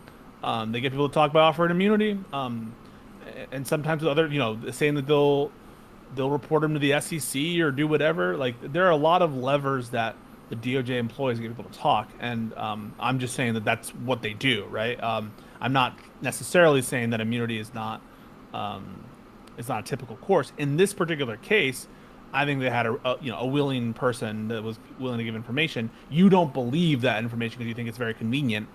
But I guess my take and my priors on the most likely thing are different than yours. I mean, I just don't. I like, it was an interesting conversation. I know you have to get going, so we'll talk. Yeah. I would like to talk more about the 1023 and stuff like that, which I know we didn't get to that. We ended up, but yeah, I mean we have some other. I'll be honest with you, I probably won't be talking to you in the next 7 to 10 days because I'm going on vacation starting tomorrow. Yeah, so I hopefully will not have my time. When I come back, you can tell me all about the probably two indictments. So that's dropping. Yeah. Trump, because it is dropping for sure. So yeah, for sure. But, and I mean, that's a Pisco guarantee. Yeah. And a Rob guarantee. Yeah. Have a wonderful time on vacation. My best to you and your family. Thank you. Stay safe and enjoy it. I know you've been working fucking super hard. This is my 10th day in a row. I can't wait to be done tomorrow. So yeah, congrats and well earned and yeah. I might take you up for that beer one day. I might get down to Pennsylvania. You get in PA, you're welcome. You come. I live near Punxsutawney where the groundhog is. We come see the fucking groundhog. Fuck yeah! All right, let's talk. And as soon as you're back, shoot me a DM and we can hop on and talk about. Thank you. Have a good one. Later. Yep. Bye. All right. Yeah, good call. Now I like. those conversations are better when it's one-on-one. We still get heated at times. That was less heated than normal, but I just think it's more productive. I think that I'm making inroads.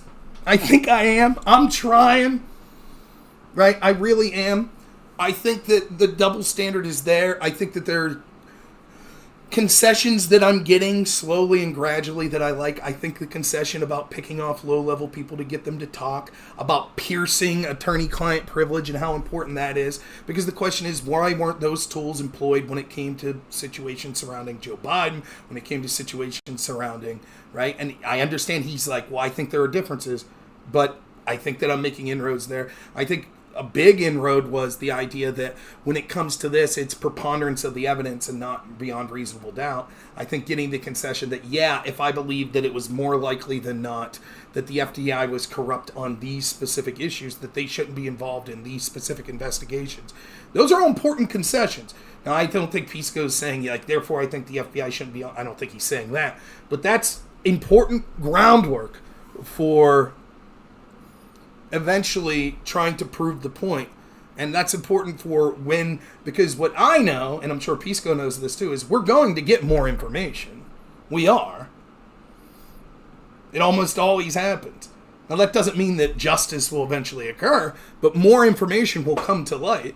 And so when it comes to light and you have this groundwork laid, it's important for later, because if you don't lay the groundwork, oftentimes what happens is people's bias allow them to say, well, I don't think this situation is better, right? It's important to set standards, right? So, you know, a big one that I've had in my life was arguing with people about the reasoning for the Trump-Russia investigation. And I had a bunch of people on this website that was on arguing with me, said, the reason that this investigation is important because anytime we have a presidential candidate that has so many shady connections to a hostile foreign power like Russia, we need to investigate it. I said, okay. And then all the information came out about Hillary's team connected to Russians and things like that. It's like, okay, how about now? And they're like, well, that's different, right? So, enjoyable though. I enjoy those conversations. I really do. Even if they get heated, I enjoy them. That's so much better than like the conversation last night, right? Which was, you're a conspiracy theorist. That's so silly. It's just like, whatever. And that's why, like, someone, like, I talk to Pisco all the time, and I'll say, I think he's a hack on... When I say hack, what I mean by this is he's so partisan when it comes to defending these institutions. Not necessarily defending the Democrats, but defending the integrity of, like, the FBI, that it covers his eyes to shit that, to me, is obviously a double standard. Beyond... I would even say beyond a reasonable doubt, a double standard. But it doesn't even have to rise to that level, as we said. But I think those conversations are productive. I do. And sometimes it does cause me on parts of it to say, like, when Pisco says, you know, I used to think that it was damn near a smoking gun that Combetta, the guy that deleted the shit, went on Reddit and said, hey, I need to get a very VIP's name off emails. So it's like, oh, so he's asking people how to get Hillary's name off emails, and then he's deleting them. But Pisco brought up 2 points that I think were both relevant. The first was that email was months before a subpoena. And there's nothing illegal about altering these documents theoretically before they're subpoenaed. So that's okay. Now, it still might speak to intent. Well, it seems like they're trying to cover something up.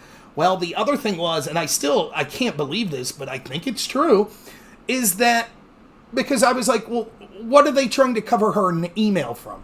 Wouldn't fucking the members in Congress already have her email? Well, I guess the problem is that if you change your email address, so let's say my email address is, jim.smith@gmail.com, and I'm in a business, and all my business emails go out that way.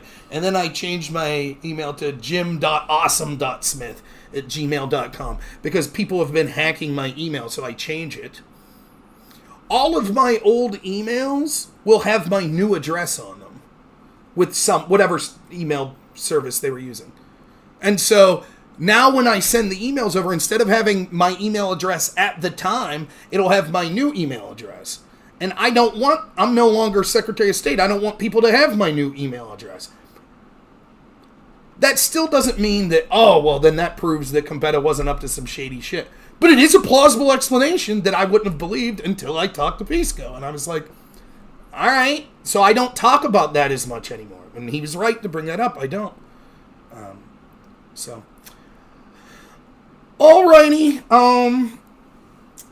thank you to everyone that stuck around. I got an incredible amount of donations there. Thank you so much. I really appreciate it. I hope you appreciate this content. For me, I would rather 90% of my streams, I wish they were with people. People I agree with, people I disagree with. I think the conversation goes way better. And I'll tell you a secret. It's easier for me to do. When I'm riffing with someone, it's easy to come up with 4 hours of content, right? I did 4 hours and 10 minutes today. Sometimes, particularly if I'm working... right? I struggle to come up with stuff because it's like this. It's like I'm working all day, and yesterday we just talked about whatever story broke, the 1023th bud. And it's like, now I got to talk about something different today, but I haven't even checked the news all day because I've been working all day.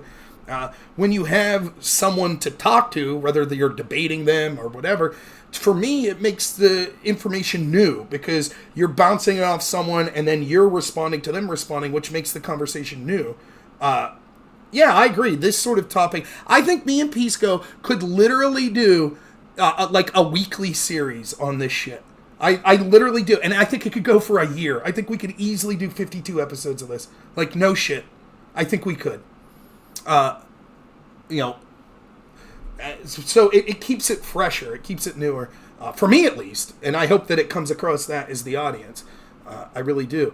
Consider that, versus if I just come on here and I'm like, let me, again tell you about this Burisma situation. It's going to, by the very nature, going to sound very similar from one day to the next. So, Hannity and Combs. He is would Pisco be my Combs? I don't want to fucking be Hannity or Combs. I think Alan Combs passed away, if I'm not mistaken, a while ago, which is a bummer. He seemed like a nice guy, kind of meek, but... Alright, let's see if we can find someone to raid. Feeling Adventurous is on. Let's do it.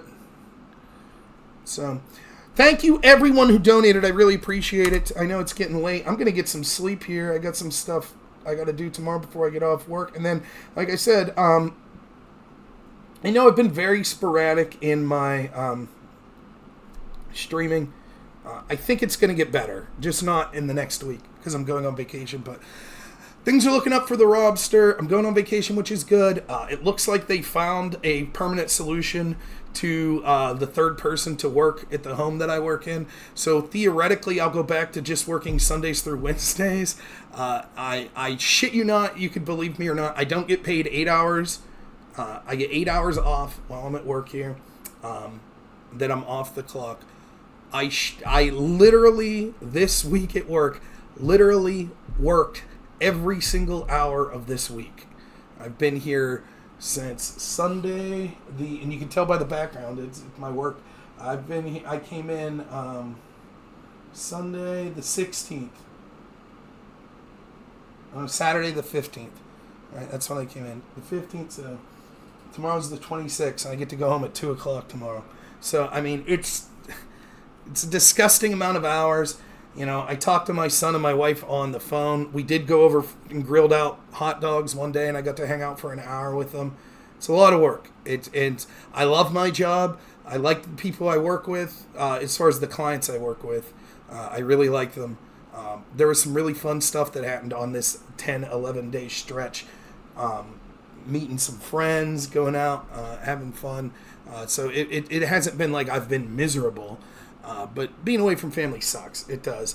And it makes it hard to stream because it feels like it's hard to get my heart into it some because it's like I just feel like I'm being grinded down with this work. So it's like, I'm just going to get some sleep. I mean, I should anyways. Like, I'll end up with 4 hours of sleep tonight. So I should probably get more sleep anyways.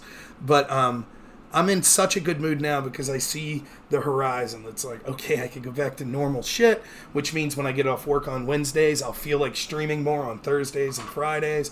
I'll feel like setting up more debates. I won't feel like I'm as burned out. I get some shit done around the house.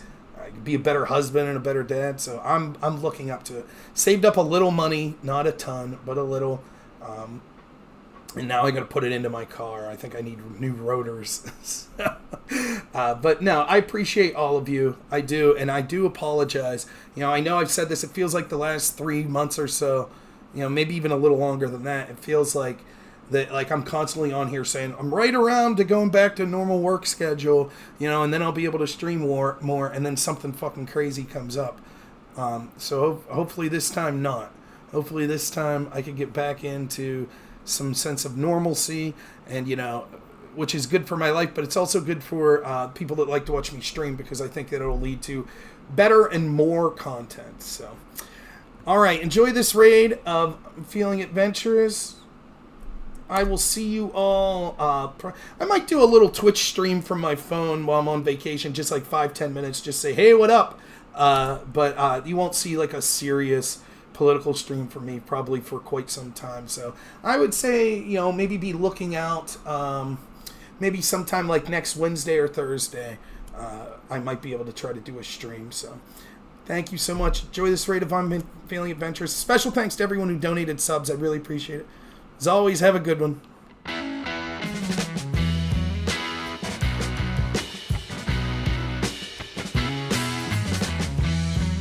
Small time, guys.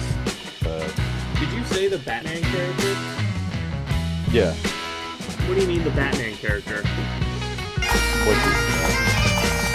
Oh shit! What's up, Rob? How's it going? Welcome in, Raiders.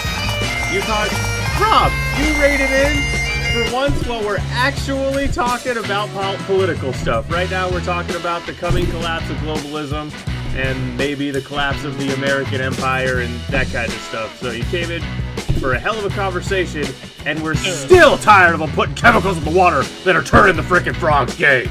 I'm sick of it! Hey, so welcome in, Raiders. Welcome in. Thanks for the raid, Rob. Hey. Rob, go friggin', if you're gonna activate your where you can get subs, activate it. The frogs are turning gay. Yeah. That atrazine, man.